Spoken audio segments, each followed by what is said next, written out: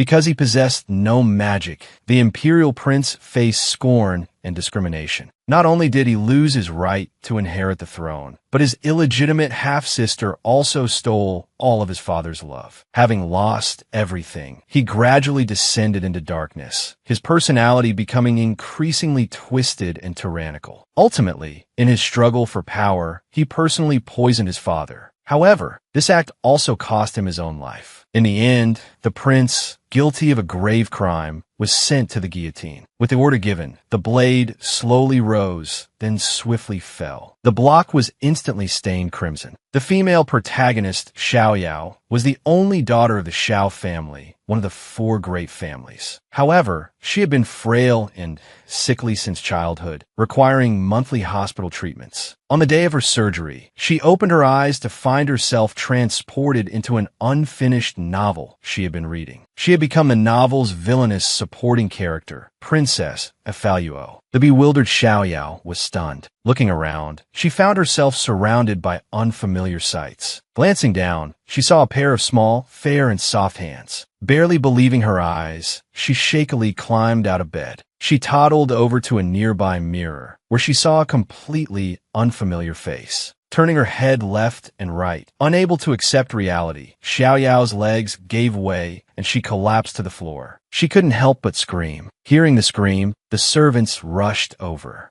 Seeing her on the floor, they quickly surrounded her, frantically checking her over. Relieved to find her unharmed, they calmed down. "Thank goodness you're all right." If Lord Near had found out. Hearing the familiar name, Xiaoyao quickly interrupted the servant. "Who did you say would find out?" The servant stammered, "Lord Tamir Near." Then, still unsure, she asked who she was. Hearing the servant's confirming words, "Your Highness, that you are the only princess of the Refister Empire, Princess Afaluo." Only then did she confirm that she had truly transmigrated. She had truly become the tragically fated villainous supporting character from the book. Just as Afaluo was trying to accept this reality, but the door suddenly opened. Accompanied by the sound of steady footsteps, a tall, imposing figure in a cloak entered. Afaluo stared with wide eyes, wondering, could this be my father? The emperor in the novel was named Eratova. He was the youngest emperor of the Refister Empire. Since ascending the throne at the age of 19, he had led his troops to conquer all directions. In just 10 years, he had doubled the size of the empire. Under his rule, Refister had reached unprecedented prosperity. Such a powerful figure possessed a face as beautiful as a god's. Afaluo met his gaze. She felt a terrifying aura. A single glance from him was enough to make anyone tremble. No wonder the servants were so afraid of him. Eratova coldly asked the servants what had happened. Learning that a hostage had upset the princess, he turned to Afaluo. Afaluo braced herself for a scolding, expecting to suffer in the original Afaluo's place. Instead, a large hand gently stroked her head. "Are you unwell somewhere?" His voice was exceptionally gentle and kind. The woman had transmigrated into the body of the novel's villainous supporting character. She had expected a scolding, anticipating punishment in the original Afaluo's stead. Instead, she felt a gentle hand on her head. Hearing her father's soft inquiry, Afaluo quickly shook her head. He looked at Afaluo with a gentle and affectionate expression. Turning away, his expression instantly darkened. A mere hostage dares to upset the princess. He ordered the hostage brought before him for questioning. Eratova waved his hand behind him. A man holding a magic staff approached Afaluo. He used the staff to heal Afaluo. Afaluo's body gently floated. "Is this magic? It's such a wondrous feeling." After the healing, Eratova walked up to Afaluo. "It's good that you're all right," he said, his voice still gentle. In the novel, Eratova was depicted as a cold-blooded tyrant. But now, he didn't seem so terrifying. Just then, the guards brought in a hostage. Watching him being roughly shoved to the ground, Afaluo instinctively reached out to help him, but quickly withdrew her hand, realizing it was wrong. He was the prince of the Salem Lili kingdom from the book, an enemy. Because of his inauspicious black hair, he was sent to Refister as a hostage at the age of 10. He suffered endless humiliation. At 12, he offended Afaluo and was sent back. The fate of an expelled hostage was easily imagined. He was now trembling, kneeling before her tall, and imposing father. He turned and saw Afaluo standing nearby. Just like in the book, he glared at the princess with hatred. Afaluo recoiled in fear. She was about to say something when her father noticed. He shielded Afaluo with his body. A mere hostage, he said, dares to look at my daughter with such eyes. He then declared he would take the boy's life to appease the princess. Seeing the boy's defiance, he decided that the blood of the entire Salin-Lili kingdom and all its people would be a more fitting retribution. He sneered, "This is what happens when you anger me." Afaluo was stunned. Just for looking at her, he had angered this man. And for such a trivial matter, he had sentenced an entire nation to death. There was no fairness, no human rights. The law was replaced by the ruling class. No one dared to resist the tyranny of the monarch. What kind of world was this? If this person died because of her, if a war broke out because of her, Afaluo clutched her clothes tightly. Would she also become one of these numb, timid people? No. She mustered her courage and walked up to her father to plead. "It was my fault. It has nothing to do with him." The boy looked back in surprise. She was helping him. The villainous supporting character thought she had the survival script, but she hadn't expected to encounter a doting father. A month had passed since that incident. Afaluo had gradually accepted the fact that she had transmigrated, but recalling the emperor's expression that day still made her shudder. Fortunately, the emperor hadn't pursued the matter further. She couldn't believe she had dared to defy a tyrant in front of so many people. She had almost thought her short new life was over. Afaluo shuddered silently. Suddenly, she noticed a gaze fixed on her. She turned and saw Viti, who hadn't yet managed to look away. Afaluo smiled, her beautiful eyes sparkling. But from Viti's perspective, Afaluo looked like a demon wielding a spiked club, grinning wickedly. He knelt down with a solemn expression. He lifted his face, ready to die. "If this can bring peace to my people," he said, "let me make this last contribution for them." Afaluo was utterly bewildered. "Although I don't know what you're thinking," she said, "it's definitely not what I meant." Based on her observations over this period, Afaluo had discovered that the original Afaluo's personality was even worse than described in the book. Almost no one in the entire palace dared to speak to her. Even her personal maids were extremely wary of her. Afaluo facepalmed. What kind of brat was the original Afaluo? Determined to avoid the tragic ending, Afaluo resolved to change everything. She would start with the people closest to her. Afaluo walked up to Viti, extended her hand. Viti closed his eyes. It was coming after all. But after waiting for a long time, nothing happened. He slowly opened his eyes. He saw a pair of small, fair hands in front of him, seeming to want to help him up. Before Viti could react, Afaluo continued, "From now on, I won't scold or hit you. I swear this by the name of the imperial princess." Looking at Afaluo's resolute and serious expression, Viti was stunned. He couldn't understand how the previously arrogant and spoiled princess could suddenly change so much. Was she playing some other trick? Viti got up on his own. He didn't take Afaluo's hand. The atmosphere instantly became a little awkward. Afaluo silently withdrew her hand. This should Vanchang count as a reconciliation, right? At this moment, a handsome and elegant man suddenly walked in from outside, breaking the awkward silence. From his servant's surprise greetings, it was learned that this man was Tamir Near, the only person in the original story who stayed by Afaluo's side from beginning to end. He did everything Afaluo asked. Even when everyone else fell for the female lead, he still stood by Afaluo's side. He even sacrificed his life for her.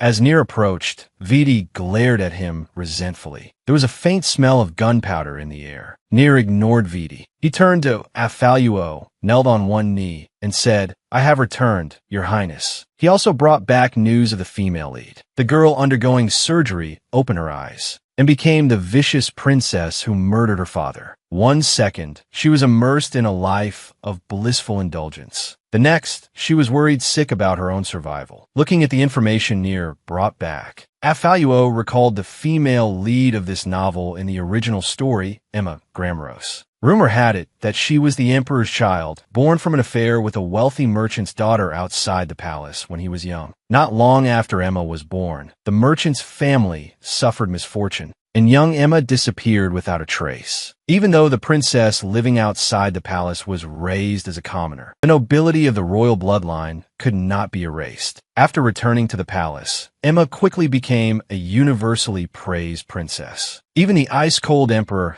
was melted by the sunshine-like warmth and gentleness of Emma. Except for Afaluo. Originally the empire's only princess, she fell out of favor because of Emma's appearance. Extremely jealous that Emma had stolen her father's love, she began to antagonize Emma everywhere. One was a kind and gentle female lead, the other a willful and arrogant villainess. The ending was predictable. In the end, the princess and the prince lived happily ever after, while the insidious and vicious which died amidst public condemnation. Thinking of this, Afaluo couldn't help but shiver. Such an ending was too tragic. She thought that as long as she quietly stayed away from the female lead, everything would be fine. But from Near's perspective, Afaluo's pretty face was filled with worry. His expression instantly darkened. Just as he was about to speak, he heard Afaluo ask expectantly, "When can I meet my sister?" Near was taken aback by this sudden question. "Aren't you angry?" Afaluo earnestly expressed that she would get along well with her sister. After all, who would be foolish enough to get angry with the female lead? The two of them didn't seem to be on the same wavelength. Near thought for a moment, then said sincerely, "I understand what you mean."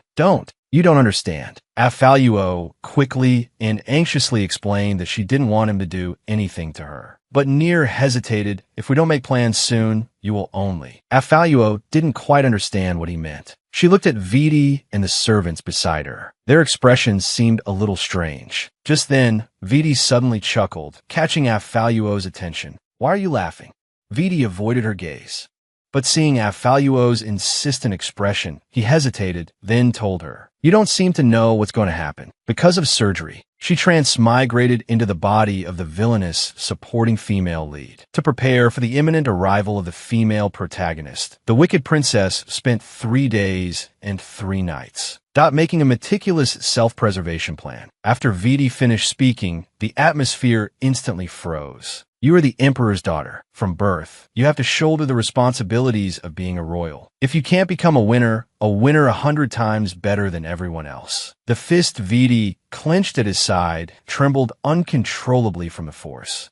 "Then you'll end up like me." Afaluo stared at him blankly. Yes, Viti hadn't done anything wrong, just because of his natural hair and eyes. That he was branded with a curse, stripped of his status as heir, exiled to an empire far from home, just because of such an absurd reason. Even a prince can suffer misfortune. What about me? A princess considered a disgrace to the empire without magic. Seeing Afaluo's unease, Tamir Near quickly stepped forward to assure her, "I will definitely not let something like that happen." But seeing the princess still silently speechless, he turned and glared at Viti with displeasure. Viti, under Near's gaze, broke out in a cold sweat. He awkwardly tried to add something, but Afaluo, having calmed down, interrupted him. "I will prepare in advance, but not that kind of preparation. In my previous life, I was frail and sickly. I thought I could have a healthy body and live a peaceful life. But it's in a country where even the laws are imperfect, where the slightest mistake could cost you your life. I really have no control over my own fate." Afaluo felt a little lost, but she quickly regained her spirits. How could she just give up like this? Even if she transmigrated into the villainous supporting female lead, a tragic character unable to control her own destiny,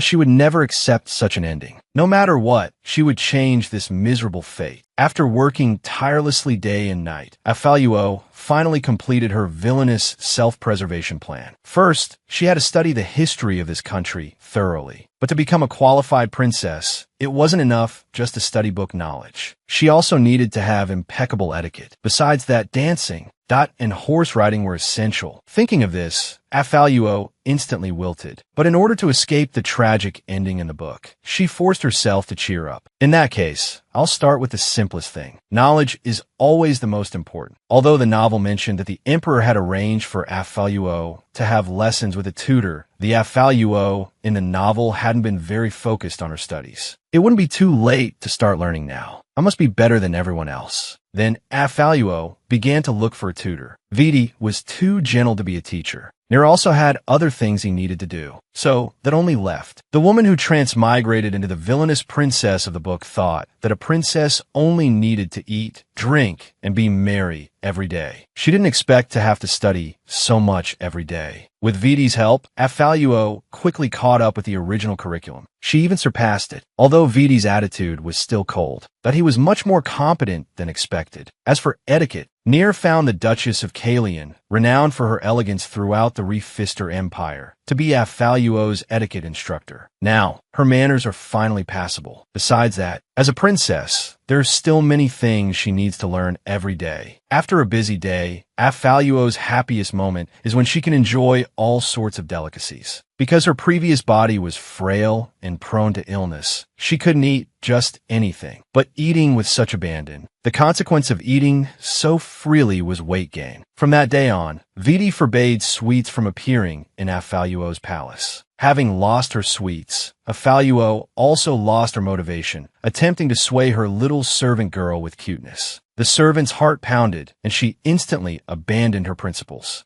She prepared a table full of sweets for Affaluo. Affaluo's eyes lit up with joy. As expected, sweets are the best. After eating her fill, Affaluo looked at Viti, who was sitting opposite her, staring out the window. Turning her head, she discovered several colorful kites floating outside the window. Does he want to go out and play? He's still a child after all. Immediately clapping her hands in excitement, she decided they should go fly kites in the garden together. Because the princess needed to change into specific clothes for outings, Viti and Near were sent out. The two, who couldn't stand the sight of each other, glared in opposite directions. Before long, Affaluo, dressed and ready, walked over. A happy smile radiated from her beautiful face as she ran towards them. Both of them were stunned by her beauty. Viti blushed as he noticed Affaluo staring at him. Near, however, looked displeased.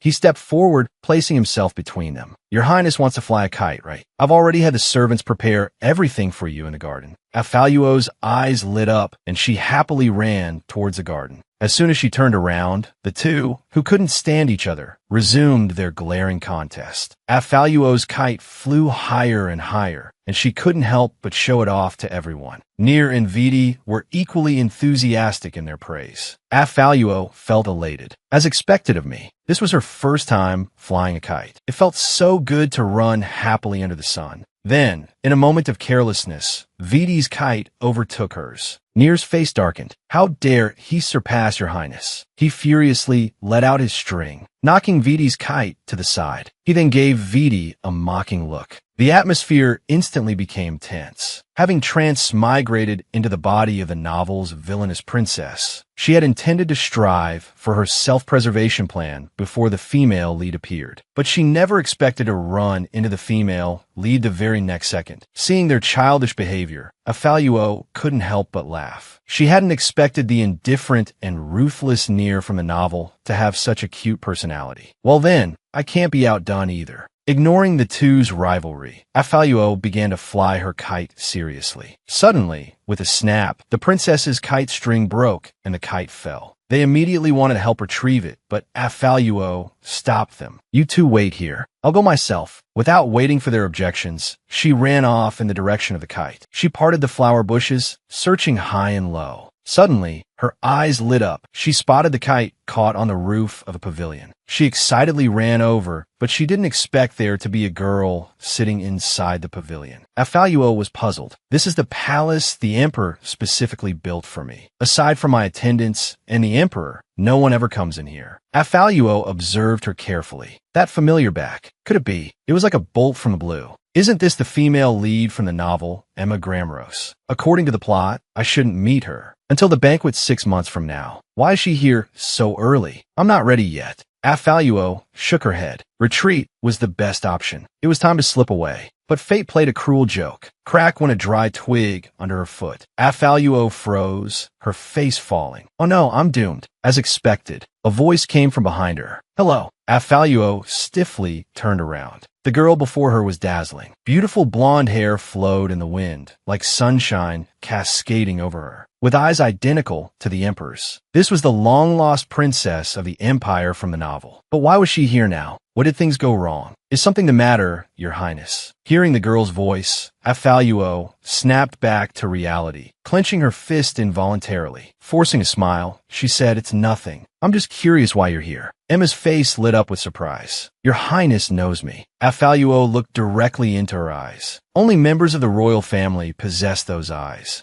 Emma seemed to understand. She explained that she simply saw the beautiful flowers blooming here and picked some to make a flower arrangement, thinking of giving it as a gift for their first meeting. Looking at Emma's smiling face, Afaluo thought, it's no wonder everyone in the novel liked her. Even she wanted to be friends with her. Just then, Near's voice came from behind. "Borrowing Your Highness's flowers to give to Your Highness." What a thoughtful gift, Miss Emma. She was the lost royal princess, subjected to the cold stares and bullying of others. Now, found by the emperor, she had become the beloved princess. Neither of them reacted immediately to Near's voice. Then Viti walked out from the side. Immediately going into protective mode, he sternly questioned, "This is the palace His Majesty built for Her Highness. Others are not allowed to enter without permission. What is your purpose in trespassing?" Emma was taken aback. She quickly explained, "I'm sorry. I didn't know this was Your Highness's palace. I just saw the beautiful flowers and wanted to pick some as a gift for Her Highness." Thinking of something, her voice dropped. "His Majesty allowed me to freely enter the palace. I thought this was also a place I could enter." Since Emma hadn't been formally introduced yet, she couldn't call him father. She should have been a princess, but she grew up in the commoner's district,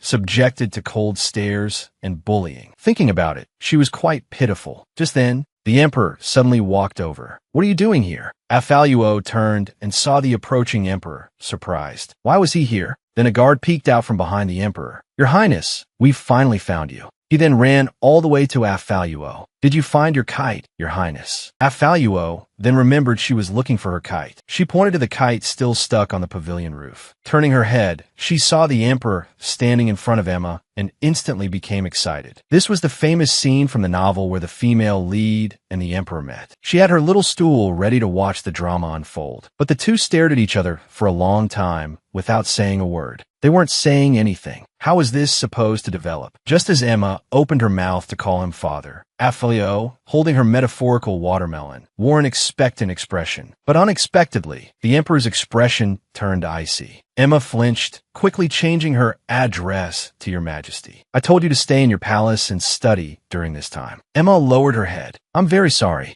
Then the emperor walked right past Emma and ordered the guards to take her back. Emma anxiously wanted to say something more, but saw her father, who had just been icy-faced, crouch down in front of Afaluo, reassuring her not to worry. Then, taking Afaluo's small hand, he prepared to leave. Turning around, he coldly said to Emma, "Without my permission, you are not allowed to appear before the princess again." Emma nodded, indicating she understood. Afaluo looked back at Emma, who was still standing there. She suddenly felt an inexplicable sadness. The woman had transmigrated into the novel's villainous princess. In order to change her ultimately tragic fate, she decided to try and change others' negative impressions of her. Afaluo looked at the flowers Emma had sent over a couple of days ago and couldn't help but feel a bit puzzled. Was this an early attempt to appease her? But why? Unable to understand, she irritably pushed the papers in front of her away. Looking at the invitation card set aside, she remembered that in a few days, the novel story would officially begin. At the magnificent banquet, Emma would be formally introduced by the emperor. She would be sought after by everyone and become the empire's beloved princess, while Afaluo would be ignored. Because of her unwillingness and resentment, she would become the person everyone hated. Thinking of this, Afaluo abruptly stood up. Although the encounter with Emma had happened earlier than expected, it wouldn't hinder her plan. Most of the items on her checklist were already complete. Now, only dancing remained. For the sake of her life, she had to change her image in the eyes of others. She then went to the garden, hoping to find Near to teach her to dance. But after looking around for a while, she couldn't find him. She learned from Herdy that Near had gone out on business today. Disappointed, Afaluo said it seemed she wouldn't be able to have Near teach her to dance today. Just then, Herdy noticed Viti passing by and suggested to Afaluo that if she wanted to practice dancing, there was another option. He then waved to Viti with a big smile. Looking at Herdy's amiable smile, Viti had an inexplicable sense of foreboding. The two were quite a distance apart. Affaluo hadn't expected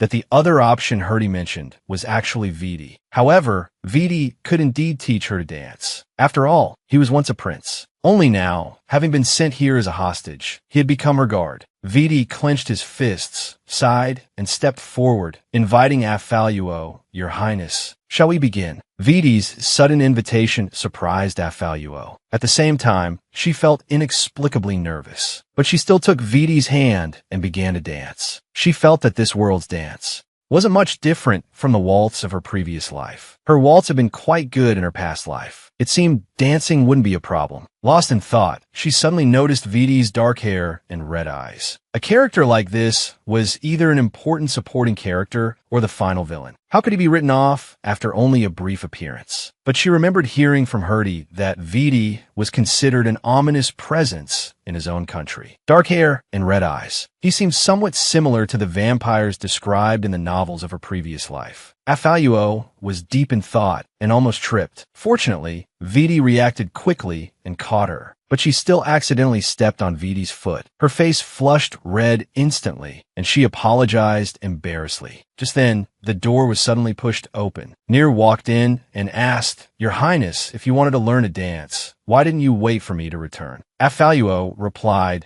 that Viti was teaching her quite well. At this moment, Viti suddenly released Affaluo's hand. "Since Lord Near has returned, I will take my leave." As he left, their eyes met. Sparks flew. The air was thick with tension. Affaluo was left completely bewildered. A woman transmigrated into a novel, becoming the villainous princess with a tragic ending. To prepare for the upcoming ball and change her fate, she meticulously prepared everything. The sound of horse hooves echoed through the castle in the early morning as guests arrived for the banquet. Viti stood guard outside Affaluo's door. Images of Affaluo in various appearances flashed through his mind. He blushed and shook his head. Meanwhile, inside, Affaluo was still in bed, reluctant to get up. The sun was shining brightly outside. Such lovely weather made her want to sleep in. She rolled over and drifted back to sleep. Suddenly, Near burst through the door. Affaluo jolted awake, startled. Near checked the time and waved his hand behind him. A group of servant girls rushed in, surrounding her. Affaluo cowered in the corner, trembling. "What are you doing?" From her perspective,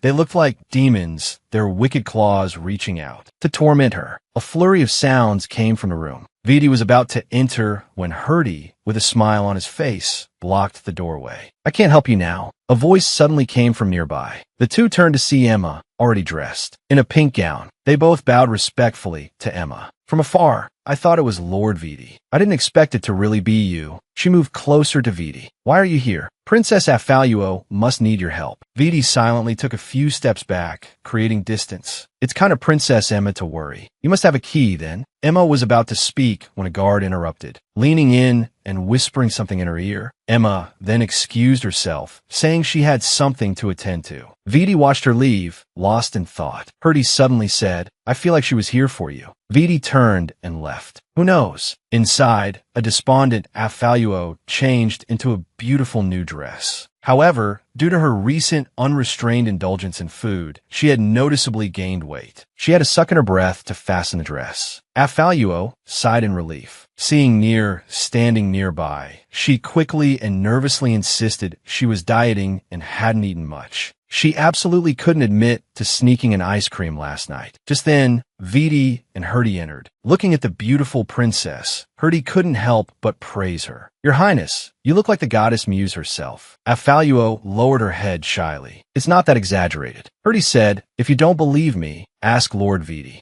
Affaluo looked at Viti. Viti stared at her, unable to look away, and blurted out, "You are truly beautiful." He quickly turned his head away, blushing.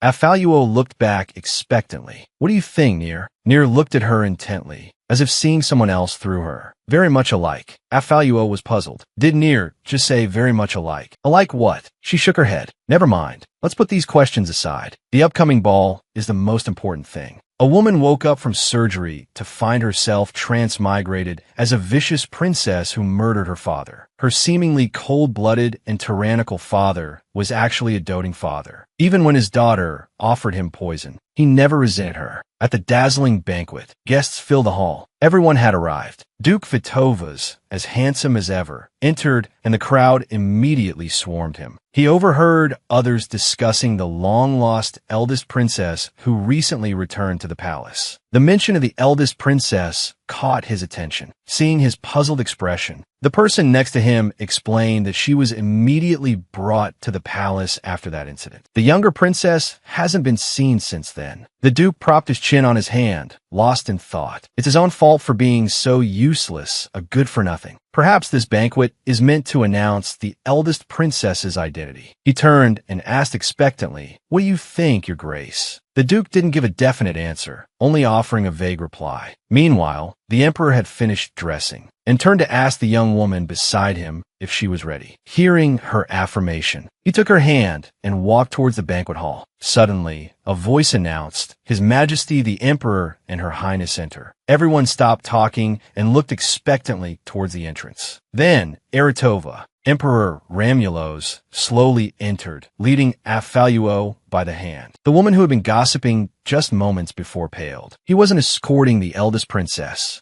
Everyone bowed, while whispers erupted amongst the crowd. They had expected him to enter with his illegitimate daughter, the eldest princess, but he was escorting Afaluo. However, a single look from her imposing father silenced the room instantly. Afaluo looked at him in surprise. He truly was the emperor of the first empire of the continent. A single glance could frighten everyone into submission. Noticing Afaluo trembling slightly with fear, her father tightened his grip on her hand and softly reassured her, "Don't mind them." In the original novel, her father was portrayed as cold-blooded and cruel, but he was incredibly tender towards his daughter. Even until his death, he never resented Afaluo. How could Afaluo bear to hurt such a good man? She thought to herself, "In this life, let me be your daughter." At that moment, her father formally announced the return of his long-lost eldest princess. Music began to play, and everyone began to dance, conversing and laughing merrily. The atmosphere was lively. Meanwhile, Afaluo sat bored at her table, eating sweets. Although she was a princess, her father had told her she needn't socialize with the guests. Below, Emma chatted and laughed with everyone, earning the affection of many. In contrast, Afaluo sat aloof and people avoided her. She was known for being arrogant, spoiled, and violent. How could she possibly carry out her plan for revenge? In this world where magic reigned supreme, she, the imperial princess, possessed no magic. She was considered a disgrace to the empire,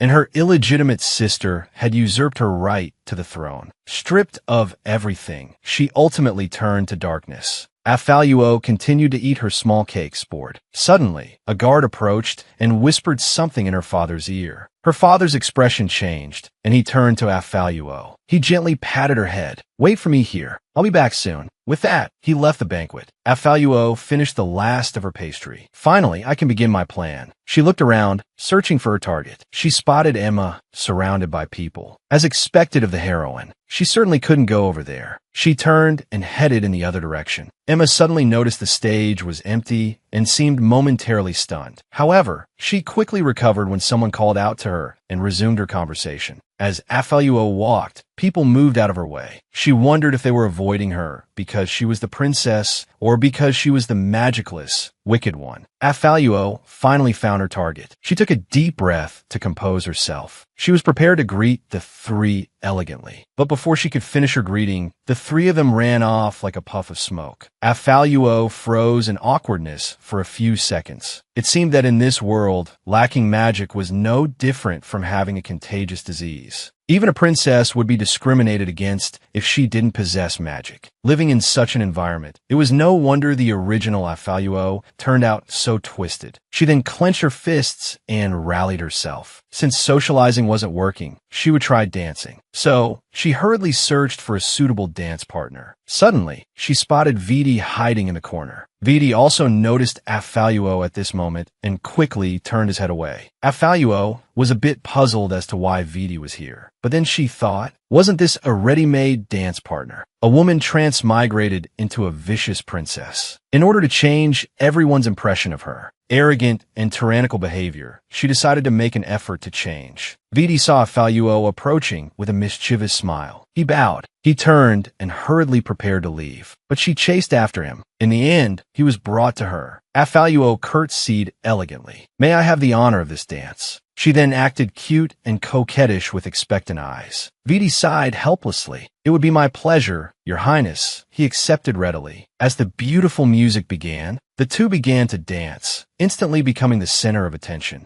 I didn't expect Her Highness's dancing to be so good. It was a complete mess before. Like a beautiful butterfly, she danced. Every movement exuded elegance. At this moment, Emma also noticed them and, not to be outdone, began to dance as well. Everyone marveled. The eldest princess had only returned not long ago, yet she danced so skillfully. No wonder the younger princess was working so hard. Even though two groups on the dance floor began to show off their dancing skills, becoming the focus of the banquet, Faluo quietly asked her question. "Why is Viti here?" Viti explained that Near had asked him to come. Faluo was puzzled. "What did he ask you to do?" Viti recalled Near's instructions. "Your only task today is to protect Her Highness. If I find you laying a finger on her." Near made a throat-slitting gesture with a sinister look. Viti shook his head, snapping back to reality. He looked at the questioning Faluo. "No task." Faluo sighed. "Another protect me mission." Viti nodded, as Faluo suspected. "But at least Viti is here. The plan is going smoothly. Everyone's impression of me is starting to change. It seems my comeback isn't far off." At this moment, Faluo noticed Emma beside her. Graceful steps, elegant and poised movements. She couldn't help but sigh. She truly is the female lead. Flawless. It was hard to imagine she had once lived in the slums. Faluo suddenly realized that the time she arrived here was also the time Emma was brought back. That meant they had been learning to dance for the same amount of time. Faluo watched Emma's elegant dancing. "I have to work even harder." At this moment, Viti noticed Faluo's emotions. "Your Highness, you don't need to compare yourself to others." Faluo looked at Viti with a touched expression.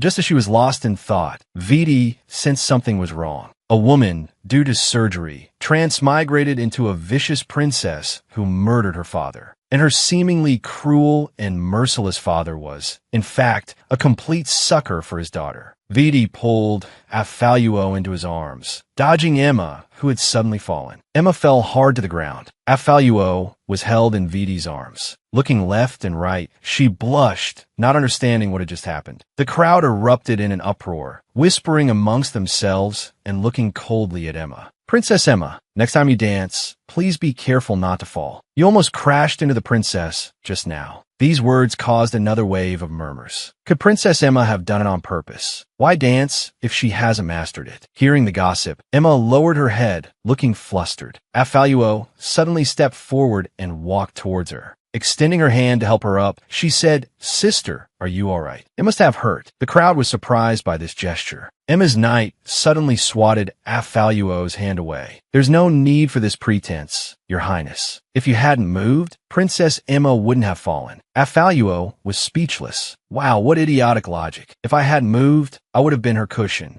Viti stepped forward and shielded Faluo. The two stood facing each other, the atmosphere instantly tense. The sound of approaching footsteps echoed from behind. The Emperor had arrived. Everyone bowed. The Emperor walked directly to Faluo. "What happened?" Faluo shook her head, indicating nothing. The Emperor looked sternly at Viti. Viti immediately knelt and explained the situation. Emma's knight, however, twisted the story, shifting the blame onto Faluo. It was the princess who almost bumped into Princess Emma. Faluo was speechless. This ability to turn things around. If I hadn't been there, I almost would have believed him. The Emperor turned to Emma. "Is this true?" Emma put on a helpless expression. "It was my own clumsiness. It has nothing to do with my sister." Hearing such a manipulative statement, Faluo froze, nervously looking at her father. Could he possibly believe it? The Emperor, however, said grimly, "If you can't dance, then don't." He even seemed ready to end the banquet. Then he turned to Viti, failing to protect the princess. "This is your second time failing in your duty." A woman transmigrated into a novel as a spoiled, willful, and vicious princess. The ugly, magic-obsessed old father, thinking his daughter enjoyed socializing, arranged a tea party for her.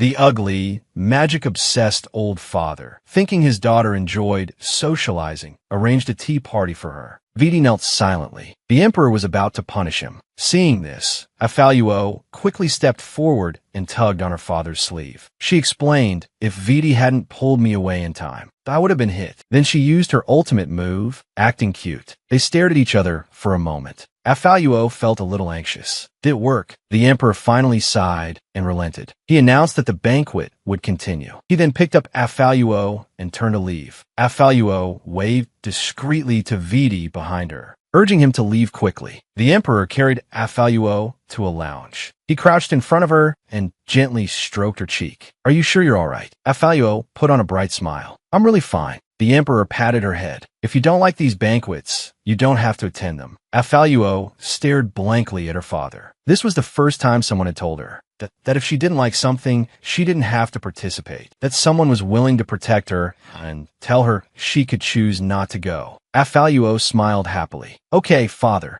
The two of them happily enjoyed desserts in the room. Suddenly, there was a knock at the door. A servant's voice came from a doorway. "Your Majesty, Duke Vitova's requests an audience." The emperor was displeased at having his warm father-daughter time interrupted. He asked Afaluo if she wanted to see him. Afaluo recalled the novel. Duke Vitova's was the biggest winner. He was the one who pushed the male and female leads onto the throne. Such a deep, calculating person. I don't want to deal with him. So I acted cute and whined to father. The emperor, unable to resist, affectionately ruffled Afaluo's hair. "The princess is unwell and needs to rest. She cannot see anyone." At the door, the Duke and Emma heard the emperor's voice. "Since her highness is unwell, we shall visit another day." Saying this, the Duke placed his hand on Emma's shoulder. "Let's go back." Emma clenched her fists, unwilling, but silently followed. The Duke, watching the silent Emma, smiled faintly. A few days later, Afaluo looked at the invitation on the table, somewhat bewildered. "Father thinks I like socializing. He arranged a tea party for me." Hearing Near's confirmation, she felt a surge of panic. Could it be from that casual comment she made during their chat the other day? "I don't hate making friends. I get along well with others. I just said I didn't dislike making friends." Afaluo flopped down in despair. But then a thought struck her. "Isn't this the perfect opportunity to change everyone's impression of me? My plan wasn't complete after father took me away early from the banquet last time." Clenching her fists, she vowed that this time it would definitely happen. A woman transmigrated into the novel as the villainous princess. Originally wanting to avoid the plot and live peacefully, she didn't expect to run into the male lead around the corner. After confirming the tea party, the next day, the three of them went to the market to buy gifts. Afaluo looked around excitedly. Finally, a chance to go out. "Luckily, I used the excuse of preparing gifts for the tea party. Otherwise, father wouldn't have allowed me to leave the palace." But then Afaluo suddenly remembered something. When she was acting cute and begging father to let her go out, he was suddenly informed that a guest had arrived. Father's expression immediately turned serious. Then he patted Afaluo's head. "It seems I won't be able to go with you.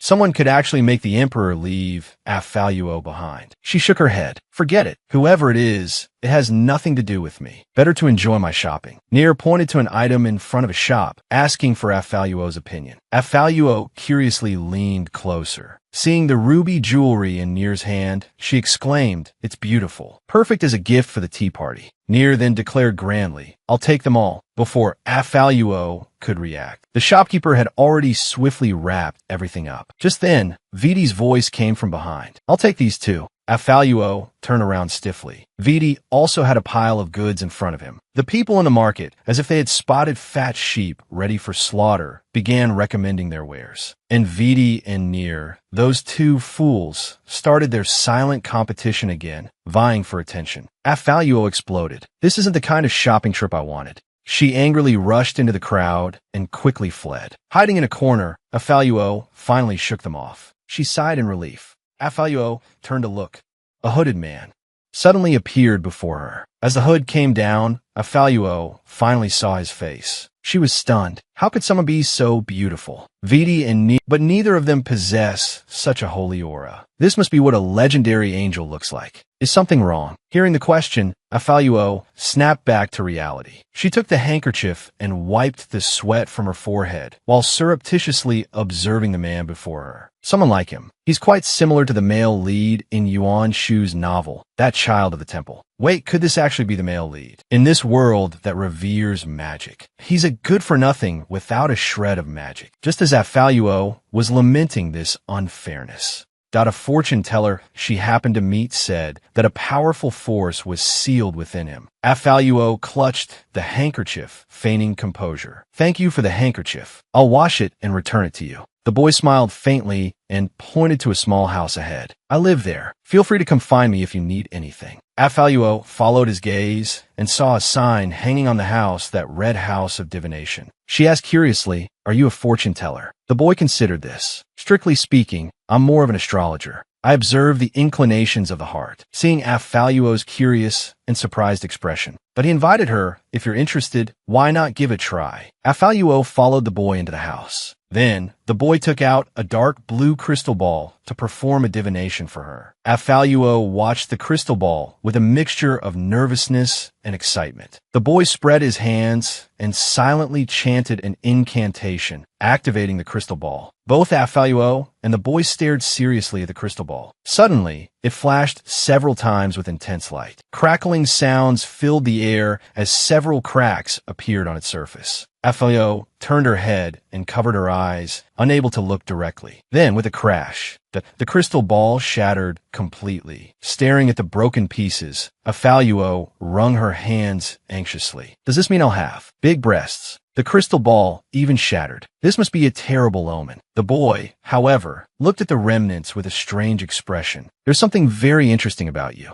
Afaluo was bewildered. What do you mean? Does this mean I'm going to die? The boy said, someone has placed a powerful restriction on you. The crystal ball shattered because whoever placed the restriction doesn't allow me to divine your future. Afaluo anxiously pressed him. Who placed the restriction on me? Why would they do that? The boy shook his head, indicating he didn't know. Perhaps someone is trying to protect you. Then he smiled faintly. Or perhaps it's for another reason. I don't know. Afaluo was disappointed. I just wanted to have some fun with the fortune telling. I didn't expect the divination to fail and to discover I have a restriction on me. Suddenly, the boy leaned in close to Afaluo. Flustered, she raised her hands and pushed him away. What? What is it? The boy looked at her intently. The restriction on you is very familiar. Afaluo turned her head awkwardly. Watching his face getting closer, she panicked. Help! Someone save me. Just as the boy's hand was about to touch her cheek, a loud bang came from the doorway. Both of them turned to look. Viti stood at the entrance, his face dark. He snarled, "Take your filthy hands off her." The girl, an imperial princess, had never met her mother. But unexpectedly, one night, her mother suddenly appeared at her bedside. As if seeing a savior, Afaluo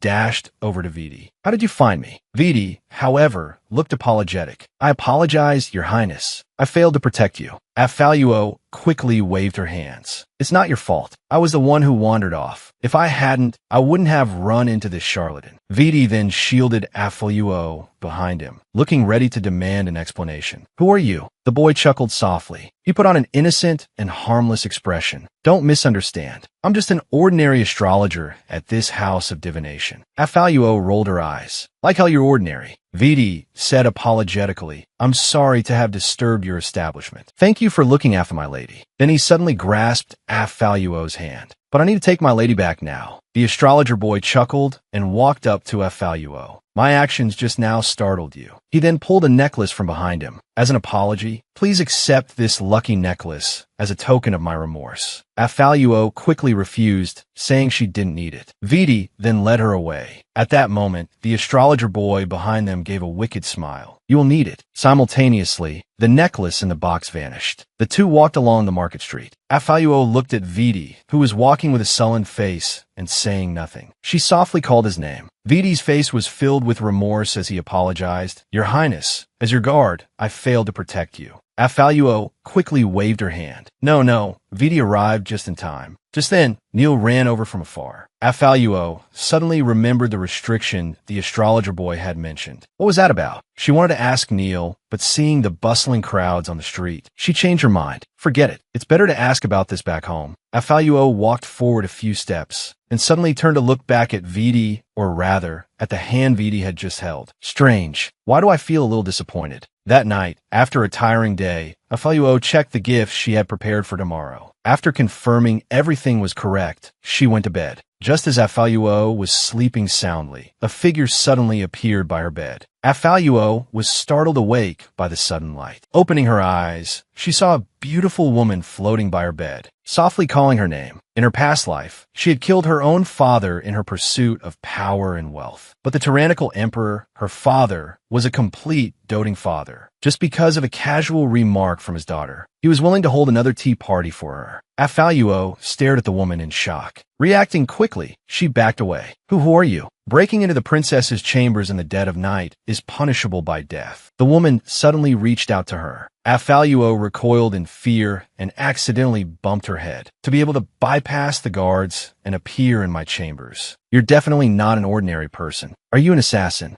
Afaluo closed her eyes in fear, thinking she was about to die. But the woman gently stroked her cheek. Afaluo looked at her in confusion. Who are you? At that moment, a mysterious force separated the two. Afaluo reached out, wanting to grab the woman, but she vanished like the wind. Just then, Neil, hearing Afaluo's voice outside the door, pushed it open and entered. Afaluo looked at the spot where the woman had vanished. Confused. Was that some kind of magic? Neil softly asked if Afaluo had had a nightmare. Afaluo waved her hand. I'm fine. Neil, go back to sleep. Neil offered to keep watch for Afaluo, so she could call him if she had another nightmare. The next day, due to the mysterious woman's sudden intrusion, Afaluo had spent the entire night thinking about her. Lack of sleep left her yawning constantly. Afaluo turned to look at Neil behind her. We both stayed up all night. Neil watched over me for the whole night. Why is he still so energetic? Before Afaluo could figure out, a servant girl informed her that the gathering was ready. Arriving at the gathering, Emma's side was filled with laughter and chatter, while her own side was empty. It seems my performance at the ball had no effect whatsoever. Just then, a voice suddenly reached her ears. Mati sitere. Afaluo's face lit up with surprise. Finally, someone came to sit with her. The people across from them, however, looked at them with surprise and apprehension. Afaluo quietly asked the girl, "Aren't you afraid of me?" The girl asked doubtfully, "Why would I be afraid of you?" Afaluo thought seriously for a moment. Because everyone says I'm spoiled, willful, and arrogant. But are you? The girl countered. Afaluo shook her head. Well, there you have it. Afaluo clenched her hands. But I don't have magic. She looked at the girl, her face full of anxiety. The girl seemed unconcerned. So what? Afaluo looked at her with gratitude. Besides Viti and the others, you're the first person I've met in this world, but who doesn't care whether I have magic or not. Across the room, Emma watched the two chatting and laughing, her expression suddenly darkening. Due to a surgery, a woman transmigrated into a novel as the spoiled and willful villainous princess. To change everyone's impression of her, she organized a tea party, but she didn't expect to experience social death. Emma lifted her head, a smile on her face. Now that the last young lady has arrived, the tea party can begin. Afaluo finally reacted, looking at Emma and thinking, somehow,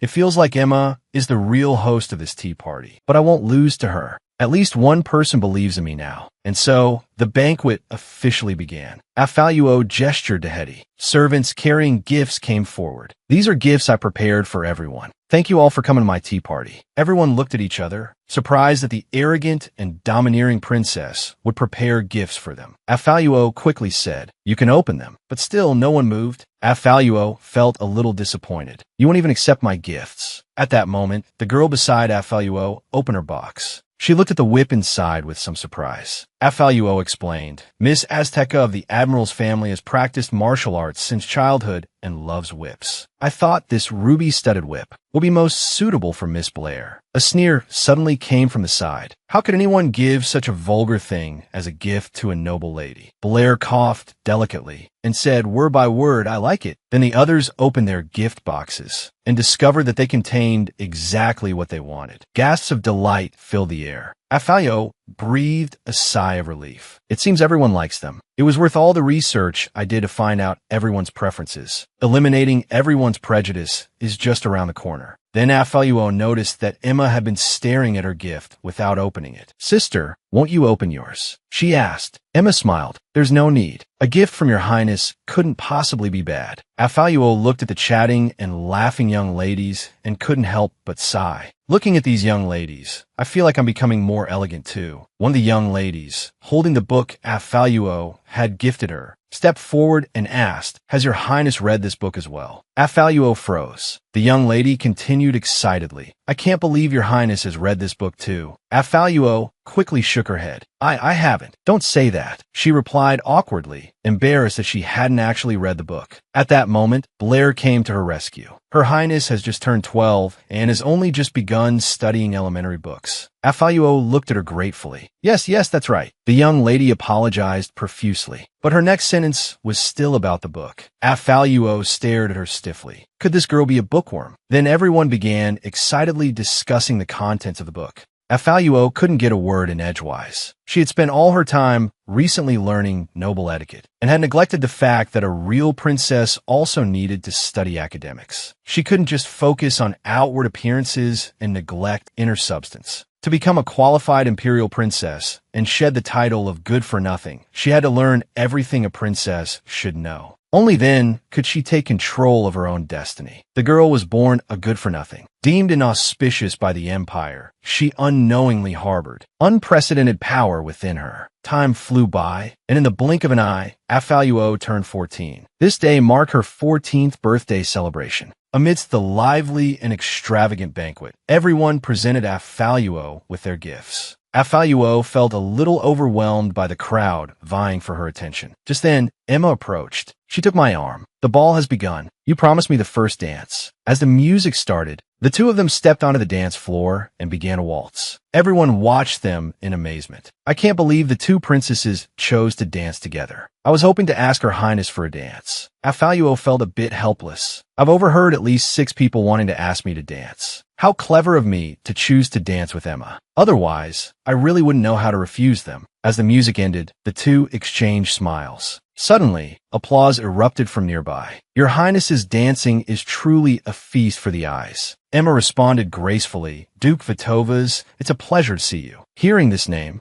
Afalio recalled that in the original novel, Duke Vitova's Ramrose was the emperor's younger brother. He was gentle, refined, and often helped the main characters. He was also the one who discovered Afalio's attempt to poison the emperor and sent her to the execution grounds. Afalio clenched her fists, thinking to herself, I'm behaving myself now. I shouldn't be sent to the execution grounds again, right? Watching their exchange, she suddenly remembered that Emma was brought back by the Duke. Emma is very fond of the book you sent the other day, Duke. However, it's a bit advanced for her. She's still struggling with it. The Duke smiled faintly. It's all right. Her Highness Emma can take her time with it. Emma bit her lip, lowered her gaze, and replied softly. Afalio, observing their strange behavior, wondered, why do I feel like they're sharing a secret? Just then, the Duke bowed to take his leave. After a couple of steps, he suddenly turned back to Afalio and said, Your gift has been delivered to your room. I believe you will be very pleased with it. Afalio felt a mix of curiosity and relief. She sighed inwardly. He's finally gone. Talking to him is so tiring. Later that evening, Afalio lay wearily in bed. Neil reminded her that she hadn't opened her gifts yet. Looking at the mountain of presents, Afalio groaned. Let's call Viti and Hetty to help us open them. Hetty unwrapped a gemstone. Viti, looking at the gem, recognized it as a holy stone of the church. Neil glanced at the accompanying card. It's from Duke Vitova's. Afalio stared at the holy stone, puzzled. What does he mean by sending me this? In this world where magic reigns supreme, she was born without any magical ability, considered a disgrace to the Empire. Yet, she inadvertently discovered a secret hidden within her for 14 years. Neil recalled hearing that when the Duke found Princess Emma, the Emperor offered him a reward, but he refused everything except for the church's holy stone. Afaluo pondered for a moment, then gave up. I can't figure it out, so I'll just keep it for now. The next day, as Afaluo was writing thank you notes for the gifts, a bright light suddenly emanated from her drawer. Afaluo opened it and found the holy stone inside, glowing brilliantly. At the same time, a similar light shone from her bookshelf. Afaluo went over and examined the books, and discovered a hollow recess behind one of them. Looking at the holy stone in her hand, she hesitantly placed it into the recess. The stone immediately emitted a blinding light. Afaluo quickly turned away and shielded her eyes. The bookshelf began to shake, and then a secret passage opened. Afaluo stared in astonishment, taking a moment to compose herself. Slowly walking into the secret passage, arriving at the depths of the passage, Afaluo looked at the pattern on the door, feeling a strange sense of familiarity. Pushing the door open, the inside looked like an ordinary library. Afaluo picked up a book from the table and found it was about theology. Most humans are born with magic or divine power, varying in strength. Divine power is relatively rare. Due to their bloodline, nobles and royalty mostly possess extremely strong magic. Those with magic are called magicians and dancers. Those with divine power, through study and examination, enter the church and become priests. Afaluo looked around, finding that most things here were related to theology. Could this have something to do with the church? Just then, Afaluo noticed a sparkling stone on the table. Curiously picking it up, the stone suddenly emitted a dazzling light. Within the light,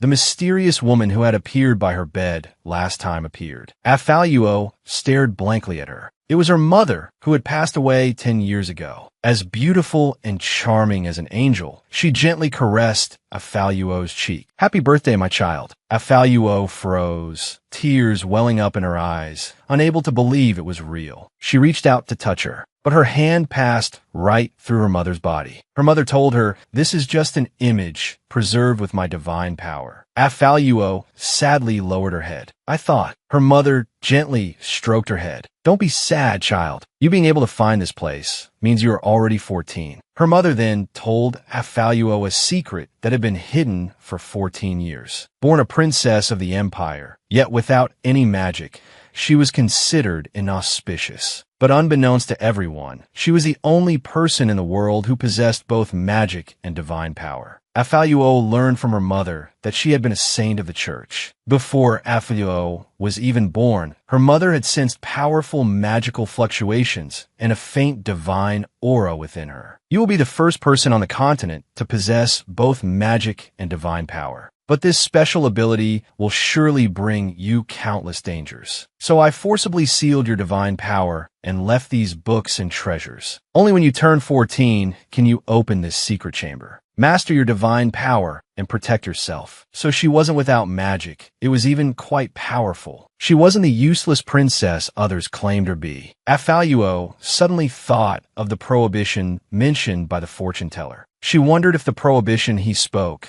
of was her mother's seal. Afaluo tossed and turned in bed, troubled. She didn't know how to lift the prohibition. She could only continuously study and strengthen herself, hoping to eventually break the prohibition. At that moment, in a tall cathedral, a hooded man whispered to someone behind him, "Don't disappoint the master." The man behind him looked up. It was the fortune teller Afaluo had met before. Early the next morning, Afaluo ate breakfast absent-mindedly. These past few days, she had practically searched the entire library, but hadn't found a way to lift the prohibition. She sighed in frustration. Just then, her father suddenly announced, "Tomorrow, you and Emma will go to the Imperial Academy to study." Afaluo looked up in surprise. So soon? Has the plot already progressed to this point? In her room, Neil and Hetty were practically packing everything in sight. Afaluo felt a bit helpless. "You really don't have to bring so much." Neil and Hetty refused in unison. "Your Highness's luggage must be fully prepared. We can't let your Highness suffer any hardship outside." Afaluo facepalmed. Seeing Viti nearby, she remembered he would be accompanying her to the academy as a guard. "But what about your luggage?" Viti lifted the quiver at his side. "My luggage is all here." Afaluo gave him a deadpan look. "Even mosquitoes have more luggage." She then pointed to several suitcases on the floor.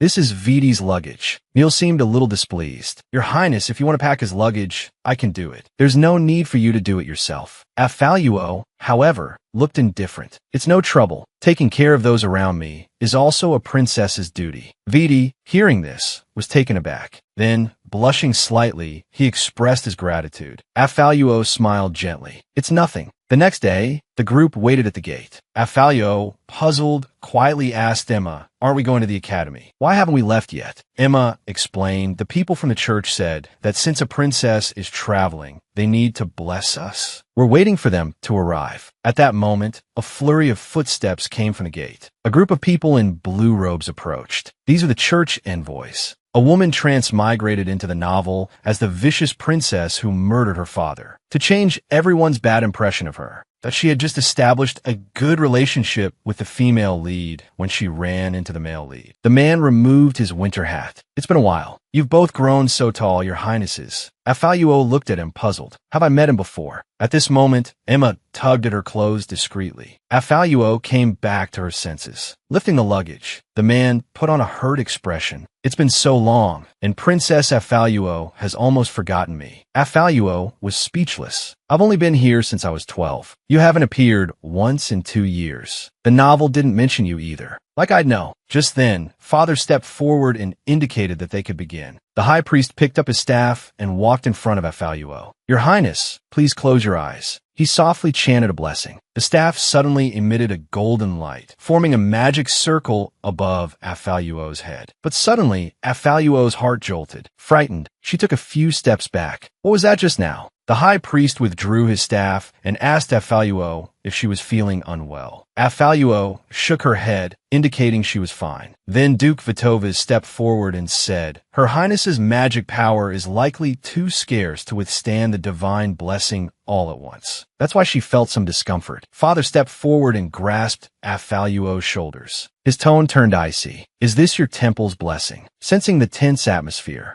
Afaluo gently tugged at Father's sleeve. "I'm Fina. It's probably as Duke Vitovis said. My constitution is too weak." Hearing Afaluo's words, Father's expression softened. He sighed. "Is the temple's so-called blessing over?" Receiving an affirmative answer, he turned to Afaluo and Emma. "In that case, you may depart." At this time, the high priest said, as an apology, "Our temple will send the Saint's son to accompany the princesses to the academy to ensure their safety." Hearing the words Saint's son, Afaluo was a little surprised. Could this be the male lead, Paglet? Speaking of which, he looks exactly like that fortune teller. Hearing the Saint's son's self-introduction, Afaluo confirmed it. This really was the male lead from the novel. Oh no, the male lead has appeared. Doesn't that mean I'm not far from death?" Father, however, said that this was very good. Afaluo wanted to cry, but had no tears. "Why are you going?" "I'm going to die too." Born an imperial princess, she had no magic whatsoever and was subjected to scorn and discrimination. But no one knew that within her body lay a hidden, powerful force. In the carriage, Afaluo stared blankly at the scenery outside the window. Finally, some peace and quiet. "Thankfully, I stopped Father from sending the knights to escort us. Otherwise, it would have been the ultimate social death." Emma saw through Afaluo's thoughts. "You rejected the knights because you didn't want to be restricted by them, right?" Afaluo leaned languidly against Emma. "If they were here, I'd have to maintain my princessly demeanor. It's more relaxing with just you guys." Looking at the Saint's son sitting opposite them, she suddenly thought of something. "Saint's son, do you know about the House of Divination?" Afaluo looked at him nervously. The Saint's son, however, asked in return, "Your Highness, why do you ask?" Afaluo explained, "You look a lot like someone I saw at the House of Divination." The novel describes this male lead quite a bit. As the Saint's son of the church, Paglet is second only to the highest authority. Everyone in the temple says he's cold and indifferent, like a lofty god, as if he has no emotions. But the person I met that day was holy and gentle. Although the final impression wasn't very good, their personalities are still quite different. The Saint's son thought for a moment. "The person your Highness is referring to is a fortune teller." Afaluo's eyes widened in surprise. How did you know? Just then, Emma interrupted them with a question, glancing anxiously at Afaluo. Just a guess, Your Highness. Don't overthink it. Many people look alike. No need to be alarmed. Afaluo could only offer a small laugh and drop the subject. All right, maybe I'm overthinking it. Looking at Emma and the saint's son, she thought to herself, why do I feel like they know each other? Is it my imagination? Soon, as Afaluo was drifting off to sleep, they finally arrived at the teleportation point for the academy. Arriving at the teleportation platform and seeing the massive crowd, Afaluo was a bit surprised. Why are there so many people? Won't we have to wait in line for a long time? Viti reminded her that the royal family had a dedicated teleportation array. Afaluo then remembered. As royalty, they had certain privileges. Having power and influence feels pretty good. The teleportation array activated. A golden light flashed. The four instantly vanished. When Afaluo opened her eyes, a grand and magnificent building appeared before her. This is a Nostan Academy. He was originally a foreign prince, but simply because of his naturally dark hair and eyes, he was branded as cursed and exiled to the Empire, far from his homeland. Afaluo gazed at the building in awe. Suddenly, an unfriendly voice came from behind her. Well, who are these country bumpkins? Viti turned around with a grim expression. A red-haired young man continued his arrogant taunts. Country bumpkins, this isn't a place for the likes of you. The four glanced at him, not bothering to respond, and turned to walk into the academy. His fist having landed like a punch on cotton, the young man's face darkened. Then he noticed Viti walking beside Afaluo. Isn't that Viti, the black-haired jinx? Hearing this, Viti clenched his fists. Afaluo turned around, displeased. What did you say? The young man continued his taunts. Want to know what the black-haired jinx is? That black-haired guy next to you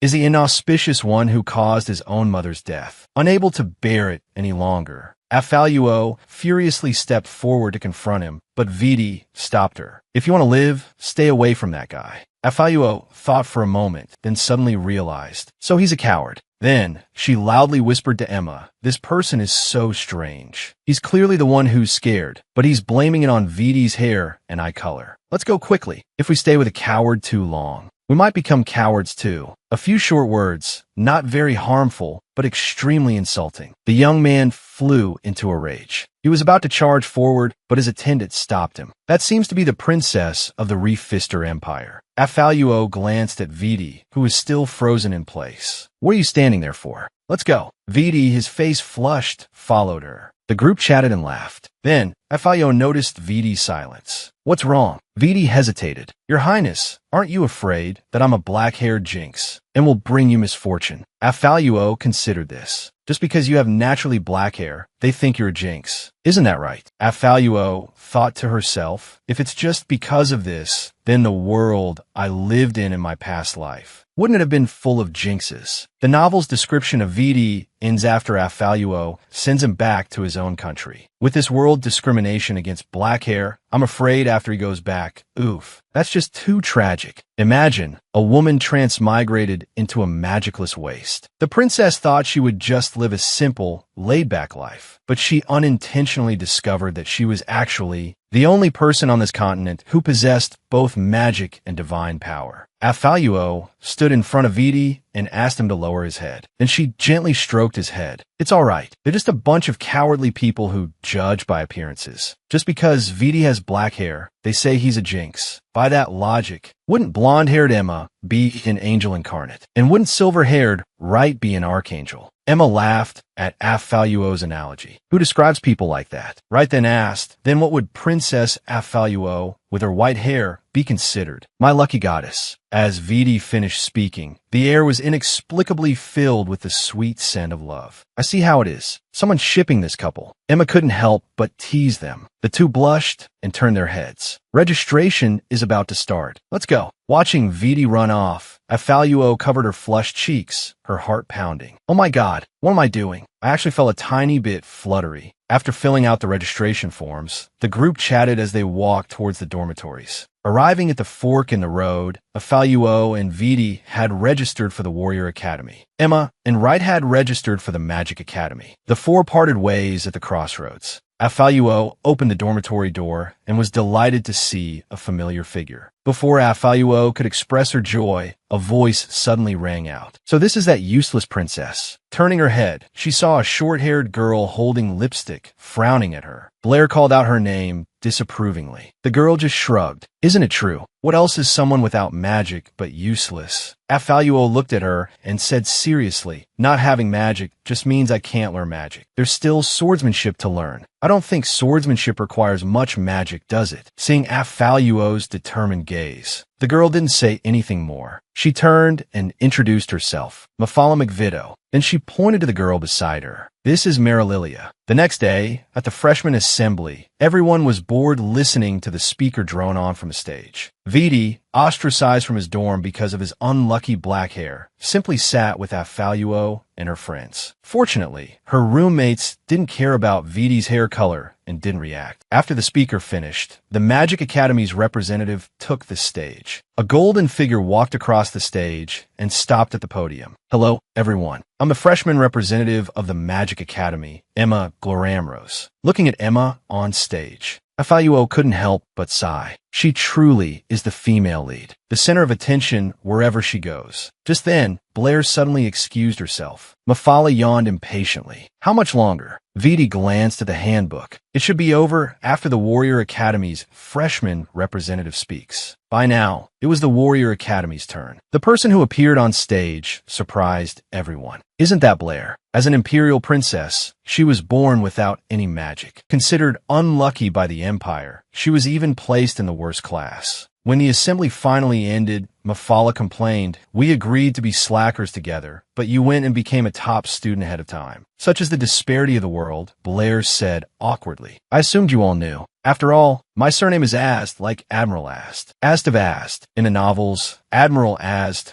was a valiant warrior, and his children inherited his traits. I knew it the first time I met Blair, but I didn't expect her to be this formidable." Then Viti suddenly asked, "What classes are you all in?" Everyone looked at their cards. Viti, Blair, and Marililia were all in Class A, while Afaluo and Mafala were assigned to Class F. The air instantly fell silent. "We're in the same dorm. Why am I in the bottom class with this person?" Classes at Anostan Academy. Besides having a strong faculty, there's also distinct competition. A generally represents the top. B represents the elite. C represents advanced. D represents intermediate. E represents low. And lastly, built on the hillside, far from the hustle and bustle of the city, the bottom of the barrel Class F. Mafala clutched her head in exasperation. "I, a noble lady, am going to have classes in this kind of place. Seriously." Afaluo patted her shoulder comfortingly. "I'm a princess, and I'm in this class too." They both saw the same two words in each other's eyes. "Accept your fate." Just then,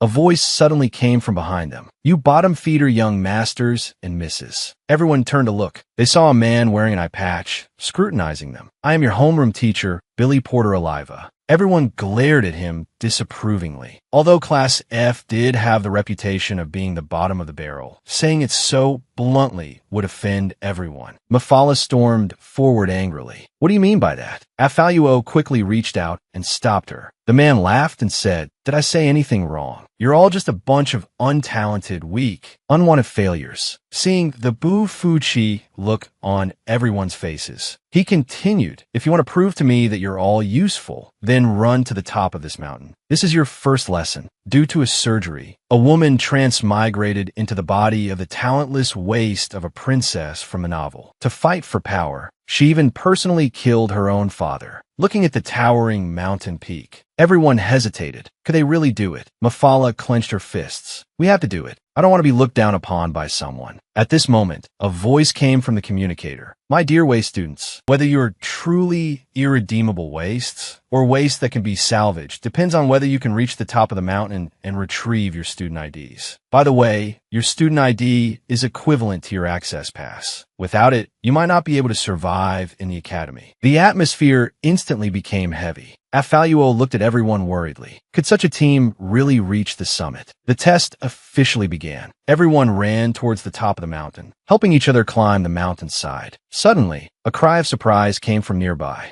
Afaluo walked towards the crowd. She saw a girl who had sprained her ankle, sitting pitifully on the ground. Afaluo quickly asked, "Is there anyone here who knows healing magic?" After the girl's sprained ankle was healed, Afaluo and Mafala helped her up. But the girl suddenly burst into tears. "I quit. I'm just a waste." "So what if I'm a waste?" Mafala slapped the girl across the face, looking at her coldly. "Say that again." Afaluo quickly pulled her back. Mafala continued, "If you're willing to be a waste, then be a waste for the rest of your life." With that, she turned and left. Afaluo watched Mafala's retreating figure, recalling this plot point from the novel. Afaluo and Mafala had a big fight due to a disagreement. They bonded with Shirley, finding common ground. In the end, Shirley, who only knew the murderer of the emperor, betrayed Afaluo. She only recognized him as the culprit. There is a mention of this in Mafala's side story, explaining why Mafala was so angry. Mafala, the second daughter of the McVido family, appeared arrogant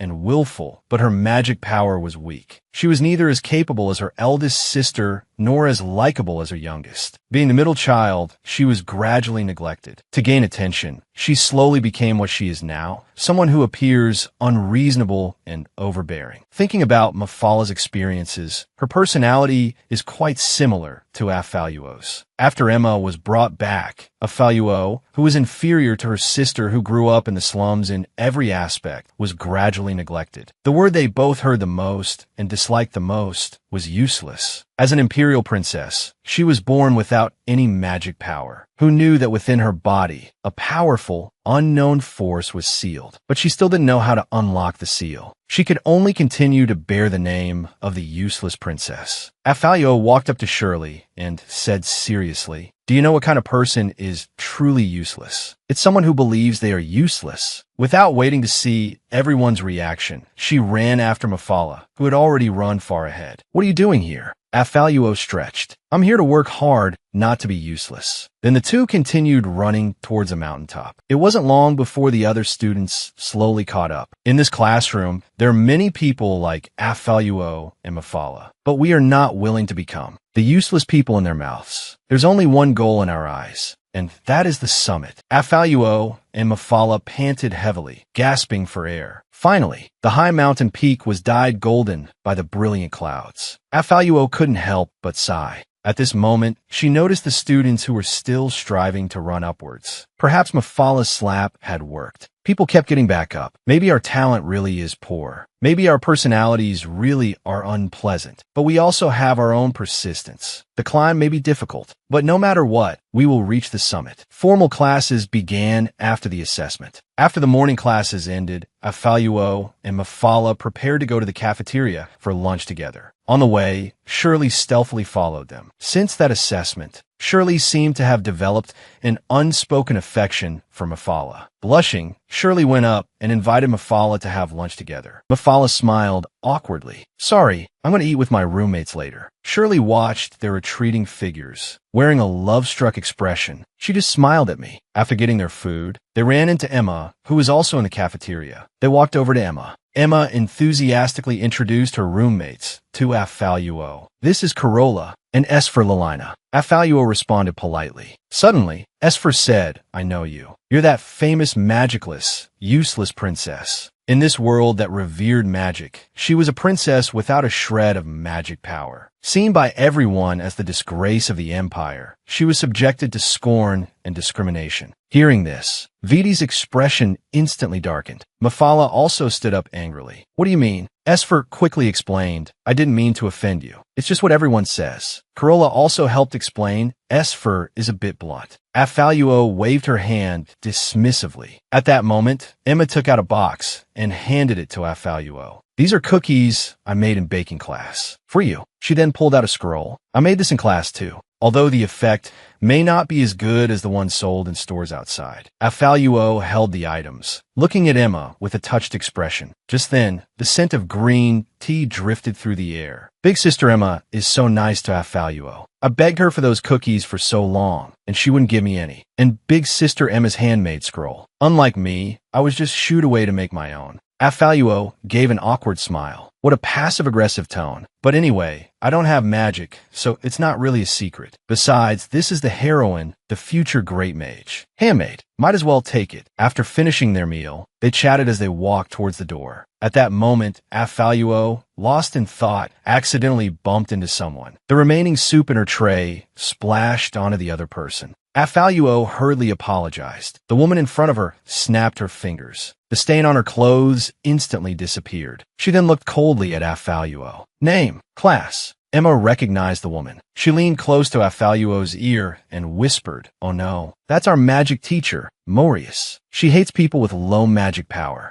Afaluo felt like she'd been struck by lightning. I'm doomed. When will this world stop judging people by their magic power? She cautiously stated her name and class. Afaluo, Morius softly repeated her name. The rumored magicless, useless princess. Afaluo responded in a low voice. The rumors are true. Mafala, displeased, wanted to step forward, but Blair stopped her. That's the teacher. Offend her, and you'll have a hard time in her class. Morius, hearing Afaluo's words, said, "At least you have some self-awareness." But Afaluo earnestly replied, "I know I don't have much talent in magic, but I will work hard in martial arts." The two stared at each other for a moment. Morius then turned and left, leaving behind the words, "I hope so." As an imperial princess, she was born without any magic. However, unknown to others, a powerful force was sealed within her body. She desperately strived to break the seal and learn magic. After Morius left, Mafala complained, "I can't believe there's a teacher in this academy who judges people by their abilities." She was already acting strangely towards those who weren't doing well in class. She was relatively nice to Afaluo, at least without any punishment. Afaluo gave an awkward laugh. So, should I be grateful? At that moment,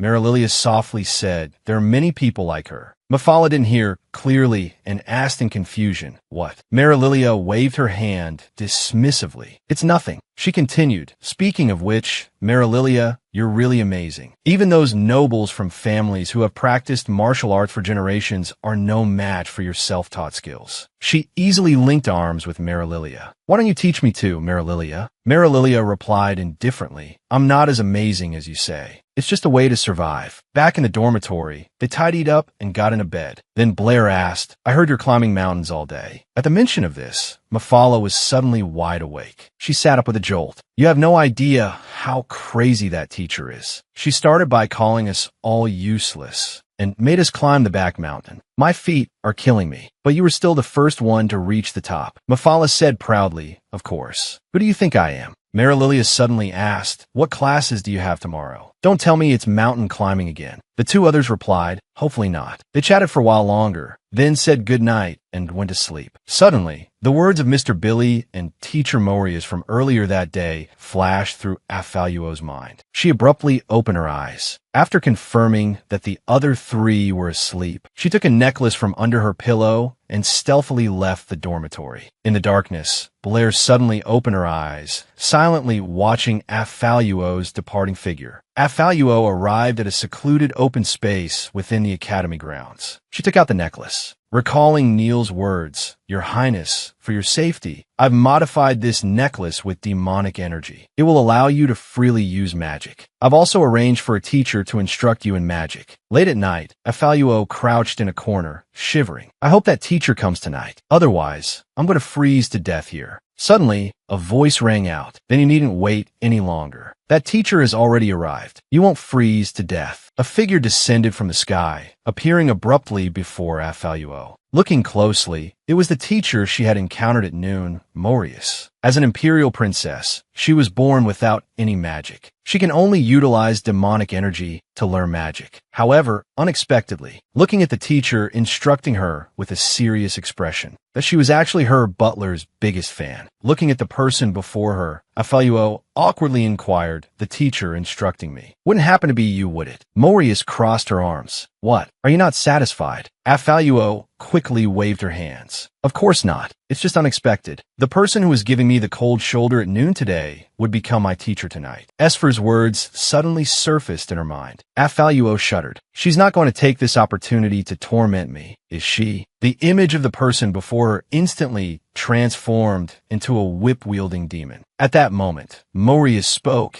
interrupting Afaluo's imagination. What are you daydreaming about? Everyone around Master Neal is so strange. Afaluo awkwardly scratched her head. Nothing. It's just, I didn't expect the teacher Neal mentioned to be you. Morius's focus immediately shifted. She just called him Master Neal. Master Neal. Oh my God, I haven't even dared to call him Master, such an intimate name. Afaluo, watching Morius radiating a dark aura, couldn't help but ask, Teacher, are you all right? But Morius raised her wand, her eyes filled with murderous intent. What's your relationship with Master Neal? Afaluo raised her hands in a panic. Calm down. Neal, he's actually just my butler. Morius repeated the word butler. An odd image involuntarily popped into her head. She covered her face shyly. Oh my, is this something I can experience without paying? Afaluo interrupted her with a deadpan expression. Please don't imagine strange things. Neal is just a normal butler. Morius cleared her throat and said seriously, I know. Afaluo looked at her, speechless. Do you think I believe you? Finally, the conversation returned to the main topic. You can call me Morius. Master Neal sent me to teach you magic. I'll be waiting for you here every Monday and Thursday at 1 a.m. Then the topic drifted again. Are you really not in that kind of relationship with Master Neal? Afaluo quickly waved her hands in denial. Inwardly, she felt incredibly frustrated. Why did Neal have to send his biggest fan to be my teacher? Then, the formal lesson finally began. Afaluo closed her eyes, focusing on sensing the surrounding magical fluctuations. Silence fell, and 4 flames of different colors appeared around her. Morius's voice echoed in her ears. Find the brightest flame. Tell me what color it is.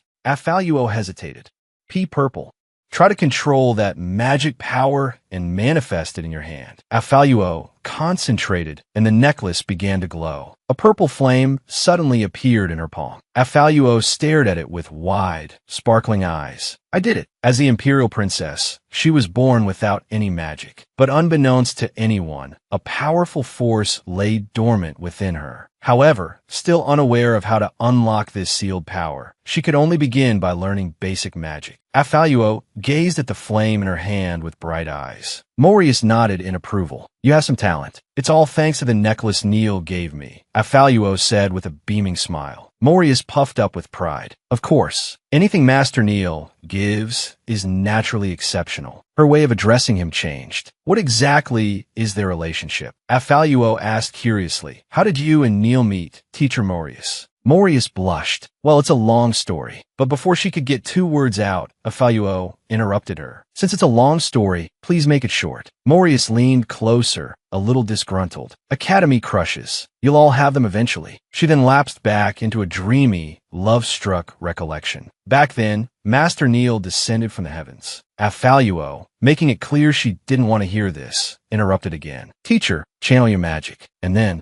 by the time they finished, Afaluo sat exhausted on the ground. Finally over. She thought for someone with absolutely no foundation, being able to control magic to this extent is not bad. Afaluo collapsed onto the ground. Wonderful. Just then, Morius tossed a book beside her. These are some basic magic spells. Study them carefully. With that, she channeled her magic and vanished instantly. The only thing left was her voice. 3 days from now, midnight, meet here. Afaluo, who had been up almost all night, reluctantly got up. She stumbled groggily towards the bathroom. Mafala McVido watched her, puzzled. Were we sleeping together? How could she be this tired? Blair, seeing the truth but choosing not to say anything, replied, maybe she's just not used to the bed. As they were talking, Afaluo walked straight into the door. This is beyond just being used to the bed, Mafala McVido remarked. During class, Mafala McVido asked Afaluo with concern, are you really okay? You looked absolutely dreadful this morning. Afaluo scratched her head awkwardly. I guess I did look a bit scary. It's just that Teacher Morius is so strict. She made me practice until 4 a.m. before letting me go back. Mafala McVido yawned. Forget it. I'm sleepy too. Keep an eye out for me. I'm going to take a nap. Meanwhile, Afaluo quietly opened the magic book Morius had given her. All magic stems from the basics. Advanced magic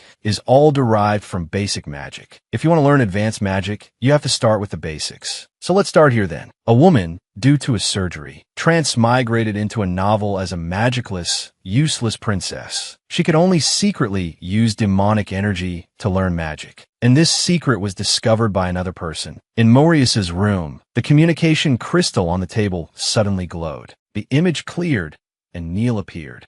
Did you miss me since you suddenly contacted me using the communication crystal? Maurice asked. Neil sighed, a little exasperated. Be serious. I'm here to ask about Her Highness's progress. You know I like you, yet you made me the teacher of the princess you adore. Aren't you afraid I'll be jealous? Neil sighed again. After all, you were once the Academy's magic genius, and the Academy's youngest grand mage. In any case, the fewer people who know about Her Highness learning magic, the better. How is Her Highness's learning coming along? Maurice thought for a moment. Not bad. She's picking it up faster than most. Perhaps she'll be a genius in the future as well. As for Affaluo, ever since meeting teacher Maurice, she had begun a rigorous schedule. Demonic training from Mr. Billy during the day, and demonic training from teacher Maurice at night. Although tiring, she felt quite fulfilled overall. That night, as Affaluo practiced magic alone, a slight noise suddenly came from nearby. Affaluo hurriedly extinguished the flames and looked towards the source of the sound. To her surprise, the person who emerged from behind the pillar was Viti. Viti walked up to Affaluo. So, Your Highness can actually use magic. Affaluo gave an awkward laugh. I suppose so. She couldn't help but wonder what Viti was doing there so late at night. Luckily, teacher Maurice has already left. I was so engrossed in practicing that I didn't notice I'd left the time domain. She thought.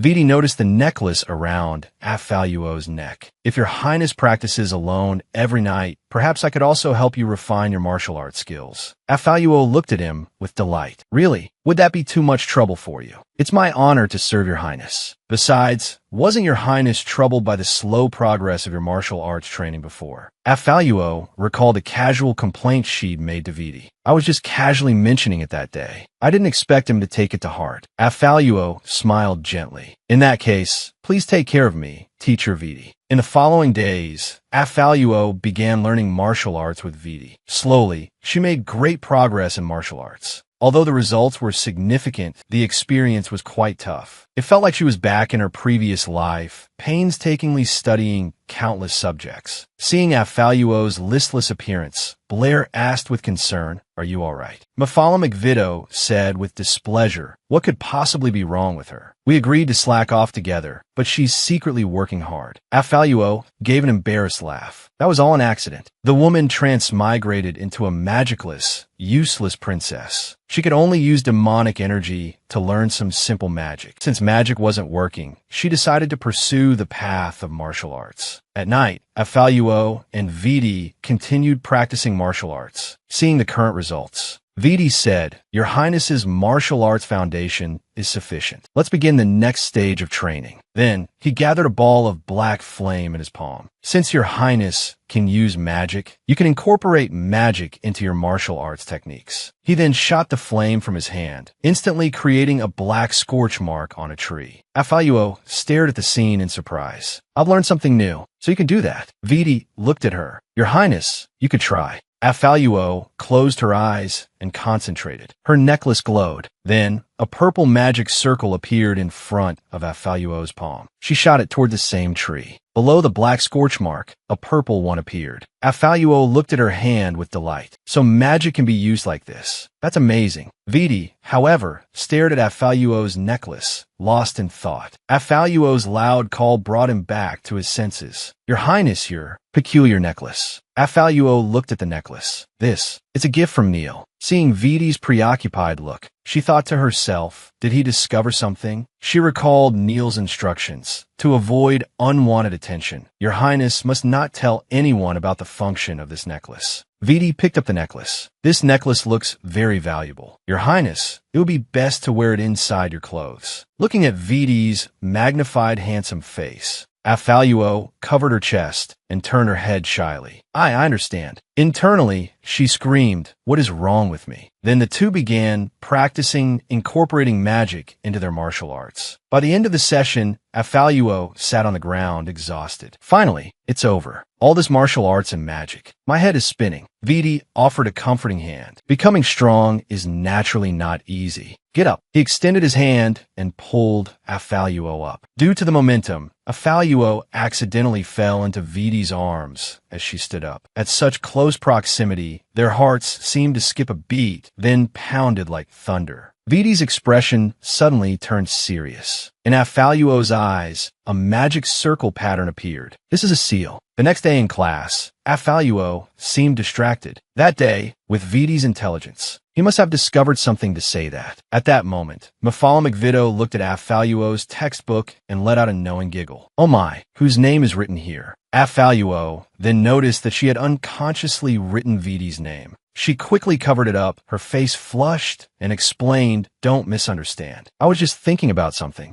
Mafala McVido gave her a knowing look. Thinking about someone and writing down their name. Afaluo waved her hands, flustered. There was no way to explain this now, even if she jumped into the Yellow River. As the Empire's princess, she was born without any magic. But unbeknownst to anyone, a powerful force was sealed within her. Unable to find a way to break the seal, she could only search for a solution in the library. Afaluo rummaged through the library for a long time, but all the books were unrelated to seals. Disappointed, she lowered her head. Why isn't there anything I need? Turning around, she accidentally bumped into someone's arms. As luck would have it, it was Viti. "Your Highness, are you looking for books about seals?" Afaluo nervously lowered her eyes. "I'm done for." He found out. Viti sighed. "Your Highness, there's no need to be nervous. I'll help you look. I wasn't entirely sure before, but your reaction confirms my suspicions. But shouldn't you be the one who least wants me to break it? After all, I treated you so terribly before." Viti gently caressed Afaluo's cheek. "Because I believe in the current you, Your Highness." Afaluo recalled that day's events. Mafala McVido called her name several times before she snapped back to reality. "What are you thinking about? I called you so many times and you didn't respond. Do you want to come with us to the Academy's club recruitment fair?" Seeing Afaluo's confused expression, Blair handed her a flyer. Looking at the strange slogans on the flyer, Afaluo thought to herself, speechless, "What is all this? Will anyone actually go?" Blair explained, "This is just a flyer from one club. When Mafala McVido and I passed by the Academy Square, many clubs were recruiting there. We were given tons of flyers." Mafala McVido excitedly slung an arm around Afaluo's shoulders. "So let's go. With so many clubs, it's bound to be fun." But Afaluo looked troubled. "I have an appointment later, so I can't go." Mafala McVido gave her a mischievous grin. "A date." Afaluo's face darkened. "Don't be ridiculous. It's not a date." She then hurriedly ran off. "Anyway, you guys go. I have something to do. I'll go first." Mafala McVido looked thoughtfully at her retreating figure. Definitely something fishy going on. Then, the group quietly followed Afaluo. It wasn't long before Viti appeared in their field of vision. Mafala McVido instantly jumped up in excitement, completely forgetting that she was still tailing Afaluo. "My ship is real." But when Viti turned to look, there was no one behind him. Holding their breath, they all trembled, hiding in the bushes. That was close. We almost got caught. The girl was born useless, considered a bad omen by the Empire. But unbeknownst to anyone, a powerful force was sealed within her. And within the original seal, another unknown restriction was discovered. In the following days, Afaluo read many books about seals, but none of them were related to the seal on her. At this moment, Viti came over carrying a pile of books. Looking at the tall stack, Afaluo said, "How are there still so many? Although I can roughly understand that the seal my mother used should be a type from the church. Since I started learning magic, I've sensed another, unknown restriction in addition to that seal. A seal locks away power, making it imperceptible, while a restriction allows you to sense the power but not use it." Afaluo suddenly thought of the astrologer she had met before. Although he looked like Wright, their personalities were vastly different. Wright had said before that they knew each each other. Perhaps this could be a breakthrough. Afaluo was intently reading when a sudden noise came from behind her. She ran over to see that Viti had somehow triggered a switch, opening a hidden chamber. Looking at the dark passageway, they discussed it for a moment and decided to go down and take a look. Viti pulled back a sleeve. He lightly touched a button on his shirt, summoning a small accessory. "Please follow me, Your Highness." Afaluo watched the button on Viti's shirt. Curious, she asked, "Is that magic imbued as well?" Magic imbued refers to objects modified by magic. It could be a gesture or a weapon, and the effects of this modification are numerous. It could be the strength to kill, or it could be a treasure that amplifies power. However, mages who can modify objects are few and far between. This also makes magic-imbued items extremely valuable, and among them, the most sought after is storage magic. Afaluo was lost in thought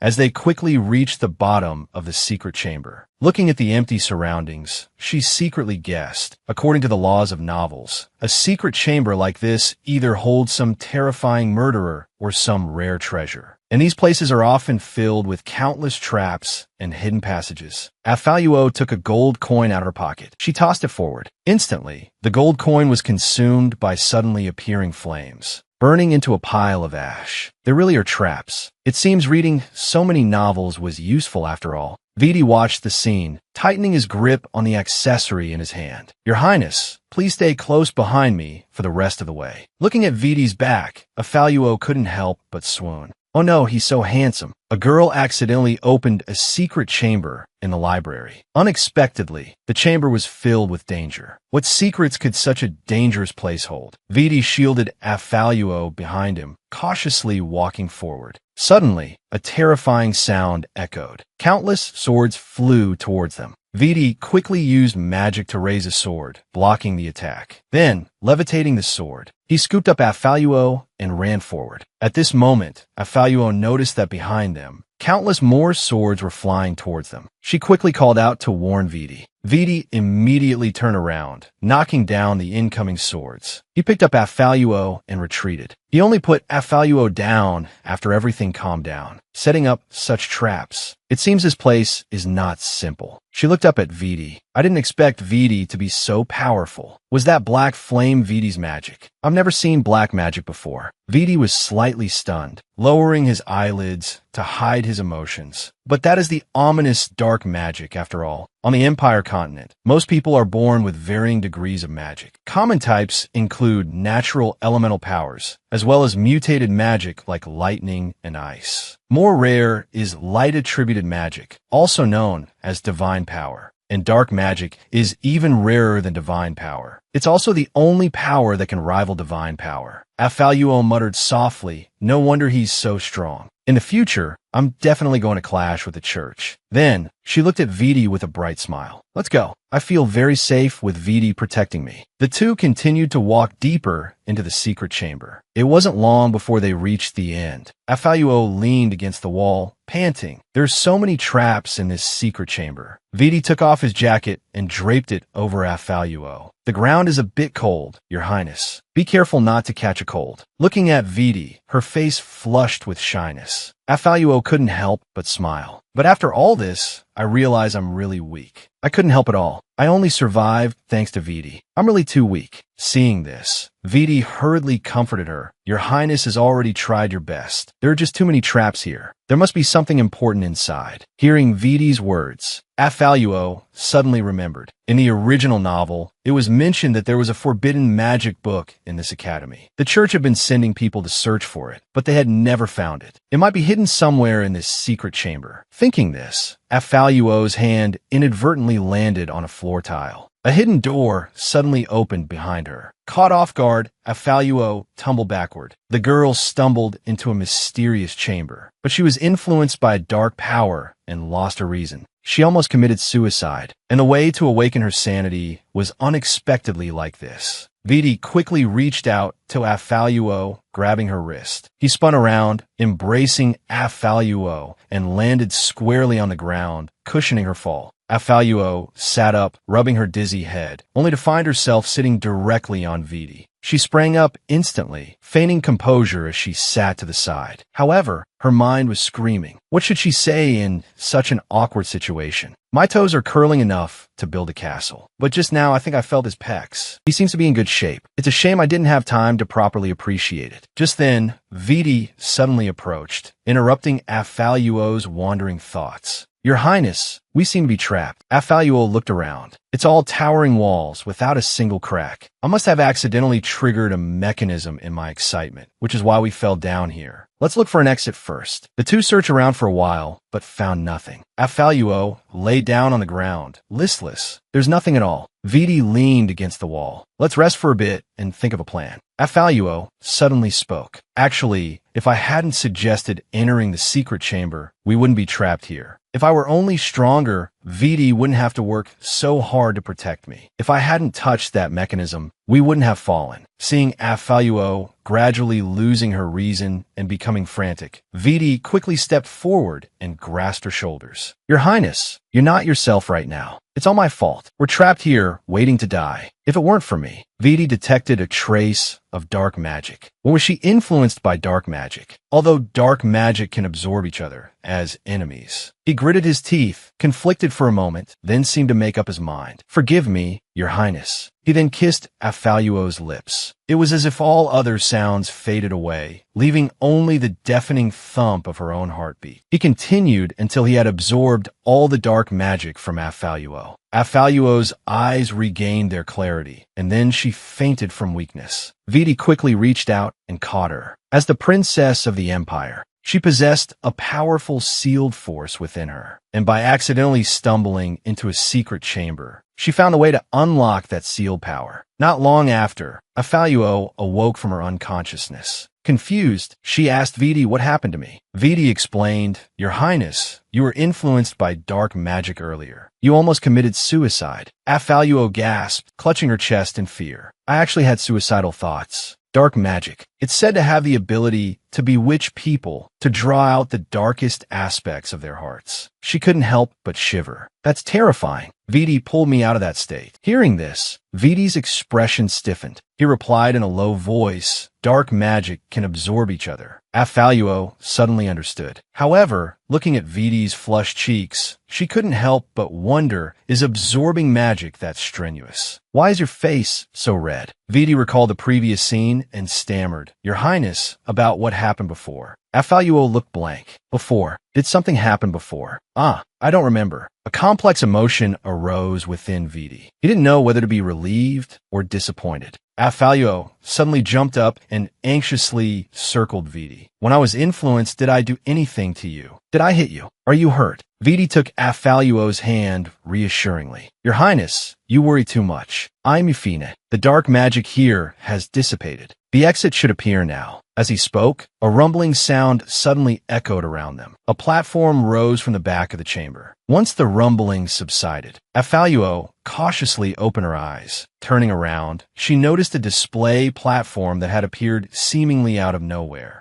And on the platform lay a book. Viti guessed that this must be what the hidden chamber was protecting. Could this be the grimoire of duels? The legendary book that records all the magic on the continent. Whoever possesses it possesses the entire continent. Viti picked up the grimoire and flipped through it casually. Suddenly, he excitedly grasped Afaluo's hand. Your Highness, there's a very good chance that this contains the method to break the seal on you. But Afaluo's attention was focused on their clasped hands. They quickly let go of each other's hands, clutching their racing hearts. Viti turned his back to Afaluo, his face flushed. Darn it, what was I doing? I hope Her Highness didn't think too much of it. He cautiously glanced back at Afaluo, but his gaze drifted involuntarily to her rosy, pink lips. He slapped his forehead, trying to control his thoughts. What am I thinking? Stop it, I can't. Afaluo peeked out from behind Viti, looking puzzled. Are you all right? Viti composed himself and turned around, feigning composure. I'm fine. Your Highness, I just looked through this book. It's filled with magic-related information, even ancient magic. If we take this book back, breaking the seal on Your Highness will be just around the corner. Afaluo considered this. Indeed, a grimoire that records all the magic on the continent must contain information about magical seals. But will the Academy allow us to take this book out? Oh well, never mind. Let's take advantage of this opportunity and find a way to break the seal first. Just then, another rumbling sound echoed. Before they could react, the walls suddenly cracked, instantly bursting open a large hole. An elderly man with white hair, dressed in a magic robe, walked in. Princess Afaluo, are you all right? As the imperial princess, she carried an unprecedentedly powerful seal within her. And having finally found the grimoire that could break the seal, it flew directly into her body. Afaluo bowed respectfully to the newcomer. Headmaster, thank you for your concern. I'm Fine. The headmaster smiled and said, it's good that you're all right. But while the headmaster is easy to talk to, the teachers are not so forgiving. Moria stepped forward and scolded Afaluo angrily. You've gone bold, haven't you? You dare enter any place you don't know. Morius then pinched Viti's ear and reprimanded him. As the princess's personal guard, you actually followed her into this mess. The headmaster quickly intervened. It's good that the children are safe. Your Highness, please don't wander into places like this again. He then changed the subject. This hidden chamber is full of traps. Did you encounter anything strange? Like, say, a suddenly appearing book. Viti tugged at Afaluo's sleeve and stepped forward. We didn't see anything. Afaluo then noticed that the book she had been holding had vanished. It's best to keep things confidential, considering it involves various parties. This chamber is empty. We didn't see any strange book. That's good. Let's go out. Don't wander in here again. He then gestured for everyone to leave. That evening, after Morius finished teaching, he warned them sternly again, don't ever enter places you're not familiar with again. Afaluo quickly nodded. Understood. After Morius left, Viti emerged from the side. Dot stammered, saying there was something she wanted to tell her. Then she set up a barrier around them, blocking sight and sound. Afaluo, watching this, secretly guessed that Viti was about to share some secret. Viti sighed. He lightly touched his spatial magic storage and pulled out the grimoire of duels. Afaluo's eyes widened in disbelief. How did you get that out? Wasn't it in the hidden chamber? Did you go back in? Viti explained that he had secretly hidden it in his spatial magic storage before the headmaster and Morius arrived. He then handed the grimoire of duels to Afaluo. Try it. Afaluo accepted the grimoire, feeling inexplicably nervous. The legendary grimoire, said to contain all the magic on the continent. Can it really break the sealing magic on us? But even if there's only a sliver of hope, I have to try my best. Afaluo opened the book. Instantly, various types of magic floated out. After searching carefully, she finally found the section on sealing magic. Before Afaluo could touch it, the grimoire suddenly began to shake violently and flew into the air. Seeing this, Viti quickly summoned his rapier and stood in front of Afaluo. The grimoire hovered for a moment, then suddenly rushed towards them. Viti raised his rapier to block, but the book passed right through it. With a flash of golden light, it entered Afaluo's body. In this world where magic reigned supreme, she was a powerless princess, seen as the shame of the empire. She was often mocked and ridiculed. Afaluo collapsed to the ground. After recovering, she looked at herself in terror. What happened? Did it just fly into me? The two looked at each other. Afaluo started to cry. I am doomed. I'm going to die. Calming down, Afaluo closed her eyes and tried to sense the grimoire within her. But there was no reaction at all. That's strange. With what just happened, the grimoire should have accepted me as its master. Magical artifacts that choose a master usually offer a gift. I should be able to sense the grimoire's spirit. Viti speculated, could it be that it wasn't choosing a master, but looking for a vessel? Powerful magical artifacts, besides choosing a master, can also create a nascent spirit. When a magical artifact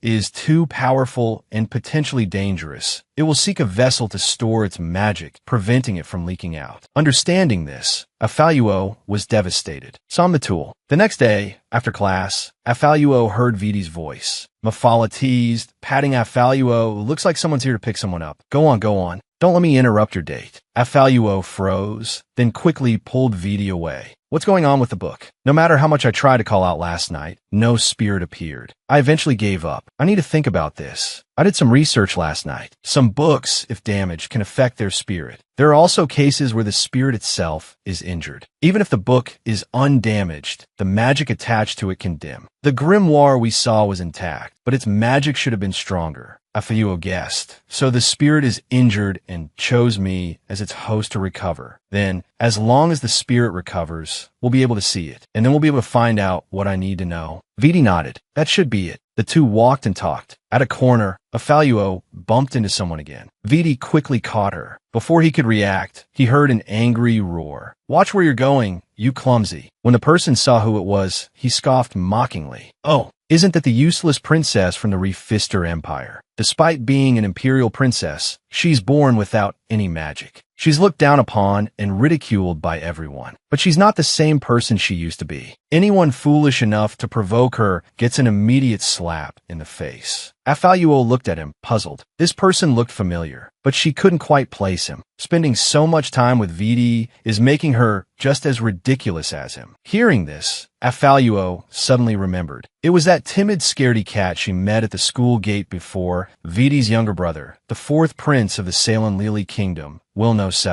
The original story didn't mention much about the neighboring Lili kingdom. It only mentioned that the neighboring country had 7 princes and Viti was the third. This Wilner was supposedly the fourth, but he hated being called the fourth prince because it made it seem like he was a step below Viti. Wilner's lackeys also started mocking her. A dignified princess actually neglecting magic to learn such vulgar martial arts. Why would a girl learn martial arts? Afayuo looked at them, speechless. What nonsense were they talking about? Were these people here to be funny? Viti called out Wilner's name warningly. He clenched his fists. He really wanted to fight. Wilner continued to provoke him, extending a finger and wagging it. Private fights within the academy are punishable, you know. Hearing this, neither of them moved, standing their ground, facing each other. I've heard that Prince Wilner is quite skilled in magic. It seems you're quite skilled in other areas as well. Thank you for taking care of my sister. I'd also like to spar with you in magic, to enhance our academic exchange. A drop of cold sweat rolled down Wilner's cheek. He hastily declined. Your Highness, I'm just a student in Class B. How can I spar with someone of your caliber? It's all right. Academic exchange has nothing to do with class rank. He gathered a ball of golden flame in his palm, about to strike, but Afayuo suddenly interrupted him. I need to handle this myself. That's the only way to make them truly understand. Wilner couldn't help but chuckle. Make us understand. With your weak little princess fists. Viti glared at him, displeased. Watch your tone. Afayuo held Viti back. It's okay. Don't interfere. She then stretched her wrists. Then, as you requested, I'll use my little fist to pound your chests. Hearing this, the three of them burst into laughter. Yes,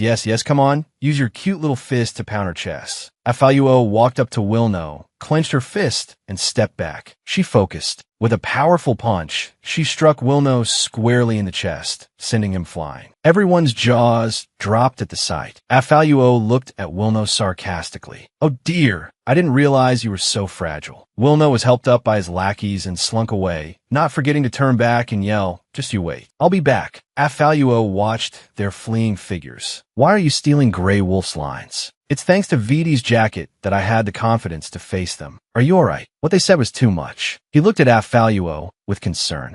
Afayuo took his hand. I'm fine now. Even though I don't study magic, I have martial arts to protect myself. She then flexed the small muscles on her arm. Viti then reminded Afayuo that it was lunchtime, so the two of them said goodbye to Emma and right and left. Emma watched them leave, lost in thought. A woman, due to a surgery, that becomes the powerless, useless princess in a novel. Who would have known she was the only person in the world with both magic and divine power? When Afayuo returned to her dorm and opened the door, she saw Mafala radiating a dark aura, sitting in a chair, glaring at her resentfully. We agreed to go check out clubs together, but you snuck off on a date. Afayuo apologized cautiously. I'm sorry. I'll definitely go with you to see the clubs this time. Besides, who goes on dates in the library's secret chamber? Mafala glared. Now, immediately, right now. With that, Mafala pulled Afayuo out the door. The two arrived at the academy square. Mafala, excited like a hyperactive husky, looked around and touched everything. Afaluo couldn't help but be grateful for this exuberant energy. It was a good thing they came after eating. Then Mafala noticed a girl handing out flyers in the square. Look, isn't that Marililia? She's helping promote a club. Could she have already joined one? The two immediately went over and greeted her. Marililia rushed over excitedly. What are you two doing here? Mafala turned her head away haughtily. You secretly joined a club without telling us. Marililia quickly explained that. It was an accident. Mafala stared at her for a moment. Forget it. I don't even need to think about it. Knowing your personality, that you probably couldn't refuse someone's pleading. Just then, a voice called out from behind them. Marililia, are these your new recruits? Hearing the voice, Marililia frantically pushed the two away. Go quickly. This club isn't suitable for you.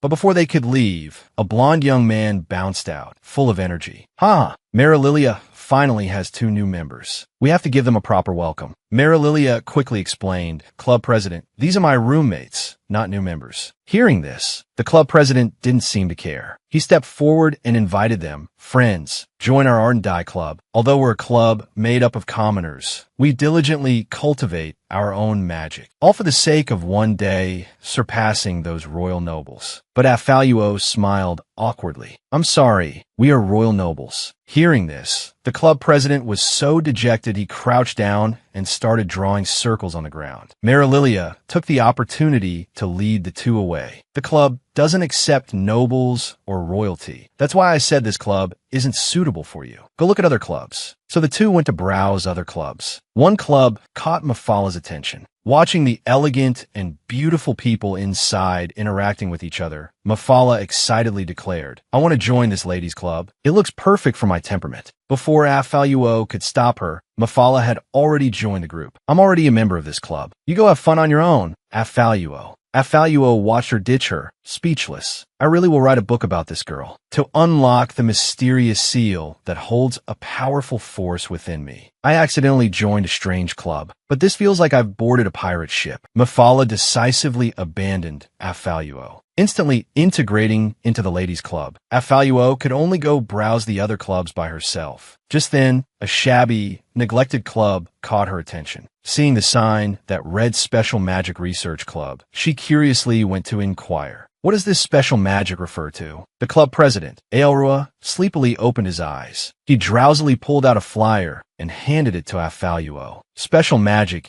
is any magic outside of conventional magic. Barrier seals, beast taming contracts. These uncategorized magics belong to the category of special magic and are also the subject of our research. Looking at the flyer, Afaluo thought to herself, with such an ugly flyer, will anyone actually join? Sealing magic is also a type of special magic. Maybe this club will have clues about the seal on me. I might as well take a look. I don't have to join if I don't want to. Thinking this, Afaluo asked, so if I want to join the club, what do I need to do? Hearing this, Aelrua excitedly stood up. Join which club? Our club. Afaluo was startled by his reaction. She cautiously asked, can I not join? But to her surprise, Aelrua became so excited he coughed up blood. Afaluo looked at him in alarm. Are you alright? Aelrua explained. I get like this when I'm excited. It's fine, it's normal. Afaluo thought, her face darkening, normal my foot. He then immediately arranged the joining procedures for her. Tomorrow at 12:30 p.m., report to the address written on the form. Afaluo held the registration form and thought with resignation. I feel like I boarded a pirate ship and it's not easy to get off. The next day, Afaluo arrived at the club according to the address. Looking at the dilapidated and desolate surroundings, she frowned. How is this even more rundown than the Class F classroom? It's even a bit creepy. Lost in thought, the door behind her suddenly opened. Aelrua, seeing Afaluo, ran forward excitedly. You actually came. That's great. I've been waiting for you for so long. I almost thought you weren't coming. Looking at Aelrua's teary-eyed expression, Afaluo broke out in a cold sweat. Isn't it still 10 minutes before 12:30? He then enthusiastically pulled Afaluo inside. As soon as they entered, they heard a bang. Welcome new member Afaluo to the club. Afaluo looked at the banner that read fourth member. She couldn't help but ask, there aren't only 4 of us in the club, are there? She received an affirmative answer from Aelrua with a big smile. She instantly froze. It's over. I really can't leave now. I've really boarded a huge pirate ship. Aelrua put his arm around Afaluo's shoulder with a determined look. It's okay. Although we don't have many people, we're united. He offered a slightly awkward explanation. Don't blame Aelrua for being too enthusiastic. After all, if our club doesn't recruit anyone this year, it will be disbanded. To break the seal within her body, the girl joined a strange club. Before she could even begin to experience club life, she was informed that the Academy trials were approaching. Kino sat down with Afaluo and explained, the Academy's clubs are required to recruit one new member every year. If there are no new members for 3 consecutive years, the student council will deem the club to have made no contribution and disband it. But now that Afaluo is here, our club doesn't have to worry about being disbanded. Issy immediately threw cold water on the situation. There's still the club convention in 3 months that needs to be dealt with. Afaluo looked confused. What's the club convention? It's a showcase for all the clubs, where they present their achievements to the teachers. The student council and teachers will allocate the year's club funds based on each club's performance. He smiled wryly. Every year, our club receives the least funding. That's why the club has always struggled to recruit new members. These old fogies, they don't understand what we're researching at all. Afaluo gave an awkward but polite smile. Actually, I don't really understand either. Afterwards, Afaluo went to the club's archive room and looked around. The Special Magic Research Club, as its name suggests, is a club that researches magic. This club has far more books on special magic than even a library. According to Kino, most of these books were brought here by Aelrua from his own family. Aelrua possesses a unique magical ability on this continent, the ability to manipulate the flow of time for an individual. However, this special ability brings not only powerful magic, but also physical frailty. Although he always appears cheerful, he still cannot escape this fate. This was also the reason he established the Special Magic Research Club in the first place. Afaluo put the book back on the shelf and sighed. Although there are many rare magic books here, there's still no clues about the seal on me. However, I found many methods to repair my mana channels. Recently, I've been able to faintly sense the presence of my mana channels. I hope I can repair them soon and break the seal. Sometime later, during break time, everyone was still chatting and laughing. Suddenly, Billy Porter walked onto the podium. With a serious expression, he announced, "All right, kids, congratulations. The annual Academy trials will begin in half a month. You will form your own teams for this Academy trial, with a maximum of 4 people per group." He then gave a kind smile. "You have half a month. Make good use of the time." Afaluo frowned. "Please stop smiling." After class, Mafala excitedly grabbed Afaluo's hand. "We can form a team with our whole dorm." Afaluo awkwardly refused. "Actually, Mafala immediately understood. "I know. You want to team up with Viti." Afaluo nodded.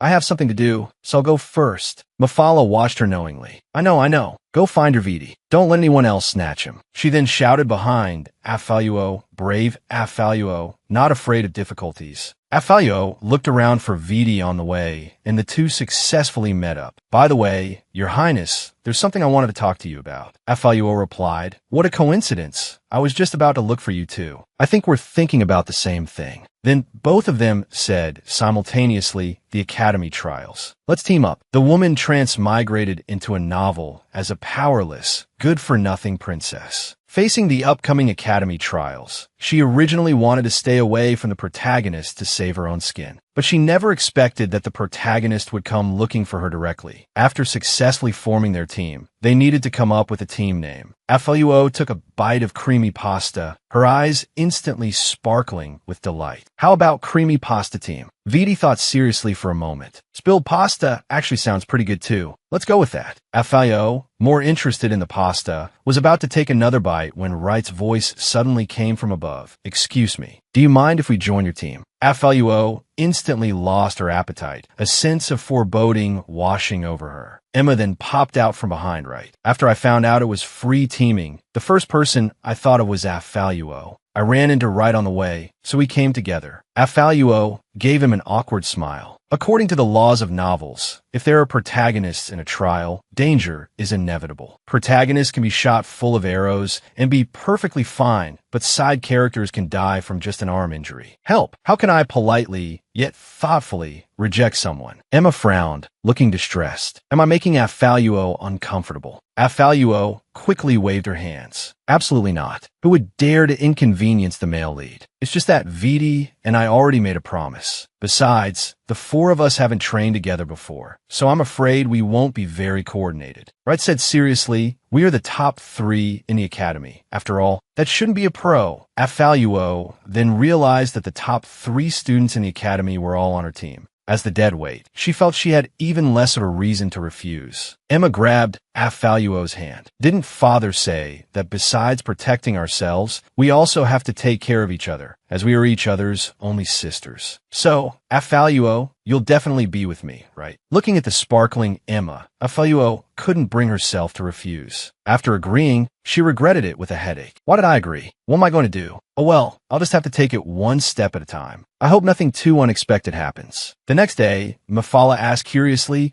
it's not just you and Viti on your team, is it? Afaluo smiled wryly. Of course not. There's also Emma and Wright. Mafala looked at her in surprise. The top 3 in the academy are all on your team. Then you're guaranteed to win. She excitedly shook Afaluo's shoulders. I only carried 2. Let me join, Afaluo, as if anyone could poach the main characters. If you can convince any one of them to go with you, then take them. I don't have that kind of power. She then squatted in the corner, looking dejected, like a mushroom. Afaluo couldn't help but chuckle and waved goodbye to Mafala. All right, I'm going to train. Mafala resentfully bit her finger behind her back, feeling utterly defeated. As soon as Afaluo stepped outside, she saw Viti waiting at the door. She cheerfully went up to him and greeted him. Why are you here so early? Have the others arrived? Viti explained, I didn't have anything else to do, so I came early. The others aren't here yet. Would your highness like to practice first? They should be here soon. Let's turn on the simulator. Not long after Viti left, Wright also arrived. The others aren't here yet. Afaluo replied. Viti went to turn on the simulator. I didn't expect the academy to have this kind of online game-like training method. It feels like I'm back in my past life, playing games and raiding dungeons with my friends. They decided to go in first. At that moment, Wright suddenly stopped her and handed Afaluo a bracelet. This is a gift for your highness. Afaluo stared at the bracelet, stunned. This bracelet looks familiar. It looks like the one from the fortune tellers. The woman, due to a surgery, transmigrated into a novel as the villainous princess who murdered her father. She originally intended to stay away from the plot to save her own skin. There's always someone trying to undermine me. Thinking this, Afaluo refused outright. This is too valuable. I can't accept it. Wright, however, said it was a bracelet blessed by the temple, capable of protecting her safety during the trials. As he spoke, he tried to put it on Afaluo. Viti suddenly appeared, putting his arms around Afaluo and pulling them both back a few steps. The bracelet fell to the ground. It's unnecessary. I will protect her highness. Young master, Wright needn't worry. Wright froze for a moment. He bent down to pick up the bracelet. You misunderstand. I only meant to be extra cautious. I didn't mean to question your abilities. Viti glared at him fiercely. Afaluo, still held in Viti's arms, couldn't help but call out his name. Only then did Viti react, quickly releasing Afaluo. The 3 looked at each other in silence. The atmosphere suddenly became awkward. Just then, Emma arrived. Oh dear, what happened? Sensing the inexplicable tension in the air, Emma couldn't help but whisper to Afaluo what's going on. Afaluo frowned and smiled. I don't know either. The air crackled with tension. 2 pitiful souls could only huddle in the corner, trembling. Wright furrowed his brow, his expression grim. Afaluo and Emma both watched him nervously. Is a fight about to break out? But Wright only gently brushed the dust off the bracelet, then put on a smile. Good thing it's all right. It would have been a shame if it broke. The 2 of them immediately relaxed. The bracelet is imbued with spatial magic. It contains magic scrolls and other items to ensure the safety of both your highnesses. It's by order of the church and his majesty. Afaluo looked at him hesitantly. Since it's father's order, if I don't accept it, it might be interpreted as distrusting the church, which could increase both father's and the church's disapproval. Thinking this, Afaluo extended her hand. Since it's father's will, then I'll accept it. Although she felt a sense of foreboding, at this stage, it was best not to antagonize the church. Looking at the approaching bracelet, Afaluo felt a growing unease. Just as she was about to ask Emma to keep the bracelet for her, it was already firmly fastened on her wrist. Afaluo tugged at it gently, only to discover that it couldn't be removed once it was on. Viti angrily demanded, "What's going on?"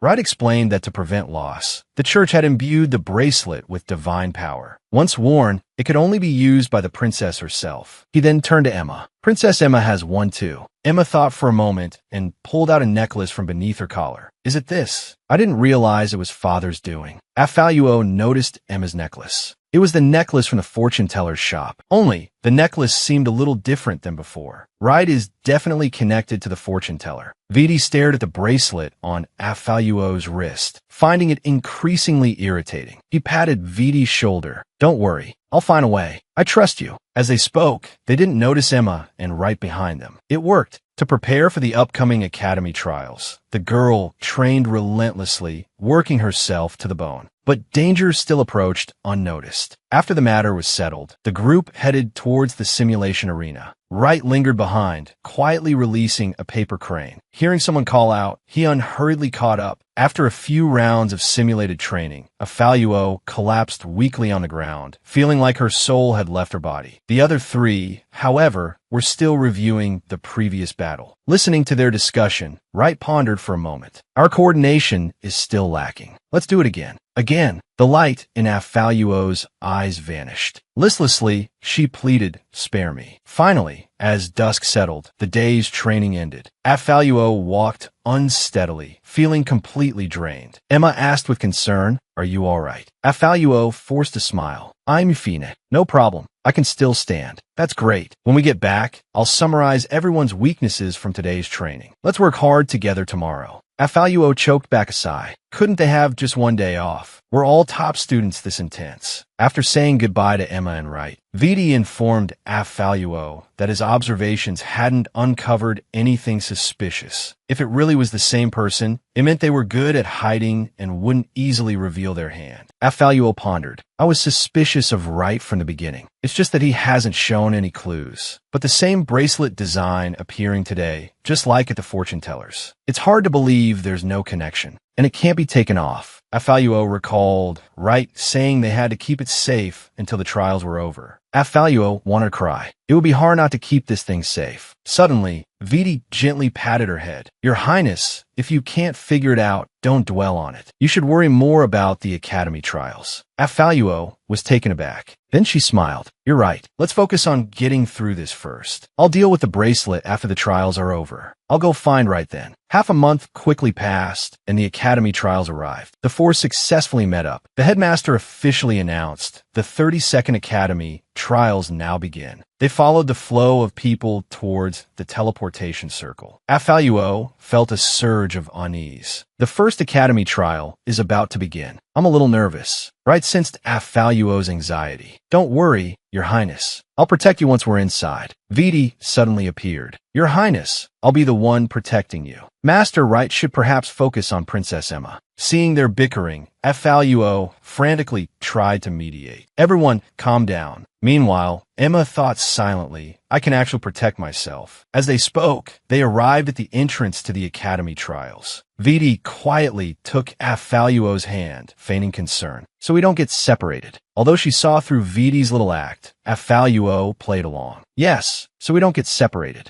A woman transmigrated into a powerless, useless princess in a novel. Facing the academy trials, she only wanted to perform steadily. But she unexpectedly encountered the fortune teller she had met before. The four stepped onto the teleportation circle. They stated their team name and individual names. Emigero, Ramros Pagalit Levi Shio. Viti Eu Seplo. Afaluo Ramros. Hearing Afaluo's name, the teacher recording the information paused, repeating it. Afaluo leaned forward, puzzled. Is something wrong? The teachers shook their head. Nothing. There might be some dizziness during the teleportation process. It's normal. Don't be alarmed. With that, the teacher activated the magic circle. A blinding golden light flashed. The group vanished, but Afaluo opened her eyes during the teleportation. She noticed the teacher looking at her with a strange expression. Before she could react, She was transported to the trial grounds. Afaluo opened her eyes dizzily. There was no one around. It was completely silent. She took a couple of steps forward before abruptly realizing something was wrong. Wait, where are my teammates? Elsewhere, the other three also realized Afaluo was missing. Viti immediately started to leave. I'll go find Her Highness. The trial area is so large. Let's split up and search. Viti glared at Wright. Doesn't the church have some kind of search or location magic? Wright regretfully said, I'm sorry, no. Watching them argue, Emma anxiously said, we should find Afaluo quickly. She's alone.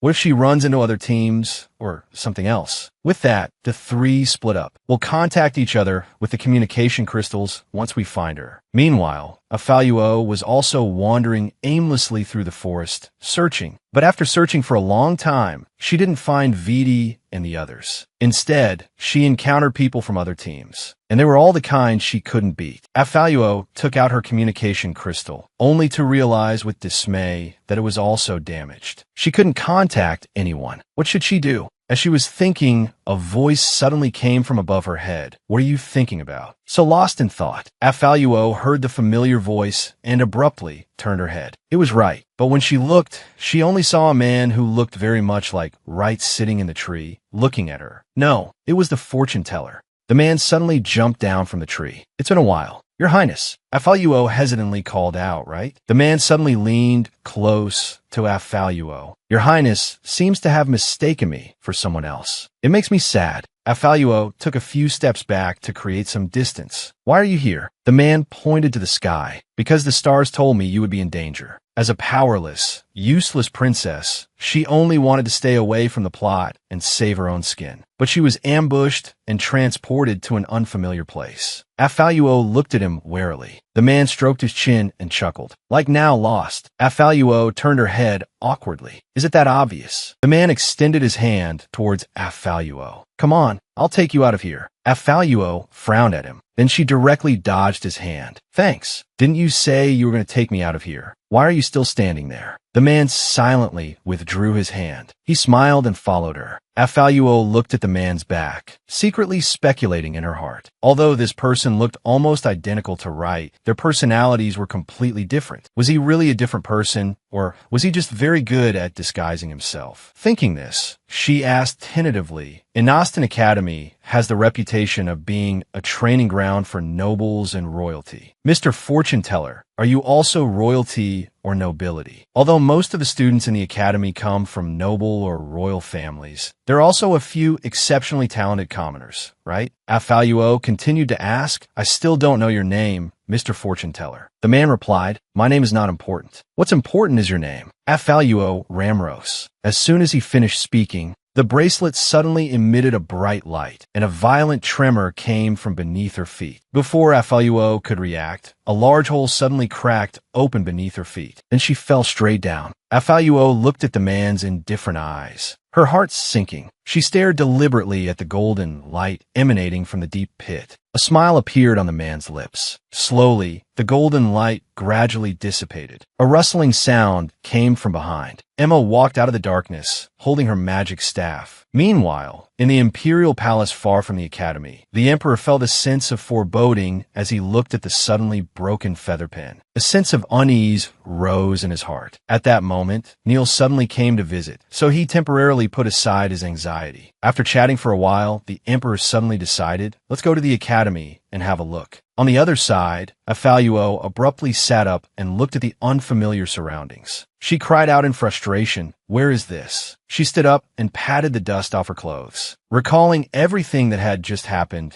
the teleportation array was triggered when got the bracelet. The bracelet was given to her by Wright. So was that man really Wright, or? Thinking about it, she rubbed her head in frustration. This is giving me a headache. And this bracelet, how can I take it off? At this moment, a rustling sound suddenly came from behind her. A blurry figure was rapidly approaching her. Before Afaluo could react, a young man with beast ears suddenly rushed in front of her. Beautiful lady, help me. Afaluo stared intensely at him. Behind her, a group of burly men charged menacingly. Her face was a picture of shock. With this many people, even God couldn't save her. She was just participating in the academy trials. Yet she was ambushed and teleported to some beastman hellhole, inexplicably caught in a life-or-death situation. In the blink of an eye, the group of burly men charged toward her aggressively. Seeing this, Afaluo turned to flee. Discretion is the better part of valor. But the young man beside her grabbed her arm. Afaluo turned her head, utterly confused. What the? The next second, the young man pulled her along as he ran. Afaluo was near tears. What does this have to do with me? Why drag me into your feud? Not only was she inexplicably transported to a strange place, but she was also being dragged into an unrelated chase by a strange person. The young man turned his head with a grin. Sorry, I just grabbed someone when I saw them. Am I some kind of commodity? Something you could just grab? Suddenly, a meteor hammer hurtled towards them. The two instantly dodged in opposite directions. Whoa, you're serious. Dilifi, you can't escape. This time, I'll definitely. He suddenly noticed the stunned Afaluo.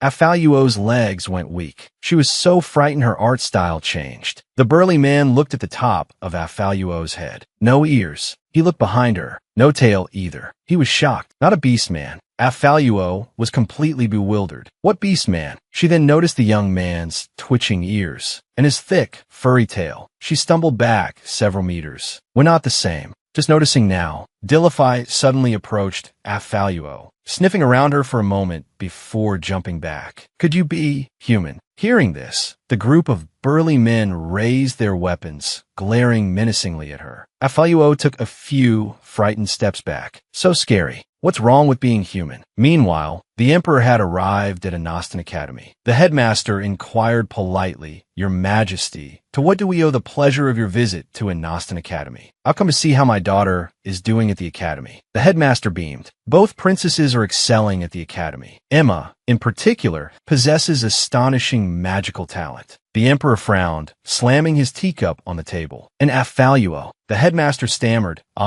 Princess Afaluo is also working very hard. Teacher Billy Porter has commended her rapid progress. The emperor nodded in satisfaction. I hear the academy trials are currently underway. Let me observe Afaluo's progress. The headmaster broke out in a cold sweat. We don't advocate interfering with the students' trials. Just observing. What difference does it make to you, headmaster? To me, a great mage is no different from an ordinary person. The headmaster sighed, reluctantly giving in. I hope no foolish student causes trouble for the princess. Otherwise, I may not be able to protect the academy. He then took out a communication crystal and channeled a small amount of magic. The images of Viti and two others appeared on the crystal, but Afaluo was nowhere to be seen. The teacup in the emperor's hand shattered. His face was dark, an ominous aura surrounding him. The headmaster's heart sank. Oh, the academy was doomed. Afaluo had been inexplicably teleported to a beastman hellhole. Faced with the beastman's inexplicable attack, she could only use her magic to defend herself. In the headmaster's office, the emperor's expression was grim. This is how you protect the princess. Viti immediately knelt to apologize for something like this to happen right under your noses. I believe you've grown senile, headmaster, and the church is no better. I'll talk. Emma stepped forward anxiously. Father, it happened so suddenly. We didn't expect it. After passing through the portal, Afaluo, but the emperor ignored her, turning to the headmaster. Find out which teacher guided Princess Afaluo and the others today. The emperor's expression was dark, his voice icy. If anything happens to the princess, your nation, this entire academy and its teachings will be buried with the princess. I will spare no expense. The church will devote all its power to retrieving her highness. Meanwhile, the burly beastmen, seeing Dilifi colluding with a human, viciously prepared to execute him on behalf of their leader. Dilifi drooped his ears dejectedly. I didn't expect this beautiful lady to be human, Afaluo said with a sullen face. Who are you people shouting and fighting? Forget it. Let's deal with him first. As he spoke, sharp claws extended from Dilifi's fingers. Dilifi leaped forward, dodging the beastman's attack with a swift turn. The others, seeing Afaluo, a seemingly defenseless young woman, standing alone, surged forward to finish her off. Afaluo pressed her lips together. Whatever, she thought. I can't just stand here and wait to die. She then gathered a ball of purple magic in her hand, summoning a magic circle that enveloped those around her. Afaluo dodged their attacks, weaving left and right. Turning, she struck an incoming warhammer with her palm. Afaluo remained unharmed, while the warhammer corroded and dissolved by the magic in her hand. Dilifi stared at Afaluo, eyes shining. Amazing. Please, let me follow you. Seeing that none of them were a match for Afaluo, the beastmen took out a teleportation scroll and decided to retreat. As they left, one of them said, "Human, I advise you not to get involved with them. The affairs of the beastman hell are not for a human like you to meddle in." With that, they vanished into the vast desert. Hearing beastman hell, Afaluo recalled the place mentioned only once in the original story. The continent held numerous countries, large and small. Among them, the Refister Empire, located in the center, was the most powerful. All other kingdoms revered the empire.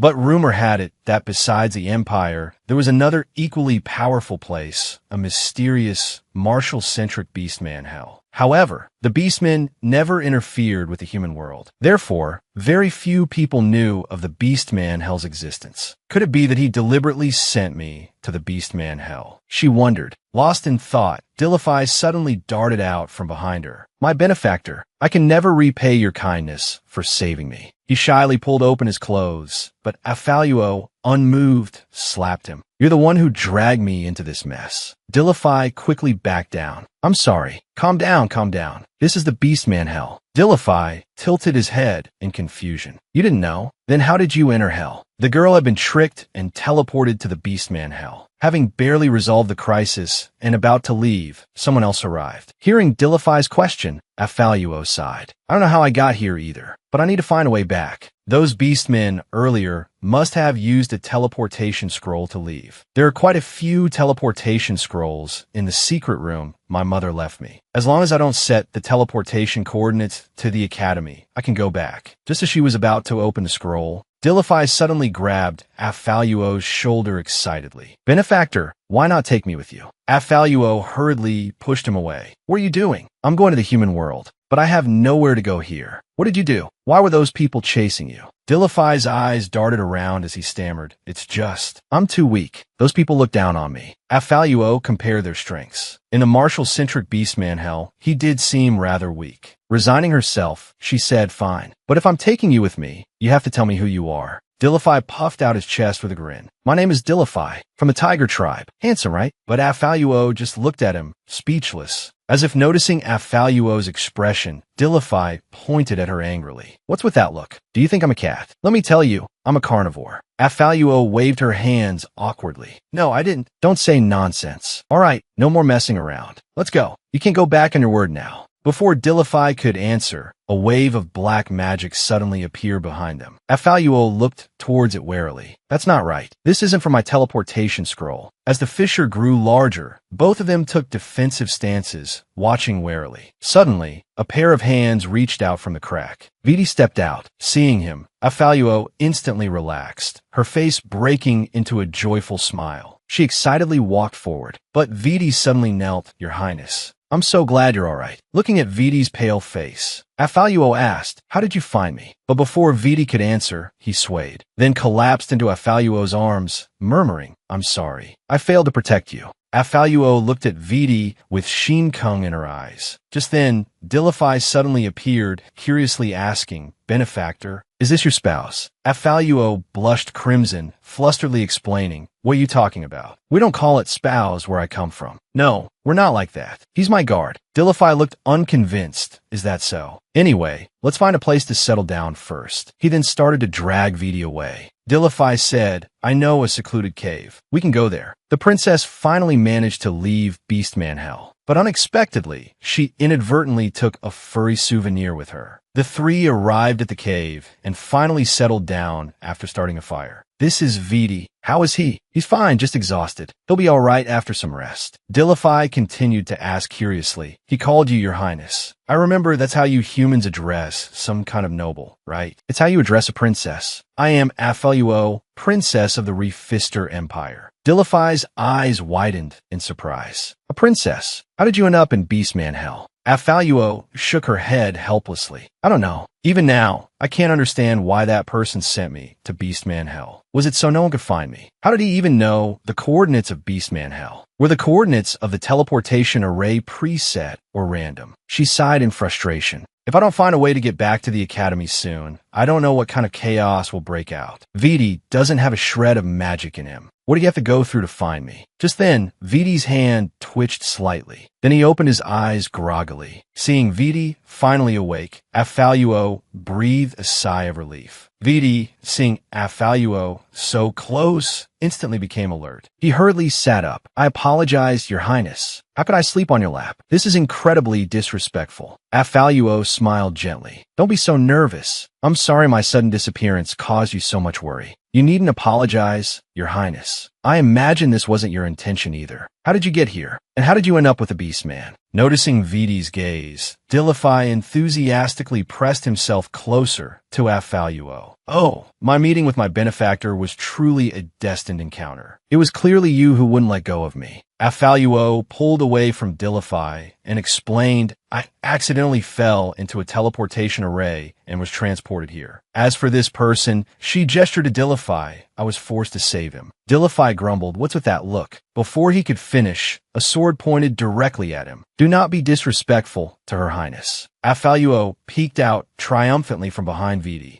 I'm a princess, you know. By the way, Viti, how did you know I was here and managed to find me? Viti recalled using dark magic to forcefully tear open the spatial barrier. It was best not to tell the princess about such a frightening method. Seeing Viti's silence, Afaluo changed the subject. Let's just go back first. I have a magic scroll that can teleport us. You don't have to worry about getting back. She didn't want to see him so weak again. Dilifi excitedly popped up from the side. Does that mean I can leave this place with you too? He wagged his tail excitedly, his face beaming. Afaluo scratched her head awkwardly. The magic scroll's power, it might not be able to carry so many people. A beastman suddenly appearing in a human nation might also cause a dispute. These words were like a bolt from the blue. Dilifi's ears drooped dejectedly. How could this be? Watching the two activate the scroll and prepare to leave. Dilifi frowned. No, I must leave this place. If I stay here and those people find me, I'm finished. Even if I have to use this method, I have to think. His body slowly shrank, unexpectedly transforming into the form of a small cat. A golden light flashed in the cave. Looking inside the cave, it was now empty. The girls successfully returned to the academy from the unknown desert. Facing someone who looked exactly like the one who had harmed her before, a grand acting competition began. When the two opened their eyes, they had successfully returned to the academy's trial forest. Viti looked happily at Princess Afaluo. We're back. A voice suddenly rang out, startling them both. So this is the human realm. It's much better than ours. Afaluo looked at him in surprise. Dilifi, how did you come along? Didn't you say you were a tiger? How did you turn into a cat? Dilifi stretched lazily. Weren't you worried that a beastman appearing would cause a dispute? So I transformed into a cute pet. This way, you don't have to worry. Afaluo and Viti were speechless. No, we just don't. Just then, a rustling sound came from nearby.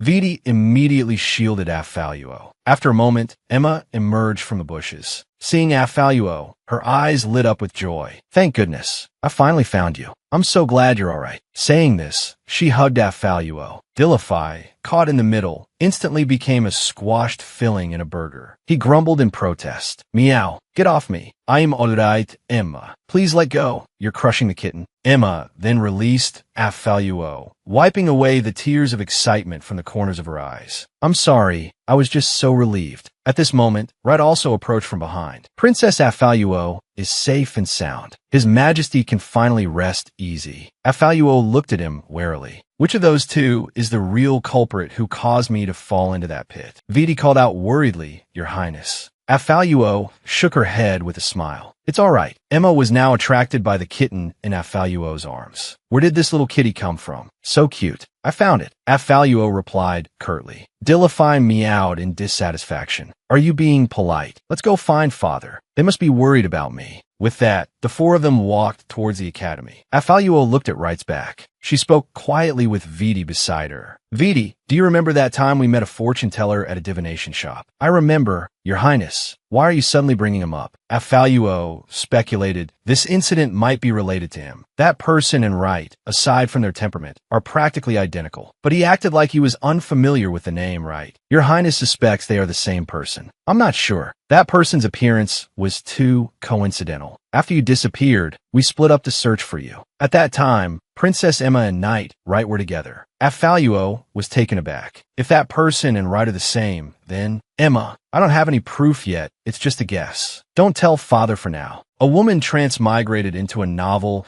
as the vicious princess who murdered her father for power and wealth. But the cold-blooded tyrant, ruthless to others, was a complete sucker for ugly women. Emma noticed the two lagging behind. She approached Afaluo. What are you two whispering about? Is it something right and I can't know? Both of them shyly turned their faces away. It's nothing. Princess Emma, you misunderstood. All right.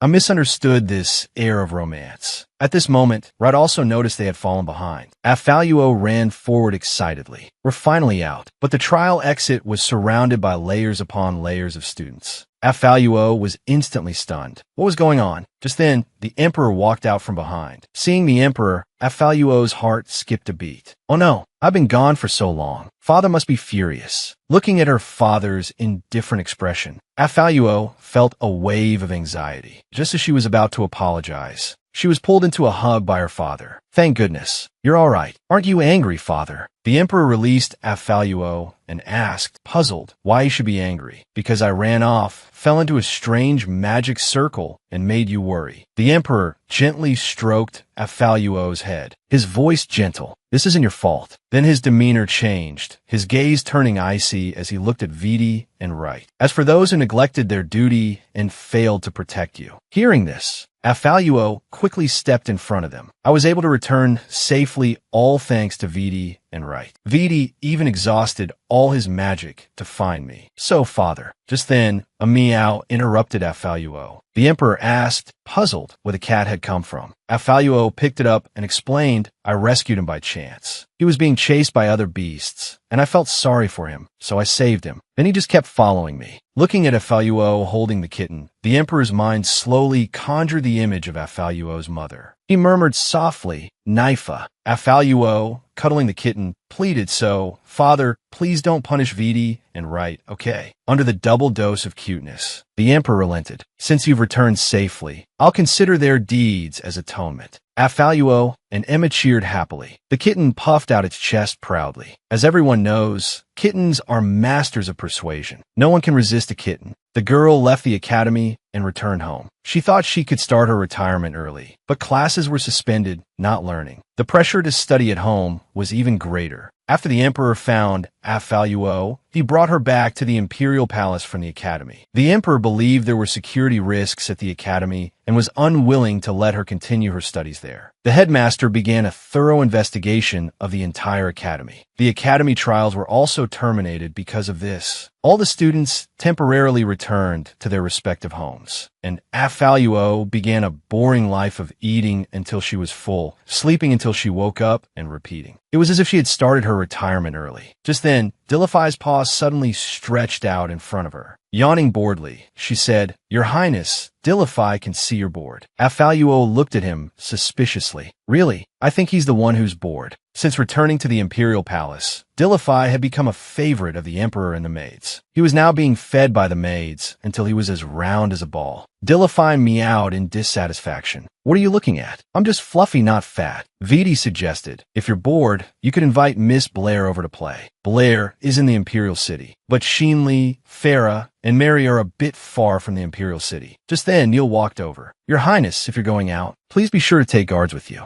Afaluo immediately refused. That's too much. There's no need for that. Viti said seriously, although your Highness has left the academy, your studies cannot stop. These past few days, I've organized your Highness's studies and drafted a study plan. He handed the documents to Afaluo. Your Highness can look over it. This is too much. It's even more intense than the academy's curriculum. Neil's expression remained serious. Princess Emma is also studying. Your Highness naturally cannot fall behind. He pulled Afaluo along. There's no time to waste. Let's start the first lesson now. The Emperor and Viti silently lit candles behind them. "Take care, Your Highness." Affaluo was on the verge of tears. Why does even a princess have to be so competitive? Goodbye, my happy retirement. After a few days of Neil's devilish training, Affaluo finally managed to sneak out, thanks to Viti's impressive fighting skills. "Your Highness, there are a lot of people here. Please be sure to stay close to me." Affaluo looked at Viti and chuckled. "Viti defeated so many guards so I could come out and play. He's worried about my safety already." Viti blushed with embarrassment. "Your Highness, please don't tease me. Your safety is the most important thing. Speaking of which, it seems like your strength has improved, Viti. I was shocked when you offered to challenge those guards. I didn't expect you to defeat them so easily. Perhaps overexerting my magic back then actually made it stronger. It's wonderful that I can better protect Your Highness now." Affaluo looked at him with gratitude. As the atmosphere between them grew warm,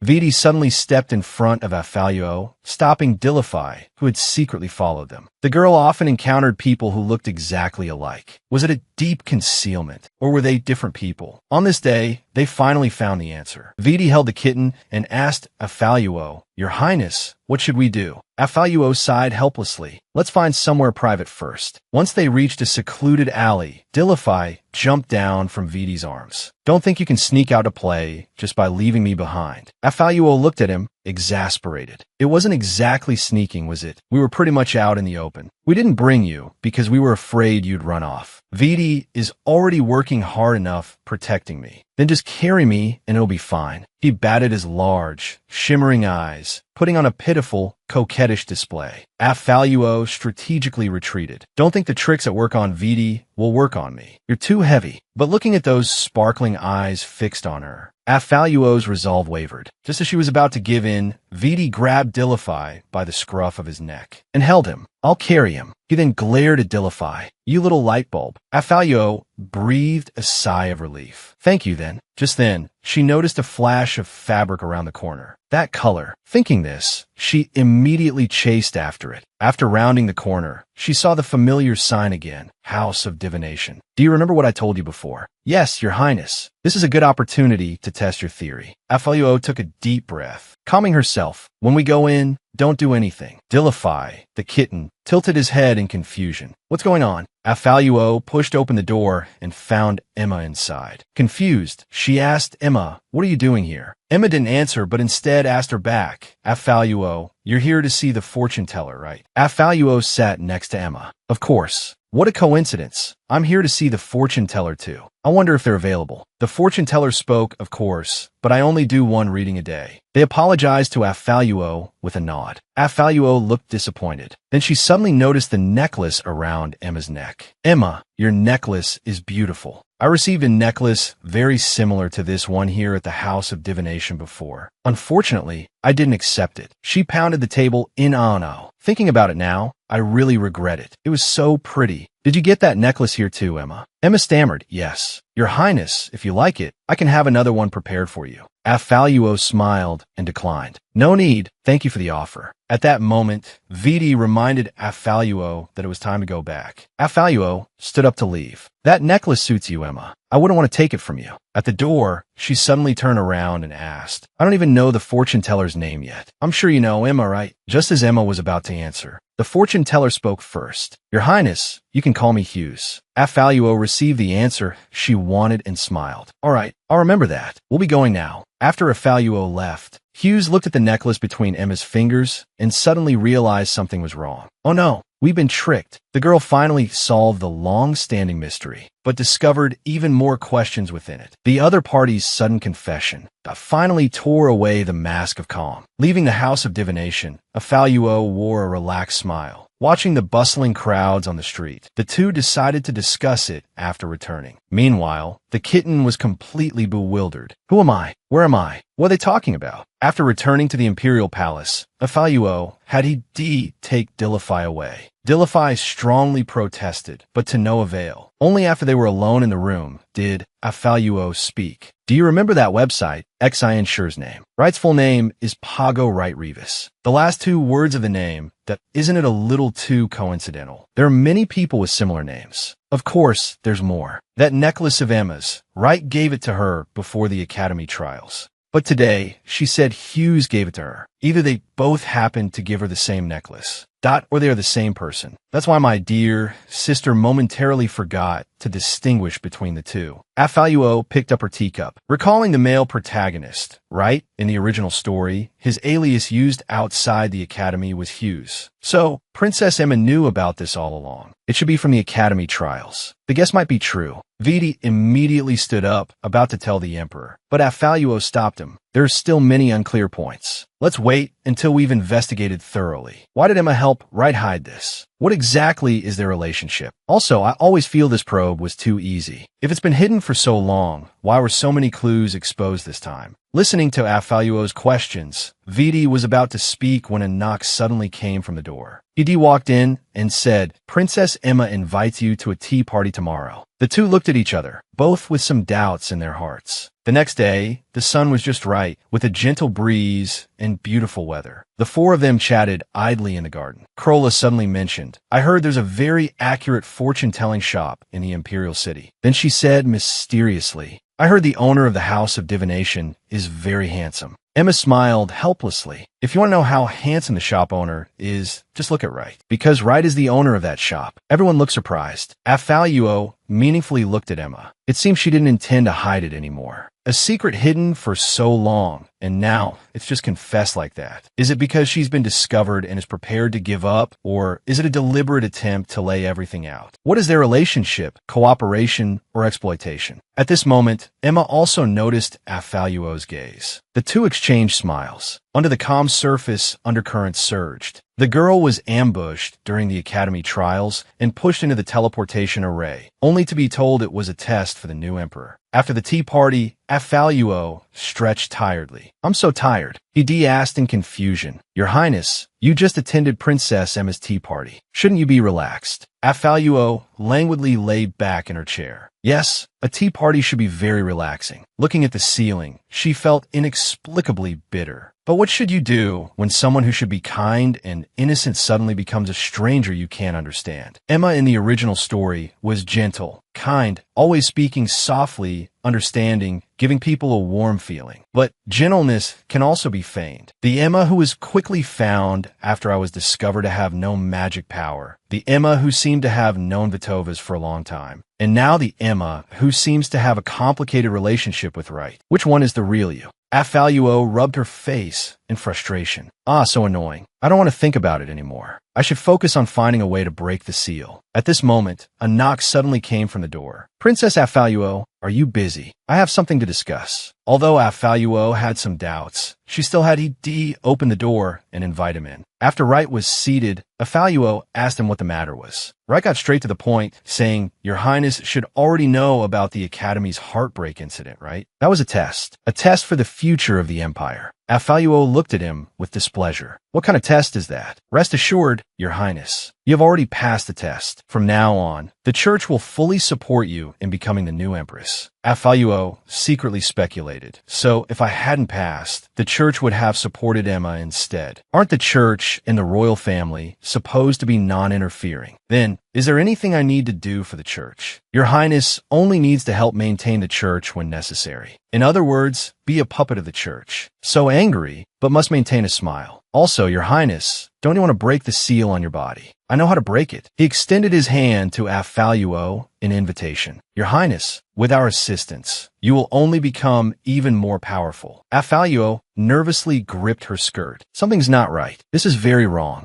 I appreciate Wright's kindness, but this matter is of great importance. I still need to think about it carefully. After all, I don't have any intention of becoming the new Empress yet. Wright expressed his understanding and got up to leave. Your Highness can think about it carefully. If you've made up your mind, you can come to me at any time. After Wright left, Afaluo sighed helplessly. It seems that Emma becoming the new Empress isn't so simple. The girl left the academy and returned home. She thought she could start her happy, laid-back life early, but unexpectedly, she still had to go on blind dates. Night. Viti stood alone in the quiet corridor, watching a carrier pigeon fly towards him. He took the letter from the pigeon, and after reading it, his expression darkened. He crumpled the letter into a ball and burned it completely. It's time to go back. At that moment, Emma suddenly appeared from somewhere and called out to him. Such a grim expression. Is something troubling you? Viti frowned, not answering. It's just some personal matters. Don't worry, Princess Emma. If I remember correctly, besides being Affaluo's personal guard, you are also the third prince of the Salen Lili kingdom. I heard that the king of Salen Lili is ill. You should be returning to your kingdom soon, then.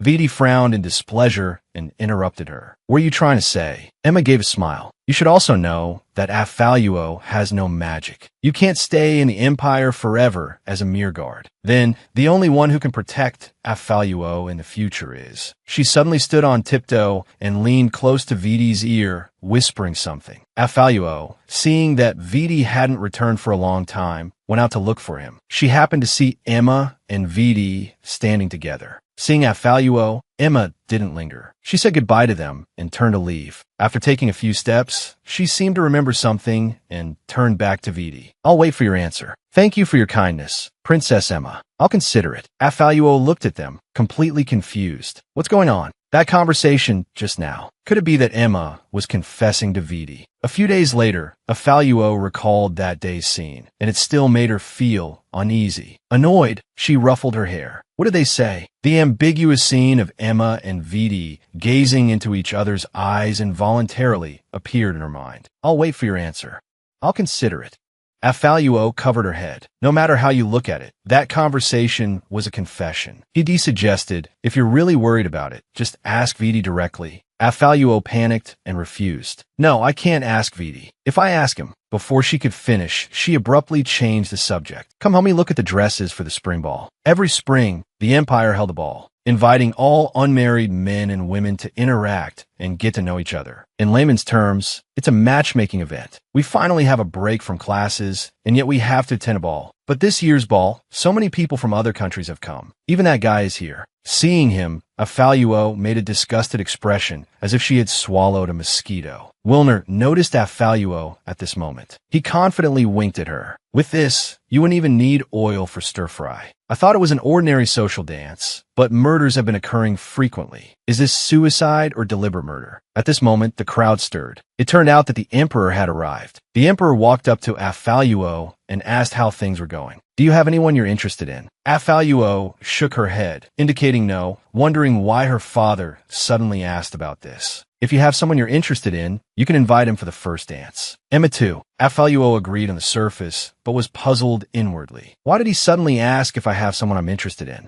Could it be that this ball is actually a matchmaking event for Emma and me? Accompanied by beautiful music, the ball officially began. Everyone started interacting, searching for suitable candidates on the dance floor. I heard that His Majesty held this spring ball with the intention of choosing partners for the two princesses. For something like this, only someone like Master Camelite, with the status of a duke, can be worthy of a princess. Camelite confidently patted his chest. Of course. Which princess does Master Camelite prefer? Camelite stroked his chin in thought. Princess Emma is gentle and virtuous, the dream lover of countless nobles. It's a pity she was found in the slums. Her background is ultimately limited. Princess Affaluo is the legitimate princess of the Empire. It's a pity her personality is terrible, spoiled, and willful, although she has improved a lot recently. But at this moment, Emma suddenly walked in this direction. Camelite was just about to put on an act, but Emma ignored him completely and went straight to Viti. Would you do me the honor of dancing the first dance with me, Viti? The honor is all mine. Camelite, still frozen in his posing position, looked at the two dumbfounded. Seriously. Meanwhile,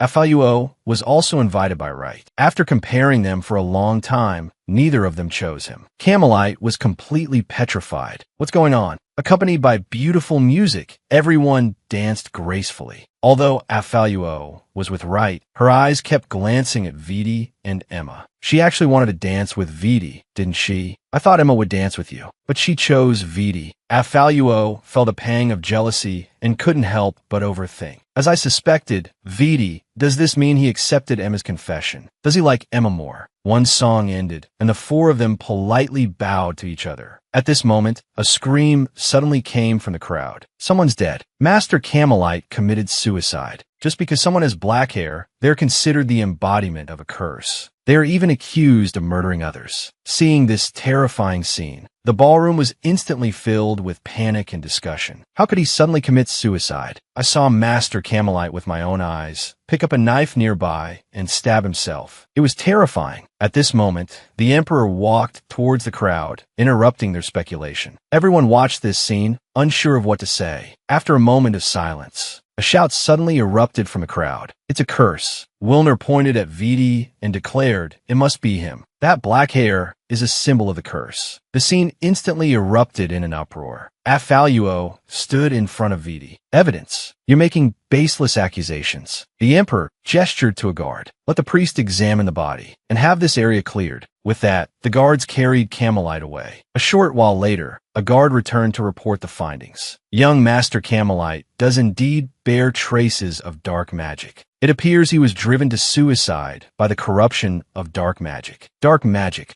Affaluo looked seriously at Viti. How could this be so coincidental? Of all the nobles present, only Viti can use dark magic. But Viti was dancing with Emma the entire time. I was also keeping an eye on Viti from time to time. And if dark magic was truly used, right, as a holy son of the temple, would have sensed it. Light and darkness are mutually sensitive. The culprit must be someone else. Hearing that dark magic was involved, the crowd erupted in a cacophony of panicked whispers, scrambling towards the exits, fearing they would be the next victim. The Emperor's expression hardened. "Silence," he commanded, restoring a semblance of order. "No one is to leave until the perpetrator is found." Wilner continued to accuse Viti. "He uses dark magic. It's that black-haired fiend. He killed young Master Camelite." At these words, the crowd subtly distanced themselves from Viti. Affaluo suddenly spoke up in his defense. "If Viti truly used dark magic to harm others, I would have ended up like young Master Camelite years ago, wouldn't I?" She glared at Wilner, stepping protectively in front of Viti. "Princess Affaluo, you can't just say such things." Affaluo replied earnestly, "Isn't that the truth? While my attitude towards Viti has improved recently, I used to bully him relentlessly. Compared to young Master Camelite, whom I've barely met, wouldn't I,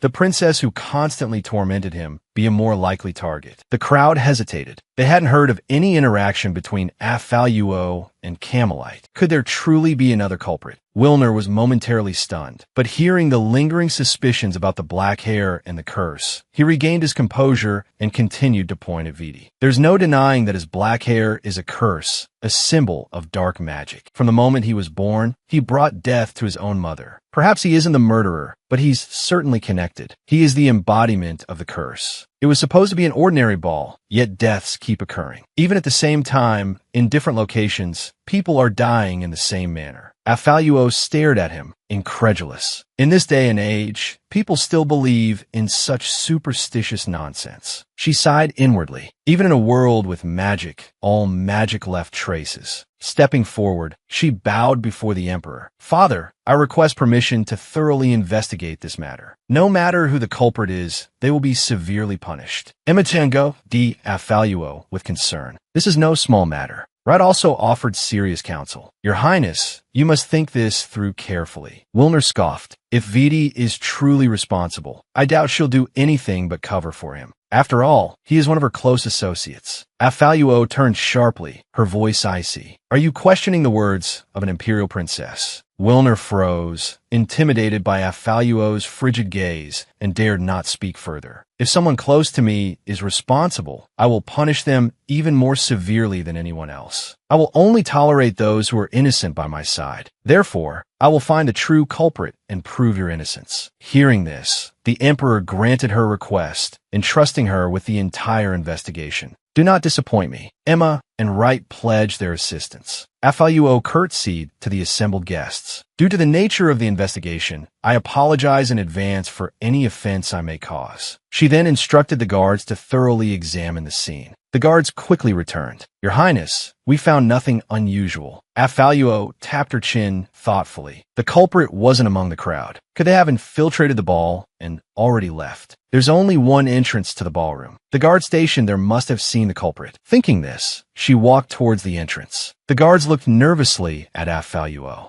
They loudly assured her, "Please rest assured, Your Highness. No one is left through here." Afaluo quickly waved her hands, indicating for them to relax. "I just want to ask a few other questions. Has anyone entered or left after the banquet began?" The guards thought carefully. From the beginning of the banquet until His Majesty ordered that no one could leave, no one has entered or left. "I understand. Thank you for your hard work." The guards immediately stood at attention. "At your service, Your Highness." Afaluo walked back to the center of the ballroom. Emma asked, "Did you find any clues?" Afaluo shook her head dejectedly. At this moment, Wilner jumped in again. "What else is there to investigate? No one came in, no one left, and everyone's identity is clear. The culprit is this cursed individual." Afaluo shielded Viti. Before she could speak, the Emperor asked Wilner, "This is the Refister Empire. Speaking of which, Viti is a citizen of your Salem Lili kingdom. So, are the women from Salem Lili, like him, also cursed?" Wilner quickly explained, "Your Majesty, you jest. I don't have black hair like him. How could I be cursed? Is black hair a curse? The Salem Lili kingdom takes its people too lightly." Afaluo looked at the Emperor with gratitude. Emma frowned, watching the scene with displeasure. Just then, a guard ran over in a panic. He looked at the anxious crowd, hesitant to speak. But under the Emperor's command, he knelt and said, "Earl Bedford and Viscount Russell have committed suicide. Both were consumed by dark magic. Murders occurred frequently at the ball. The girl worked tirelessly to find the true culprit, but the culprit might be the person closest to her." Hearing the guard's report, the crowd erupted in an uproar. Just like young Master Camelite. At the same time,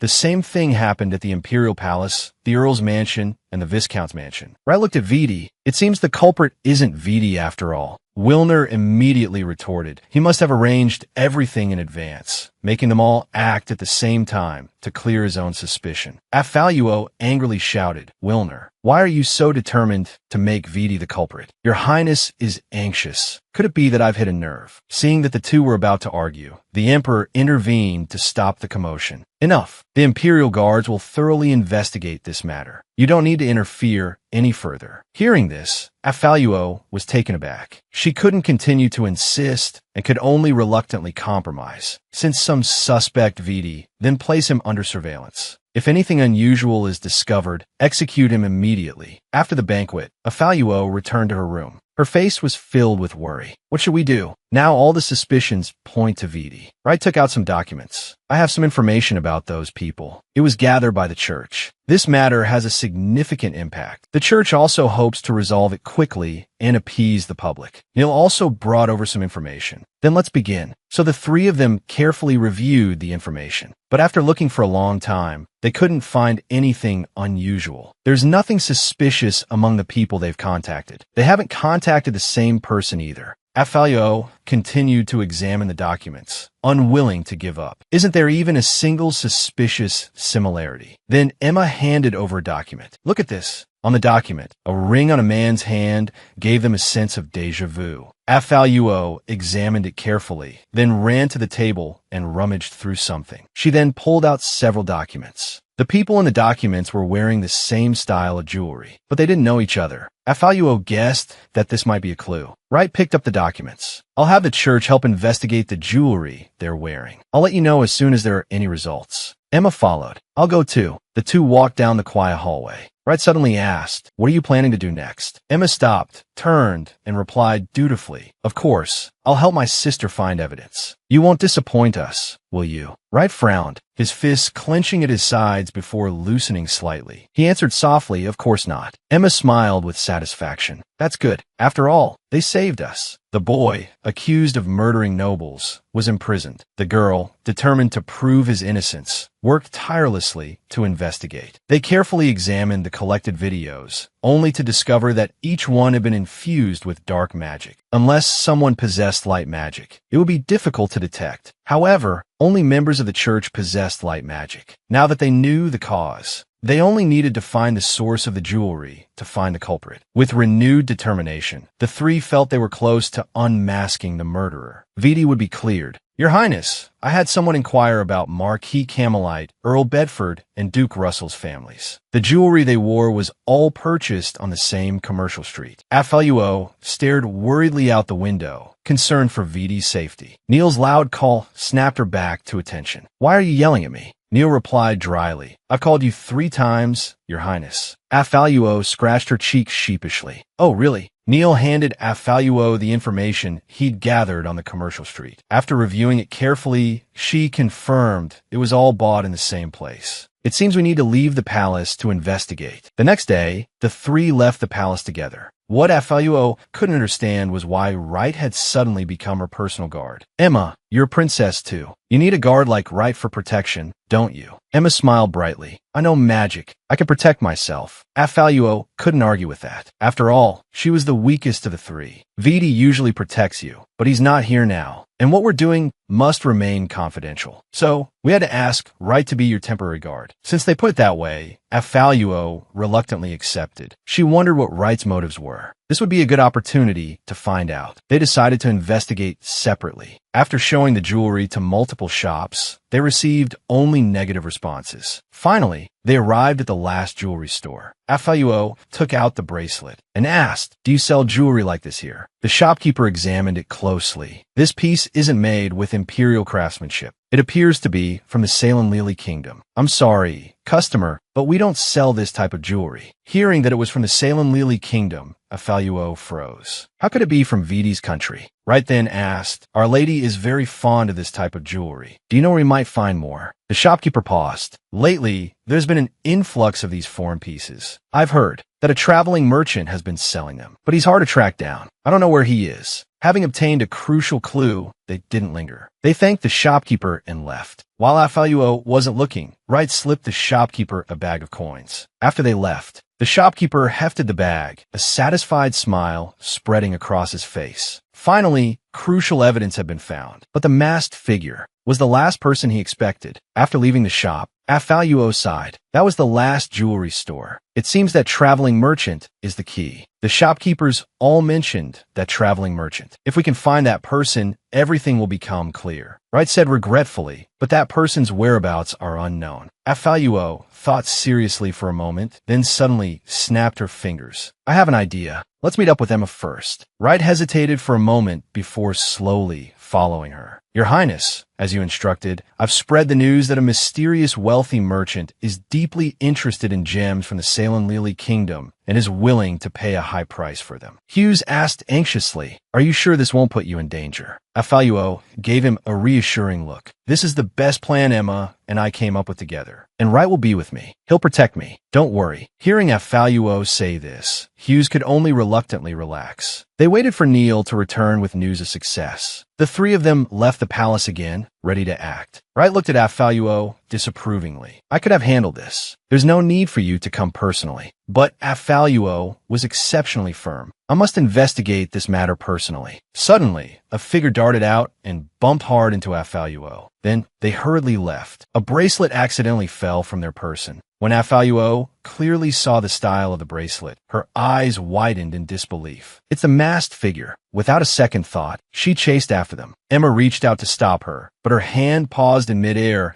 and then she silently withdrew it. When Afaluo finally caught up to the masked figure, she found them making a transaction with another person. Just as the man was about to take the bracelet, Afaluo jumped out. Both men were startled. The masked figure, realizing they were being followed, turned and ran. Seeing this, Afaluo quickly gave chase. The masked figure ran into a dead end. Afaluo, breathless, blocked their way. Can we talk now? The masked figure's voice was hoarse. What do you want to talk about? Why did you harm those nobles? This is the bracelet you just dropped. Don't deny it. Mind your own business. I'll just clean up some trouble. Afaluo was about to continue questioning them when Emma and Wright arrived with guards. The guards immediately moved forward to subdue the masked figure. With a struggle, the mask fell from the figure's face. Afaluo looked at the person in disbelief, her heart clenching in her chest. How could it be Wilner?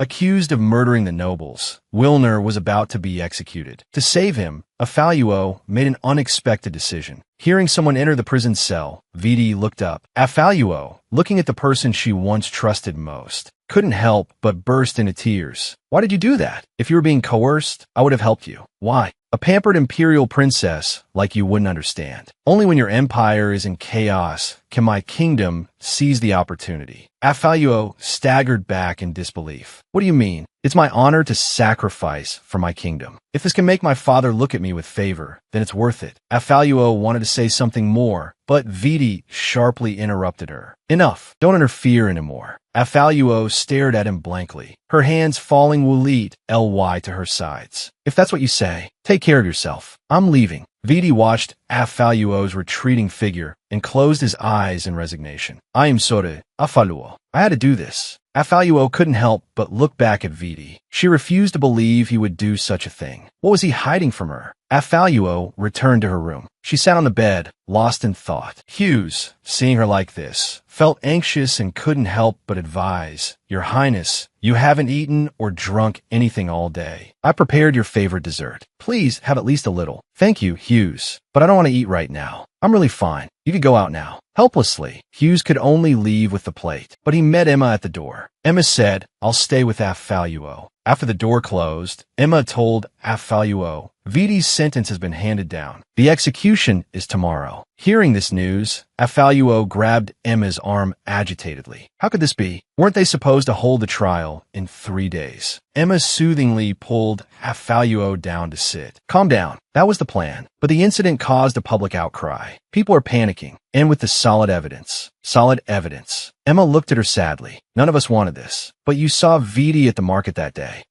Afaluo couldn't hold back any longer and burst into tears. If I hadn't insisted on going that day, things might not have come to this. It's all my fault. Do I really have to watch Viti? Emma said, there's still one way. If we can find evidence to prove Viti's innocence, everything will be resolved. But tomorrow, if we can get Viti away before the execution, we could buy time to investigate the truth, can't we? Afaluo instantly understood Emma's meaning. You mean, kidnap Viti? Emma looked steadily at Afaluo, rather than resolutely. Kidnap him. A woman, due to surgery, transmigrated into a powerless, useless princess in a novel. She originally just wanted to live a peaceful life, but in order to save her beloved, she sacrificed her own life. At night, Afaluo stood on the roof, watching the carriage escorting Viti drive through the alley. She recalled Emma's words. Tomorrow, when Viti is being escorted to the execution grounds, he'll pass through this alley. It's sparsely populated, the perfect place to act. Afaluo's expression was firm. I will save you.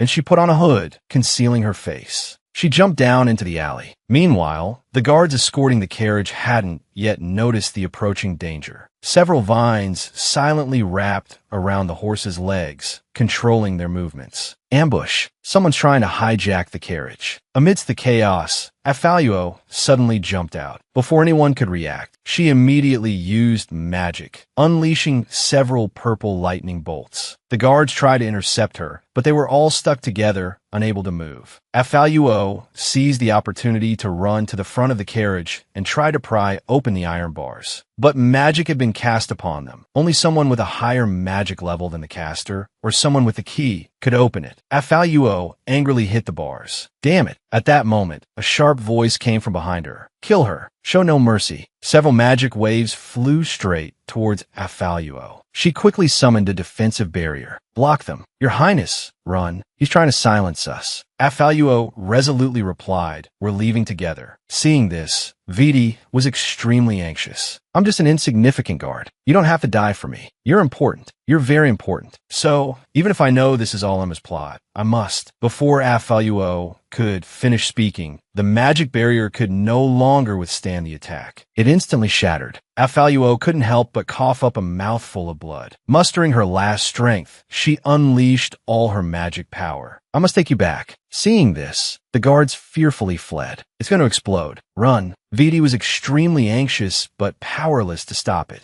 As the magic was unleashed, the carriage slowly began to crack. Then a bright light flashed. Everything around them was reduced to ruins. So tired, Afaluo's soft moan caught Viti's attention. He saw Afaluo kneeling in a pool of blood still flowing from her mouth. Viti stumbled towards Afaluo. "Your Highness, are you all right?" Afaluo lifted her blood-stained face, faint traces of electricity still clinging to her body. She looked earnestly at Viti, as if trying to memorize his features. "Viti, I opened the carriage, so you must live. And remember," Afaluo wanted to continue, but the overwhelming surge of blood rising in her throat prevented her from speaking further. Viti watched Afaluo's figure gradually blur, unable to suppress his grief any longer. He cried out in anguish. That girl's older sister, to gain the throne and become the sole heir to the empire, that even cruelly murdered her own younger sister. In the solemn and dignified church, Afaluo lay peacefully amidst a bed of white roses. All the troubles of the world seemed to have nothing to do with her anymore. The nobles who came to pay their respects were all dressed in black, whispering amongst themselves as they watched the scene. Now only Princess Emma remains. I heard that after His Majesty learned of Princess Afaluo's accidental death, he hasn't seen anyone. Fortunately, there's still Princess Emma. After the funeral, everyone left. Wright quietly asked Emma, did it succeed? Emma gave a light-hearted smile. Of course, they have no other choice. Only I am the sole heir to the empire. At that moment, a black beam of light suddenly shot towards Emma. Wright, quick-eyed and quick-handed, immediately blocked it, but the residual energy still grazed Emma's cheek. "You lied to me." Viti, his face contorted with rage, eyes blazing, fiercely gripped Emma's throat. "You lied to me, and you even killed the princess. You threatened me with the princess's life to help you eliminate the nobles who opposed you. But you didn't keep your promise." As Viti's grip tightened, Emma struggled to breathe. Trembling as she explained, there was an unexpected complication in the plan, but Afaluo was definitely going to die. Viti abruptly threw her aside. Emma collapsed on the ground, coughing uncontrollably. There can only be one heir to the throne, isn't that right? Viti, consumed by fury, raised his hand to kill Emma, to bury her with Afaluo. Wright quickly stopped him. "Calm down. Afaluo is still here, watching you." Viti looked at Afaluo lying peacefully among the flowers. Afaluo's blood-stained face flashed in his mind, along with her words, "You must live." He donned his cloak and turned to leave. "You're alive today, all thanks to the princess." Emma watched Viti's retreating figure, silent for a moment. Then she suddenly asked Wright, "Is Afaluo really dead?" "Why do you ask that all of a sudden?" "Just making sure. I hope you haven't forgotten our goal." "Never." In the cemetery, Viti knelt before Afaluo's tombstone. He slowly leaned against the tombstone, his eyes filled with tenderness and longing. "Everything you ask me to do, I will do. I will see all the sights of this world, and wait for your return," he said, then turned and left. Not long after Viti left, Wright, holding a bracelet, also came to Afaluo's tombstone. One moment she was the empire's princess, the next she became the duke's daughter. Even more frustrating, she had lost her memories. Inside the carriage, a young woman lay quietly, her brow furrowed in unease. Outside the carriage, people were talking about recent events. I heard that after the princess passed away, the emperor fell ill and hasn't recovered. Yes, the burden of state affairs now rests on the shoulders of the eldest princess, Emma. Thankfully, with the help of the church, there hasn't been any unrest. And that prince who had no claim to the throne, I heard he ascended with the church's support. Last month he was still begging in a carriage, and now he sits on the throne. With those words, the image of a girl slowly surfaced in her mind. Looking at the carriage, her eyes hardened with determination. Afaluo's eyes snapped open, her face a mixture of confusion and surprise. Was it a dream?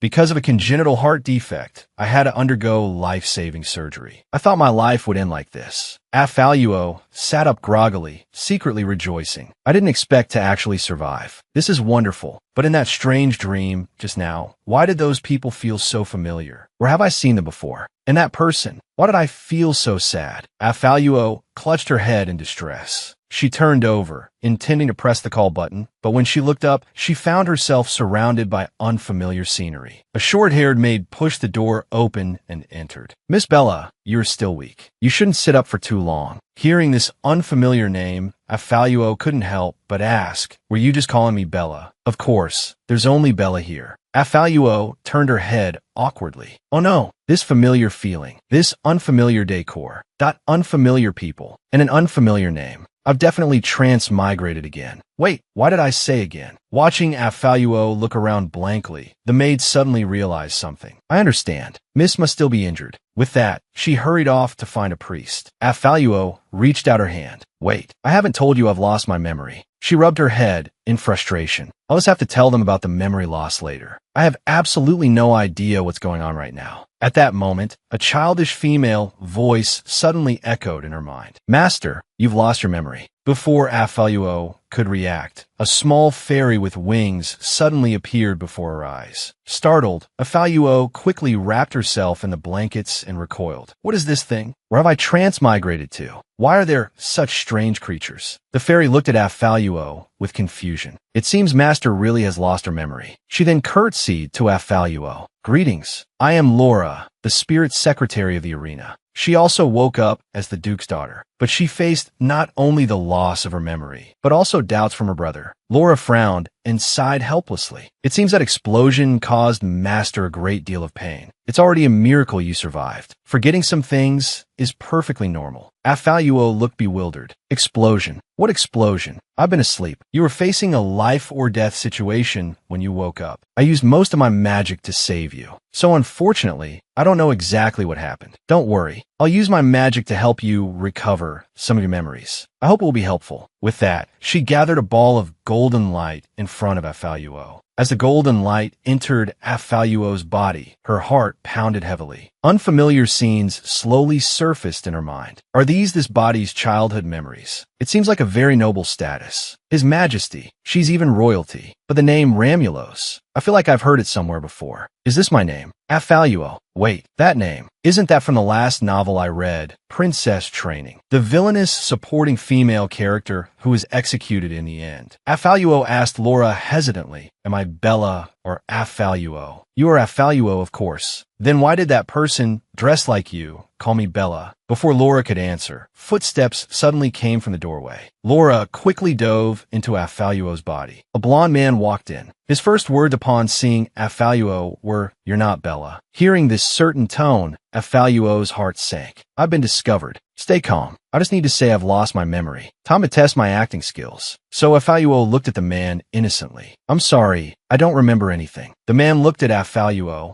his eyes full of suspicion. Is she faking it or? But before the man could ask, Afaluo leaned closer and continued, "Since you say I'm not Bella, you must know who I am, right?" "Who am I? Where's this place? What happened to me? If I'm not Bella, then who am I?" As Afaluo continued to press him with questions, the man was overwhelmed by her relentless barrage. "I don't care who you really are, whether you've truly forgotten or this is a deliberate excuse. You are a member of the Russell family now, so act like one." With that, he turned and left the room. Afaluo was suspicious. So, did she manage to bluff her way through? She had lost her life to save her beloved, but when she opened her eyes, she had become the Duke's daughter. But before she could recover her lost memories, she had to face her stepmother's provocation. Afaluo looked at the history of Duke Russell brought by the maid and casually flipped through it. Unexpectedly, that man was actually Duke Russell's eldest son, Shao Duke Creed Russell. He was also her nominal older brother now. From Julian, she roughly understood the current situation. 3 days ago, Duke Russell, while hunting, found her injured and unconscious. He discovered that she looked very much like Bella, the Duke's daughter who had gone missing years ago. So, the Duke brought her back and publicly declared her to be the missing daughter. Afaluo looked at Bella's photo, but she was certain that she could not be Bella. Although Bella in the photo did indeed look very similar to her current body, Bella's eyes, like the Duke's, were blue, while her eyes were golden. the color that symbolized the Refister Empire's royal family in the novel. Afaluo clutched her head in discomfort. Since yesterday, whenever she thought for too long, she would suddenly get a headache. This body, although it looked healthy, seemed abnormally weak. Julian picked up the teapot. The tea has gone cold. I'll go and change it for you, she said. Afaluo smiled and thanked her. Looking at her smiling face, Julian couldn't help but swoon. Miss, you look so beautiful when you smile. Then, she happily ran out holding the teapot. Afaluo stretched sleepily, thinking to herself that she might as well make the best of it. She would settle down first and then slowly figure things out. Suddenly, a voice rang out. You're that Bella the Duke brought back. Afaluo looked up and saw a woman looking at her with hostility. It seemed the newcomer was unfriendly. She thought to herself, puzzled, and asked, You're living in someone else's house, yet you don't even know who the owner is. How incredibly rude. It seemed this arrogant woman was the Duke's second wife, Joanna Russell. Thinking this, Afaluo performed a curtsy. It's you, madam. It's a pleasure. However, due to the differences in etiquette between the two countries, Joanna frowned and looked at her with dissatisfaction. What kind of etiquette is this? Have you even forgotten the most basic courtesy? Or perhaps, before you lost your memory, you never knew these noble manners. Hearing these words, Afaluo thought to herself, as expected, she was here to find fault. In that case, don't blame her for being impolite. Having just returned to the Duke's mansion,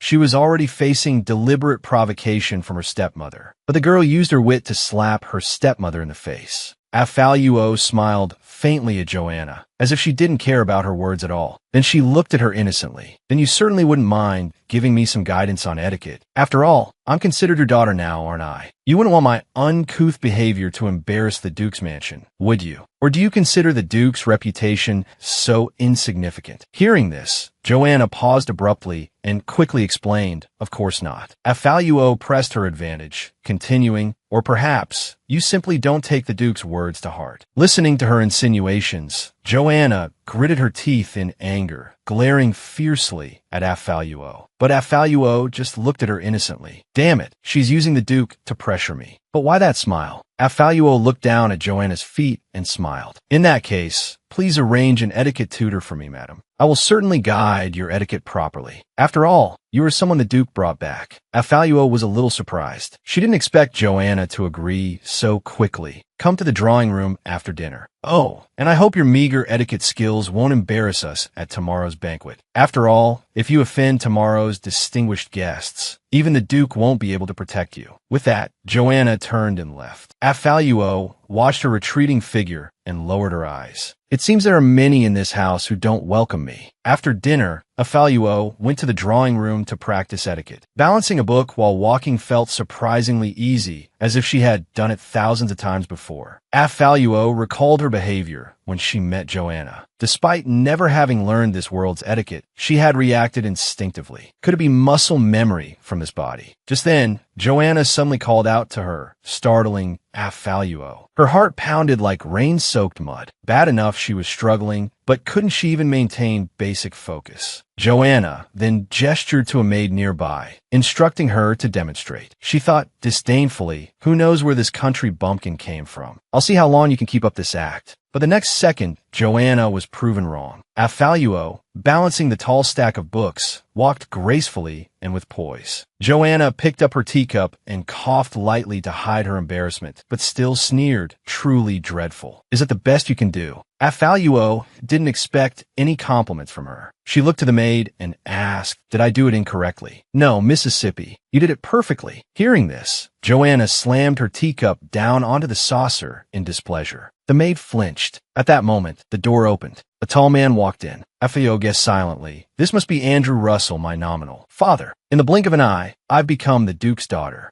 Although her heart was full of questions, Duke Russell had insisted she was his daughter. Seeing the Duke, Joanna instantly transformed. Blushing coyly, she walked towards him and said softly, I was just instructing Bella on etiquette. She's a very gifted child. Afaluo thought to herself, That's not what you were saying earlier. The usually overbearing Joanna became much gentler in front of Duke Russell. It seemed this Duke Russell was not a simple man. How could such a person not recognize his own daughter? Lost in thought, Afaluo was startled when the Duke suddenly walked up to her and gently stroked her hair. We finally meet again. my daughter. Affaluo felt a little awkward and softly called out, Duke, you really don't remember. Creed already told me. You've forgotten the past. My poor child. Those days must have been very difficult for you. I'm sorry. The Duke continued. After I woke up, everything felt so strange. The maid who cared for me said you brought me back, but I was lying unconscious by the roadside at the time. How did you recognize me? Silly child, I told you that God sent you back. Affaluo wanted to say something more, but the Duke interrupted her. No buts. Regardless, you are now a member of the Russell family. This is unchangeable. Did someone say something to you? If anyone questions your identity, they're questioning the entire Russell family. Affaluo stared at him blankly. The Russell Dukes had always been important ministers of the kingdom. Such people were known for their unwavering decisions. It seems no matter what that sentence meant, I must be Bella now. Thinking this, she smiled at the Duke. No one has said anything untoward to me. Joanna suddenly looped her arm through Affaluo's and explained to the Duke with a smile, Oh, I must have been too impatient earlier and caused Bella to misunderstand. I'm sorry, Bella. I was just worried you'd forgotten noble etiquette and would be uncomfortable in front of that person tomorrow. Affaluo smiled on the surface, rolling her eyes inwardly. How hypocritical. I see. So that's why you were helping her practice etiquette. Bella has just returned. Don't be too harsh on her. I also forgot to tell you, there's a very important visitor coming tomorrow. But you've just returned. I won't force you to meet him. His Majesty, King Verdi Sapphiro of the Kingdom of Serenlyre. Affaluo's eyes widened in surprise. Isn't that the hostage prince who was bullied by Affaluo in the novel? Once a princess of the Empire, now she was the Duke's daughter, and had lost her memories. That night, a figure from her past brought her a mysterious revelation.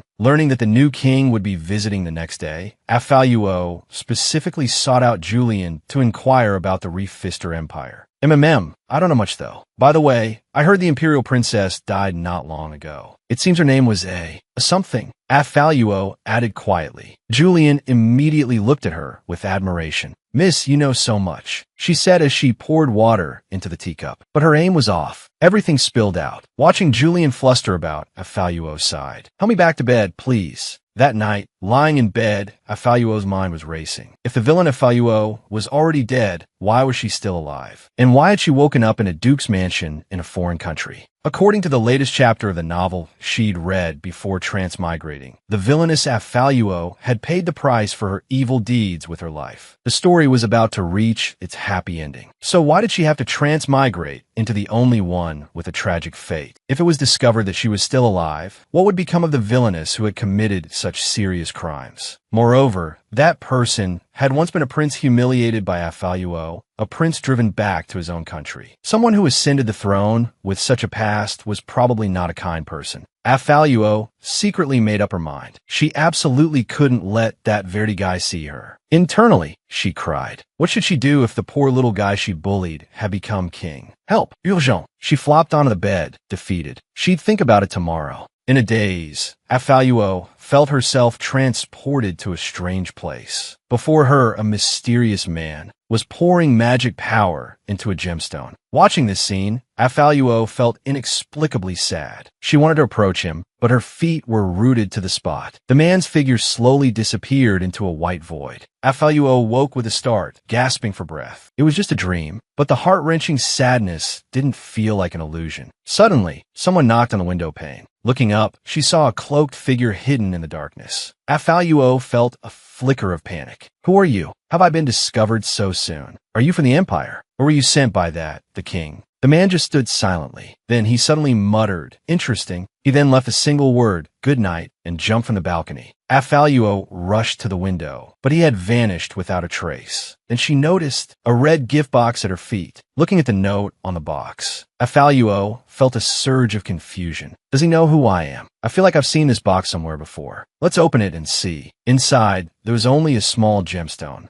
She had become the amnesiac daughter of the Duke. She had barely managed to avoid meeting the Emperor, whom she had once humiliated. But then she had to deal with her stepsister's provocations. Affaluo stared at the gemstone, lost in thought. Suddenly, Julian's voice came from outside the door. Mississippi, why are you up so early? Affaluo quickly hid the box. Let me give you a massage. You'll get a headache if you don't rest properly. Julian walked behind Affaluo and gently massaged her head. Suddenly, Affaluo remembered the king's visit. I'm not feeling well, she told Julian. Please tell the Duke that I'll be staying in my room today. Julian panicked. Miss, what's wrong? Is it serious? Should I call a priest? She turned to leave, but Affaluo quickly stopped her. I'm fine. I just stood all day yesterday and didn't sleep well last night, so I'm a little tired. It's nothing serious. Calling a priest would be too much trouble. I just need some rest. Julian reluctantly agreed. All right, I'll go tell the Duke. Affaluo smiled and waved her hand. Go on then. If you actually bring a priest, I won't be able to keep up the act. In the drawing room, Julian explained Affaluo's situation to the Duke. The Duke smiled apologetically at the man opposite him. My apologies, Your Majesty. Bella has just returned. She is still feeling unwell and unable to see you. I wish the Duke's daughter a speedy recovery. Perhaps another time. Meanwhile, Affaluo learned from a book that the gemstone was a unique specialty of the Refister Empire. Who would send such a precious gift to Affaluo, who was supposed to be abandoned by everyone at the end of the novel? Before Affaluo could dwell on it, a sharp pain shot through her head. But this time, the headache seemed to lessen abruptly. Just then, Julian's shouts came from the doorway. In one swift motion, Affaluo hid the box in a drawer. At that moment, Julian rushed in, flustered. That was close. I must remind Julian to knock next time. Julian spoke,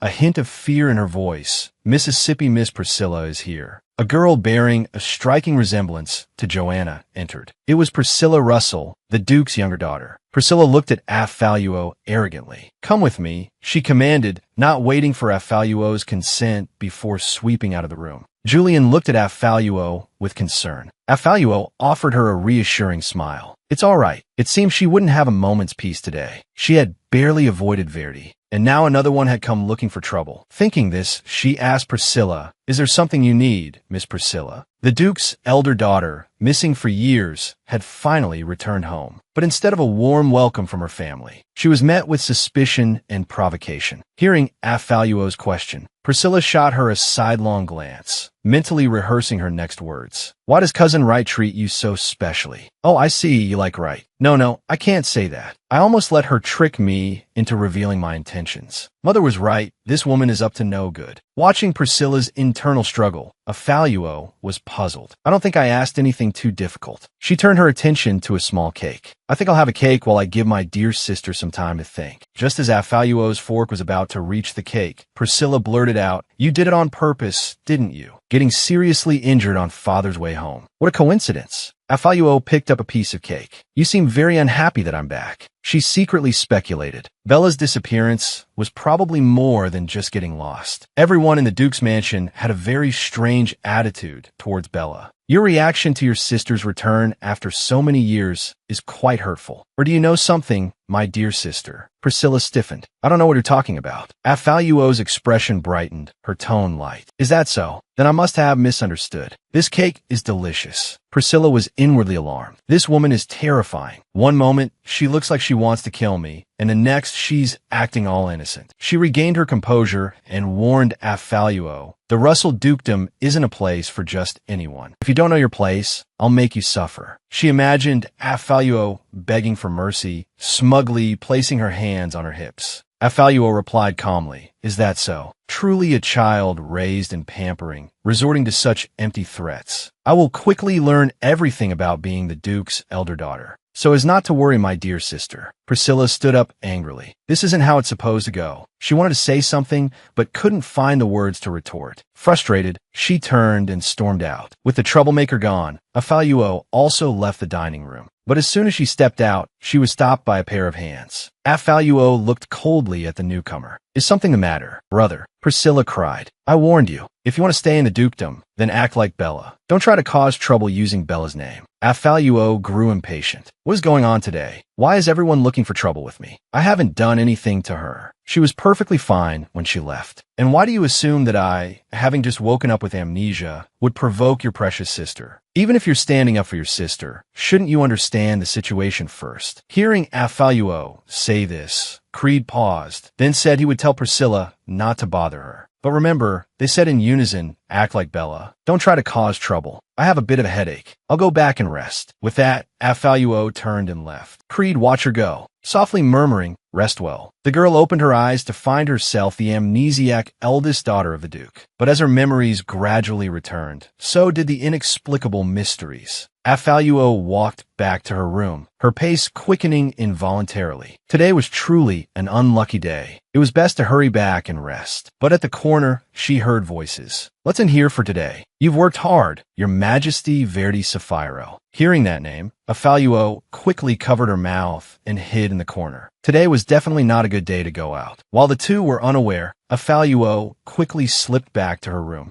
Looking at the scenery outside the window, she felt uneasy. She had a feeling something was about to happen. Is it because of that person? Could it be? Afaluo couldn't help but let her thoughts wander. Julian's loud call snapped her back to reality. Is something the matter? The name Bella is so unfamiliar. I always have trouble realizing it's me you're calling. Julian looked worried. Did Miss Priscilla give you a hard time? No, why would you think that? Julian said hurriedly, but you've been so down since you came back. It's not like being sick. It's like you've lost your soul. I'm just tired, that's all. I'm fine. Julian immediately added, I can stay with you while you rest. But Afaluo wasn't used to having someone watch her sleep. She quickly ushered Julian out. Then, with a long sigh, she collapsed Wulit Ly onto the bed. Although Julian was concerned about me, I need to be alone right now. I have to think about what to do next. The Duke's mansion doesn't seem as peaceful as it appears on the surface. Where's the real Bella? And what about the person who might want me dead? Afaluo tossed and turned restlessly in bed. Why do other people get to enjoy themselves when they transmigrate, while I have to deal with this mess? I have to get out of the Duke's mansion as soon as possible. But why do I feel like I recognize that hostage emperor? Even his voice. It's clearly someone who's never appeared in Afaluo's memories. Verdi Sapphiro. Afaluo thought as she drifted back to sleep. In her dream, she seemed to be arguing with a man. You know, this is the army that person deployed to eliminate Ning. We're just one step away from exposing the whole conspiracy. Why would you risk it? Afaluo's expression was resolute. I can't just watch him walk to his death. The man's voice suddenly rose. But you've waited so long. Just because it's him, are you going to give up all your previous efforts? No one believes him. Only I can save him. Only me. With a flash of lightning outside the window and a clap of thunder, Afaluo woke with a start. She tried to calm her racing heart. Was that just a dream? Or was it Afaluo's memory? The person in the dream was definitely Afaluo. But the man she was talking to that couldn't see him clearly. Who was the person mentioned in the dream? And what was the conspiracy? And the name Afaluo said at the end. A name she uttered without hesitation. Afaluo rubbed her temples in frustration. Who was it? But as a wave of stinging pain shot through her head, she closed her eyes again. She had transmigrated to this time because of surgery. She thought she could have a healthy body and live a good life, but she didn't expect this body to be so frail. Afaluo hazily felt someone calling her. She opened her eyes to see Julian looking at her worriedly from beside the bed. Seeing Afaluo wake up, I'm so relieved, Master. You're finally awake. Afaluo looked at him, puzzled. Why did you suddenly come out? I felt you growing weak, so I came out to check on you. I didn't expect. He suddenly threw himself into Afaluo's arms, wailing, At this rate, you'll die. Afaluo's eyes widened in surprise.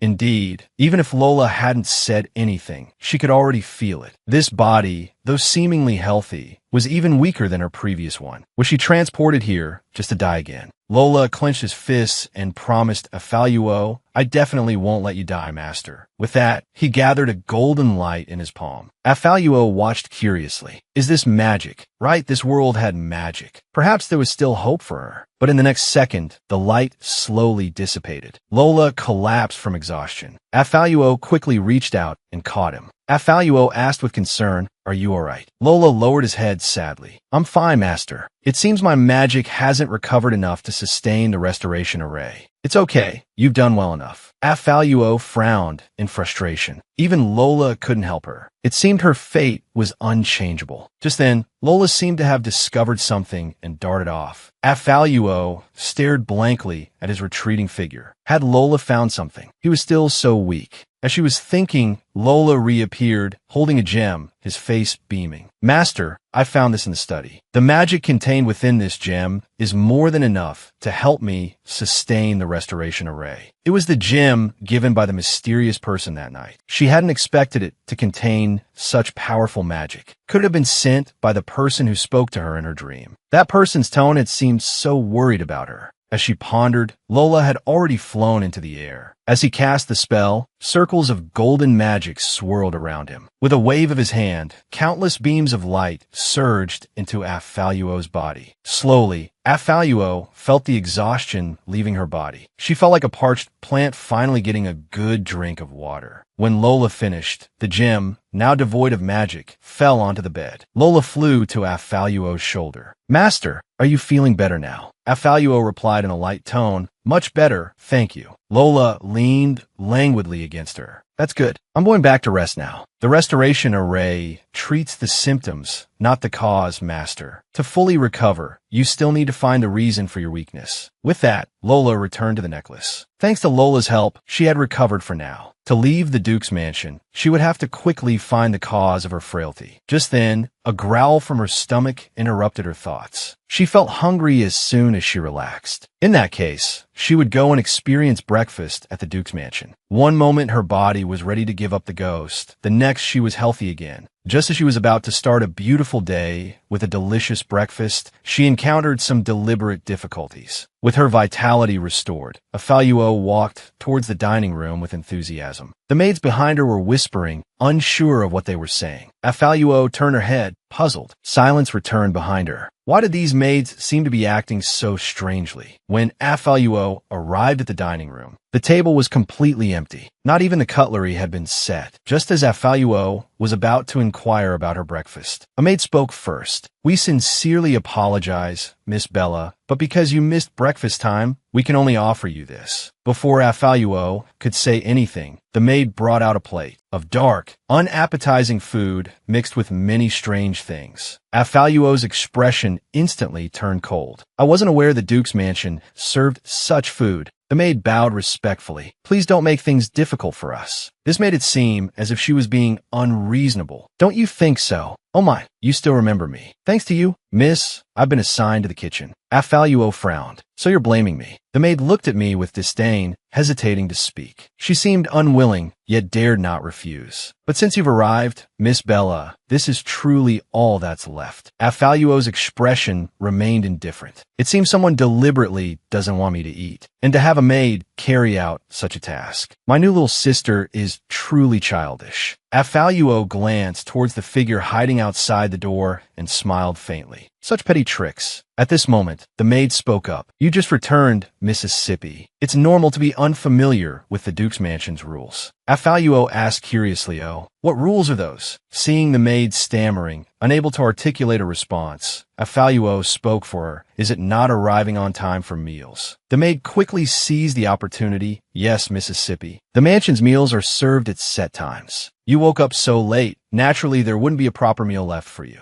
Afaluo replied, "I see. So the Duke's mansion's dining schedule is determined by you." The maid trembled, about to explain, but Afaluo continued. "Then, if the Duke himself doesn't arrive on time for a meal, does he also have to eat these scraps?" The maid stammered, I didn't mean that. Not that." Afaluo's tone turned serious. "What is that on the plate? Are you trying to poison the Duke's household?" The maid frantically glanced at the doorway, speechless. Priscilla, at the door, stomped her foot furiously. That useless idiot. She was about to burst in and confront them, but a voice stopped her. "Enough." Priscilla froze. She immediately turned and fled without a word. Afaluo looked after her, puzzled. Why did she run off so suddenly? I was just getting ready for a good argument. Then, seeing Creed approach, Afaluo instantly understood. Creed walked up to Afaluo. He first reprimanded the gossiping maid before turning to Afaluo. Afaluo looked at him blankly. "Do, Creed. Is there something I can do for you?" Creed picked up the leftover scraps on the table. "I heard what happened. I will discipline the household staff. This won't happen again." Afaluo nodded obediently. "Thank you for your concern." Inwardly, she thought, he didn't rush over to yell at me today. It seems this Creed is much more reasonable than his mother and sister. After this incident, Afaluo lost her appetite. She turned to leave, but Creed stopped her. "If you don't mind, Bella, you can join me for breakfast."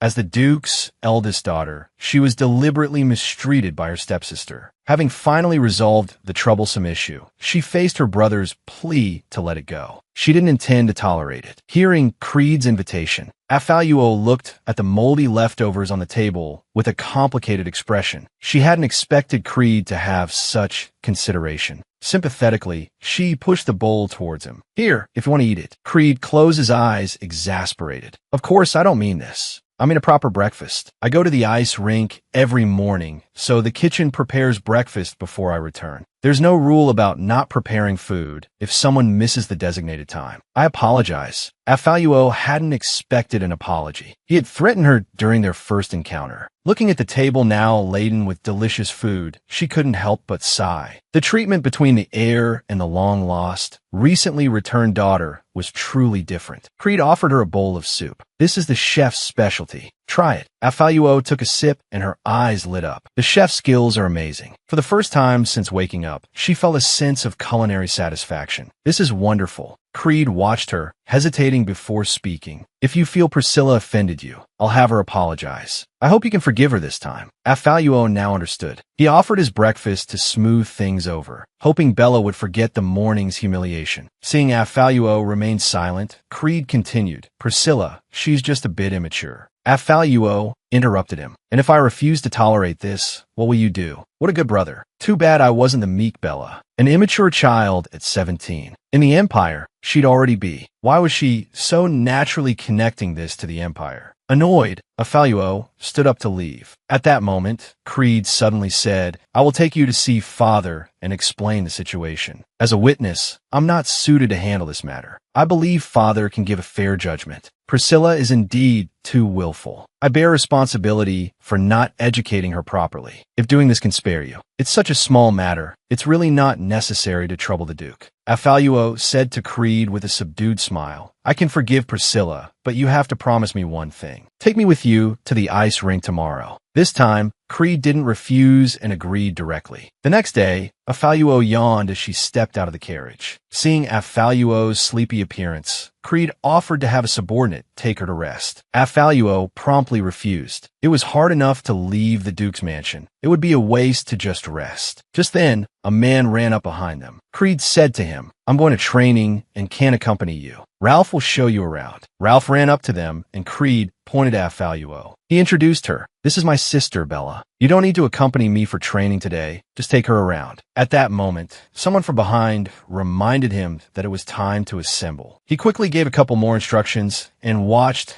as the two chatted and laughed together, seemingly getting along quite well. Creed suddenly felt a pang of annoyance. He suddenly didn't want Ralph to go. She opened her eyes and found herself transformed into an amnesiac made in the Duke's mansion. To regain her lost memories, she decided to leave the Duke's mansion, but she unexpectedly saw her own figure on a wanted poster. Afaluo wandered through the streets, finally finding what she needed. Ralph, the straightforward man behind her, was a little confused. A magic prop shop. I thought the Major General's sister would like weapons or horses or something. Afaluo walked into the shop, gesturing animatedly. Do you have that? You know, the magical gemstones, the ones made in Refister. You mean born gemstones? I only have these. The shopkeeper took out some gemstones from the counter behind him. Looking at the dull gemstones, Afaluo was a little dissatisfied. It would be nice if there was some of better quality. The shopkeeper awkwardly explained, this small shop has limited resources. These are all I can stock. If you're not satisfied, we have other varieties. Afaluo waved her hand grandly, declaring, I'll take them all. Even if I can't use them, they should work for Lola. The shopkeeper, as if he'd struck gold, immediately and cheerfully wrapped them up. Then he handed Afaluo a pass. If you're looking for higher quality born gemstones, you might want to try this place. I think they might have what you need. Afaluo smiled with satisfaction. That's it. People in business always know where to buy the better goods. It seems my guess was right. Then the two headed towards the Oxton Exchange. Ralph, still a little worried, advised, are you sure you want to go? The Oxton Exchange is a complicated place. It's better to inform the Major General and have him go with you.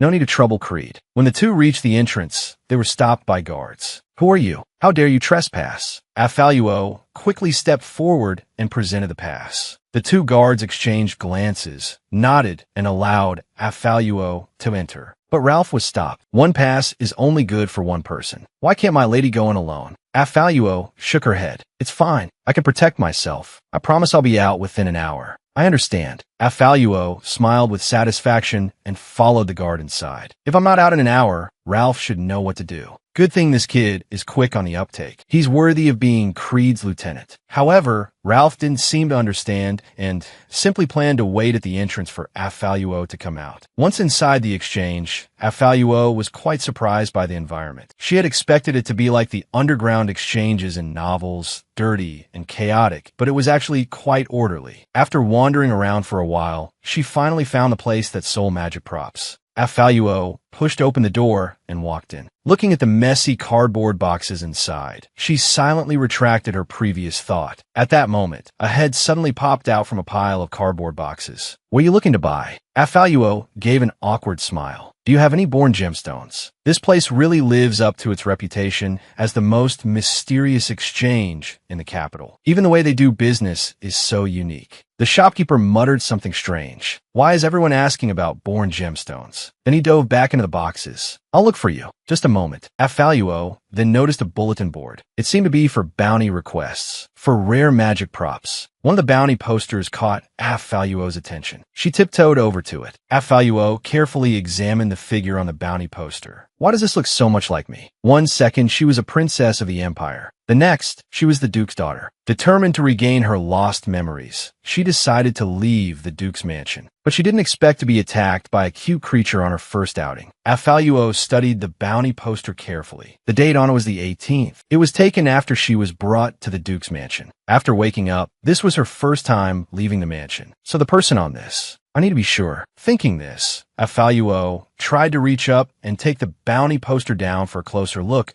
but she overestimated her height. Just as Affaluo was trying to figure out what to do, a sudden commotion of footsteps approached. Everyone was rushing towards the exit, shouting about a monster. Before Affaluo could react, a voice from behind interrupted her thoughts. "Esteemed guest, I apologize for interrupting your shopping. I am a manager of the Oxton Exchange. A magical creature intended for auction has escaped from the auction area. To ensure the safety of our guests, the exchange will be temporarily closed. But please do not worry. We will arrange for all guests to leave in an orderly fashion through the back exit. As an apology, you will not require a pass for your next visit." Affaluo wanted to say something, but the manager ushered her out. "Thank you for your cooperation. The Oxton Exchange welcomes your return." Affaluo was left completely bewildered. She could only follow the crowd out of the exchange. Even after leaving, Affaluo was still thinking about the bounty poster. Was that figure really Bella? But if the missing Bella was in the capital all along, why couldn't Duke Russell find her after all these years? Looking at the now closed doors, Affaluo sighed in frustration. If only I had gotten a better look. But there was nothing she could do now. I should find Ralph first. However, when she looked up, she found herself surrounded by unfamiliar scenery. Oh no, I forgot this is the back exit of the exchange. Ralph is waiting for me at the front. Affaluo wandered around the alleyways for a while, but couldn't find a way out. And behind her, a dark, terrifying monster had quietly set its sights on her. Suddenly, Affaluo felt a dangerous presence behind her. She froze, listening to the gradually approaching breathing. Her body trembled uncontrollably. Could it be that escaped monster? I was just looking, it should be fine, right? But when she turned around, there was nothing behind her. It was peaceful and quiet. Strange, there's nothing there. I definitely heard heavy breathing and saw a shadow just now. Just then, a dark shadow lunged at Affaluo, startling her into closing her eyes. But feeling a soft, furry sensation in her arms, she cautiously opened her eyes. She opened her eyes to find a cute kitten nestled in her arms, staring at her with bright, sparkling eyes. The Empire's princess, in the blink of an eye, had become the amnesiac daughter of the Duke. She had hoped to use this outing to find her lost memories, but unexpectedly, she ended up with a cat clinging to her. Realizing it was a cat, Affaluo relaxed and stroked the kitten's head. "This cat seems very familiar with me." The kitten blinked its large, flickering eyes, looking at her expectantly. "It's me. Do you remember me?" However, Affaluo didn't understand cat language. She just looked at him quizzically. Could it be that orange cats are all naturally friendly? I think we get along quite well. Would you like to come home with me? Hearing this, the kitten's eyes instantly lit up. That guy's mission for me was to have Affaluo take me back. As long as I can sneak into the Duke's mansion, my plan can. It was then that Affaluo noticed the tag hanging around the kitten's neck. "This is the exchange's auction tag. So you escaped with the monster. You poor thing." The kitten tilted its head, feigning innocence. like I need help to escape. Just as Afaluo was about to leave, a voice suddenly called out to her from behind. We meet again, esteemed guest. Thank you for helping us catch the escaped monster. Afaluo looked bewildered. Escaped monster. She suddenly froze, realizing that the cuddly, affectionate kitten in her arms could be the monster. The Oxton exchange manager smiled and explained he's not an ordinary kitten. He's a monster unique to Gloriester. I thought it was just an ordinary item I could buy. I didn't expect it to be the monster that just caused all that trouble at the exchange. Judging by this person's attitude, the exchange probably won't sell it easily. Although Ralph said Creed would cover all expenses today, buying a monster is a bit much. The manager seemed to see her hesitation and asked, do you want to take him with you? I forgot to tell you, the exchange isn't planning to sell the monster in your arms. Afaluo lowered her head regretfully. If that's the case, then there's nothing I can do. However, if you agree to one condition. Afaluo's heart skipped a beat. Something felt wrong. This person was scheming. Receiving the pass must have been part of his plan. But what's his purpose? The Duke's daughter, missing for 10 years. Such a status means nothing within the Oxton exchange. Or does he know who I am? Thinking this, Afaluo handed the kitten back to him. I'm sorry, I don't think I can agree to your condition. You should take him back. The kitten struggled, turning its head and looking at her pitifully. I was planning to sneak into the Duke's mansion that day to find Afaluo, but I was caught by the exchange people. Luckily, Afaluo's scent appeared at the exchange a few days later. And by chance, the person on guard duty today forgot to lock the cage. That's how I got out. Please don't send me back. The manager seemed to sense Afaluo's concerns. Don't worry, it's nothing that requires your immediate attention. You can refuse later if you wish. You just need to return the item. What do you think? Afaluo hesitated for a moment, then agreed. Sending this little guy back to that place. I can't bear it. All right, I'll do as you say. Then I won't bother you any further. Happy cooperation, esteemed guest. With that, the manager immediately turned and left. Afaluo watched his retreating figure, speechless. He ran away so fast, as if he was afraid I'd change my mind. Afaluo held her head in exasperation. I haven't figured out Bella's situation yet, and now I've somehow got another agreement to fulfill. The girl was originally the princess of the empire, but was betrayed by her own sister and lost her life. When she opened her eyes again, she had become the Duke's long-lost daughter. And all of this seemed to be someone's deliberate doing. Not long after the exchange manager left, Ralph found her. Afaluo explained what had happened, and the two prepared to return to the Duke's mansion. Ralph looked at the kitten in Afaluo's arms, hesitant to speak, but in the end, he said nothing. It wasn't until they returned to the Duke's mansion that Afaluo understood Ralph's expression. Seeing Afaluo return, Bella, sitting on the sofa, was about to pick a fight, but when she noticed the cat in Afaluo's arms, her expression instantly changed. In the next second, an ear-splitting scream echoed through the Duke's mansion. Bella hid fearfully behind the sofa. You, throw that filthy thing out of your arms. Both Afaluo and the kitten tilted their heads in confusion. Why? I told you to throw it, so throw it. This creature absolutely cannot stay in the Duke's mansion. Afaluo carefully recalled. It's not like there are no pets at all in the mansion. Sheila and Mrs. Joanna each have their own pets, but there really don't seem to be any cats in the Duke's mansion. Thinking this, Afaluo took a few steps forward. Are you afraid of cats? Sheila immediately recoiled, feigning composure as she replied, Don't be ridiculous. I'm not afraid at all. Afaluo took a few more steps forward, holding the kitten out to Sheila. Since you're not afraid. Looking at the enlarged cat face before her, Sheila was so frightened she fled, turning back to angrily threaten Afaluo. Just you wait. Afaluo couldn't help but chuckle. She hadn't expected the usually composed Sheila to be afraid of cats. Well, in that case, it seems I'm not the only unwelcome one in the Duke's mansion now. Afaluo stroked the kitten's small head. Until we leave this place, you'll have to put up with staying in my room for a while. Meanwhile, in the Imperial Palace, Emma stared at the documents on her desk, her face grim. You're saying there hasn't been a single thing? A guard replied nervously, yes. This whole time, Neil and Heidi have been dedicated to caring for His Majesty. They haven't made any unusual moves. Moreover, His Majesty dismissed most of the attendants in the main hall last week. Now, the only ones who can approach him are Neil and Heidi. Emma viciously gripped the documents on the table, her face contorted. Damn it. After Father, citing poor health, entrusted the court to my care, he rarely appears in public anymore. I want wanted to take this opportunity to eliminate everyone associated with Afaluo, but Father transferred Neil and Heidi to the main hall. Coupled with the Imperial Guard, who only answer to the Emperor on duty day and night, I haven't been able to make a move. Thinking this, Emma turned to question the guard. Have you found that cat yet? You can't even deal with a cat when you can't touch the people. No news on the cat, Your Highness. No one has seen it.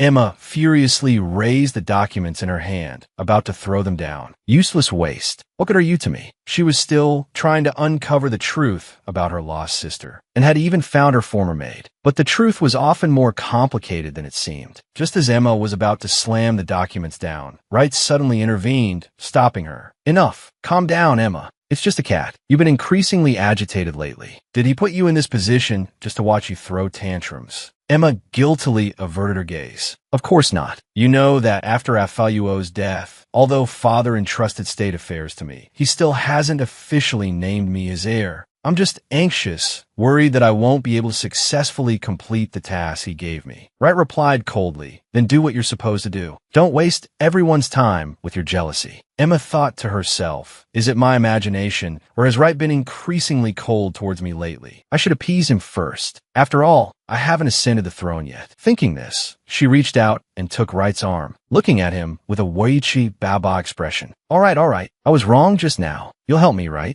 Wright patted Emma's hand reassuringly. You just need to do your job and gain the recognition of the Emperor and the nobles. I'll handle the rest. Back at the Duke's mansion, Julian had been completely captivated by the kitten, transforming into a devoted cat servant. Then, Afaluo suddenly asked, do you remember anything about the time I went missing? Julian replied, I started working at the Duke's mansion after you. Miss had already gone missing. Afaluo lowered her head in disappointment. Is that so? I wish someone could tell me about it. Right now, it feels less like I'm living as Bella and more like I'm in prison here in her place. Not to mention whether my current body could even handle leaving the Duke's mansion. The Duke probably wouldn't let me leave easily anyway. To leave the Duke's mansion, I might have to first find out the truth about Bella's disappearance. And those dreams, that mysterious person, just how many secrets are there surrounding me? This feeling of not having control over my own life is truly awful. But my movements are restricted now. To investigate what happened during Afaluo's time in the Empire, I'll have to ask for help from someone outside. Who will be best? At that moment, Julian suddenly remembered. Your former maid, Lucille's older sister, might be able to help you. I heard Lucille's older sister took care of you until that accident, until you went missing. Even though she remained at the Duke's mansion, she couldn't continue working as a personal maid. Afaluo lowered her eyes. Such a grave mistake. Losing the young mistress due to negligent care. Yet the only consequence was a change in position. Then Afaluo said to Julian, bring Lucille to me immediately. Soon, Julian brought Lucille to the room. Afaluo dismissed Julian before turning to Lucille. Why won't you look at me? Was it guilt, or why was she so nervous? Afaluo asked. Perhaps Julian has already told you. I lost my memory. So can you tell me about the day I went missing? Lucille, as Bella's personal maid before her disappearance, committed such a grave error, yet remained at the Duke's mansion. There had to be a reason. She, as the long-lost daughter finally found by the Duke's mansion, had always questioned her identity. In order to investigate the truth behind her disappearance as a child, that she sought out her former maid and formed an alliance. Hearing Afaluo's question, Lucille hesitated for a moment. That day, you were like always, going to the garden to read in the afternoon. When you were young, you were kind to everyone, even to your stepmother, Mrs. Joanna. I thought it was just an ordinary day. You went to the garden, but returned shortly after, saying you saw beautiful roses. You asked me for tools, and then Dot went to the garden alone to pick flowers, telling me not to follow. By the time everyone realized something was wrong, you were gone.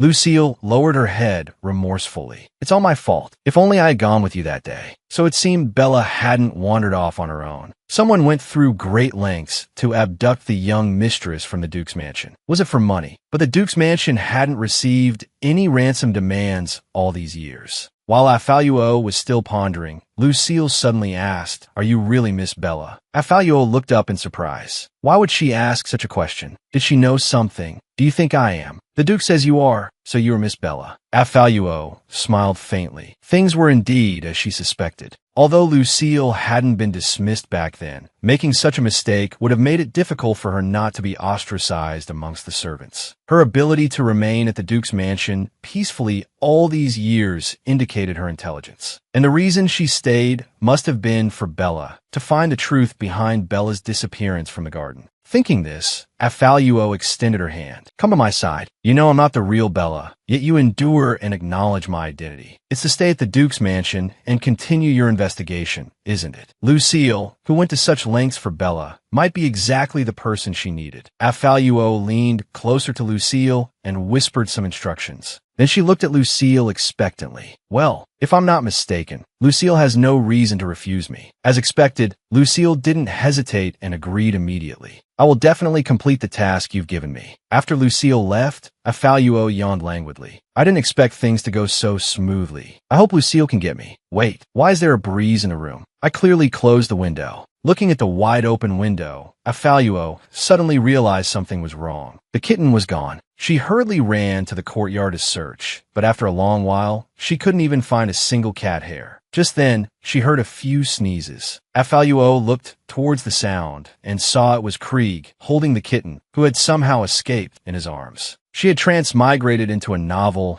as the vicious villain with a tragic ending. After much difficulty, she managed to secure her life with a new identity. But the hostage she once bullied had become the king and insisted on seeing her. Seeing Affaluo, Krieg quickly returned the kitten to her. Affaluo took the kitten with delight. I've been looking for him everywhere. I didn't expect you to find him. Where did you see him? I found him at the entrance of the Duke's mansion. Thanks to Ralph for recognizing your cat. He hesitated internally. Should he tell her that cats weren't allowed in the Duke's mansion? But looking at Affaluo's smiling face, he hesitantly reminded her, if you want to keep him in the mansion, you must not let him run around like he did today, because Sheila is allergic to cats. But Affaluo noticed the rash on his hands. Immediately turning around with the kitten in her arms, she said, "You're the one allergic to cat fur, aren't you?" Krieg stubbornly refused to admit it. How could you think that? I'm certainly not allergic. Really? But Ralph clearly said it was you. If you're allergic to cats, how can you hold one? Krieg answered seriously, I was afraid you'd be worried. Ralph told me you really like this cat. If you were lost, you'd be very upset. Affaluo looked at him with surprise. Despite his allergy, he prioritized her feelings. Affaluo thought, Krieg seems stern, but he's actually very gentle. Just as Krieg was about to say something more, a maid suddenly rushed over, flustered. Miss Bella, the Duke asked me to tell you that the king requests your presence. Though reluctant, she couldn't disobey the king's command. Affaluo cautiously peeked out, respectfully bowing to the person before her. Looking at the girl, a deep nostalgia filled Verdei's eyes. She really doesn't remember. I finally found you, but you've forgotten. Verdei recalled the priest the Duke had mentioned. They've examined her many times, but they still can't find the cause of Bella's coma and memory loss. And Bella's body is getting weaker and weaker. At this rate, she might not make it to this year's bloodletting. She might even leave me again. Verdei looked at her tenderly. What should I do, my princess? Affaluo, however, was tense. Did he recognize me? According to the novel, Verdei hadn't stayed by Affaluo's side for long before being sent back to his kingdom. Although much time had passed, such a great humiliation made it not surprising that he still remembered Affaluo's face. Seeing Verdei still lost in thought, she couldn't help but call out to him. Verdei snapped back and said, Please have a seat. The Duke has stepped away for a moment. Affaluo nodded obediently, her heart full of doubts. He doesn't seem to have any ill will towards me, but why call me here so late? Just then, Verdei suddenly reached out towards Affaluo's head. Affaluo froze, her heart pounding uncontrollably. Verdei gently removed a leaf from Affaluo's hair. Affaluo blushed, stammering an apology. Having just recovered from a serious illness, on her first outing, she'd been captivated by a kitten. But what she didn't expect was that the kitten belonged to the king. After they sat down, Affaluo nervously fiddled with her fingers. Verdei broke the awkward silence. I heard from the Duke that you were very ill after you recovered. Are you feeling better lately? I've almost fully recovered. Thank you for your concern. Then Verdei asked, Do you still have headaches? Affaluo looked at Verdei in surprise. How did he know about her headaches? Verdei murmured to himself, She still has headaches. It seems I need to do more. Afaluo raised her hand, asking in confusion, "How did you know?" Just then, a knock came from the door. The Duke entered, looking flustered, holding the kitten. "Your Majesty, I found a cat outside. Is this the one you're looking for?" Afaluo was about to answer, but Verde spoke first. "Yes, that's my cat." Afaluo was dumbfounded. The little rascal who had caused chaos in the exchange and clung to her like a limpet, forcing her to agree to the manager's terms just to get him back, was actually his cat. Afaluo wanted to cry. Is the universe playing a joke on me? This is too much of coincidence. The Duke sat beside Afaluo and explained, "After your Majesty's beloved cat went missing, someone saw you holding him. So as soon as he received the news, he rushed to the Duke's mansion." Afaluo understood now. That's why she was summoned so late at night. It was all because of the cat, but she was still puzzled. This was her first time out since waking up. Logically, only people from the Duke's mansion should recognize her. Yet someone had correctly identified her and informed Verde. That person really had ulterior motives. Thinking this, Afaluo asked, "So, Your Majesty, are you taking Dilifi back today?" "Dilifi?" Afaluo stroked the kitten, asking again, "So, are you taking Dilifi back with you today?" But then, Dilifi suddenly let out a fierce meow and darted over to Verde. Verde obligingly waved his hand. "She seems quite fond of Miss Bella. She doesn't appear to want to leave with me." Seemingly satisfied with the response, Dilifi flicked her tail and returned to Afaluo's side. Verde asked Afaluo sincerely, "Could I trouble you to look after her? She really doesn't seem to want to come with me." Afaluo hesitated, but Dilifi isn't a stray, and someone in the Duke's mansion is allergic to cats. Seeing this, Verde and Dilifi both looked at Afaluo with pleading eyes. Under the double dose of cuteness, Afaluo reluctantly gave in. All right, though things seemed to have come full circle, something had quietly changed. Verde smiled with satisfaction. "Thank you so much. I'll be sure to visit her often." Afaluo's mind raced at the words, "visit often." Visit often? Are you kidding? The more we meet, the higher the chance I'll be recognized. It's best we meet less. So she quickly interjected, "You should prioritize your official duties. There's no need to make a special trip for such a small matter." Verde misinterpreted her meaning and chuckled. "She's concerned about me. It's no trouble. In fact, I was planning to entrust the Treasury's procurement for the latter half of the year to the Duke's mansion. I'll have many matters to discuss with the Duke in the coming days." Afaluo could only look pleadingly at the Duke. However, the Duke was clearly more interested in the procurement and reminded Afaluo to take good care of the king's cat. The two then cheerfully headed towards the study, ready to discuss the procurement in detail, leaving Afaluo alone, fuming. "Trick up my sleeve. We're scheduled off this one, shine, holding your body. At the edge of, I'm sitting with the weight of the world on my shoulders. Fall. When I felt like a gang, like a soldier, what am. 1. Kiss me, I gotta believe I'm sick of this stupid enough. Still wondering you're sleeping at all. Like this social, I've got a little guy again. I can call that soft up still working for we. We're good toss in this one shot. Do you mind?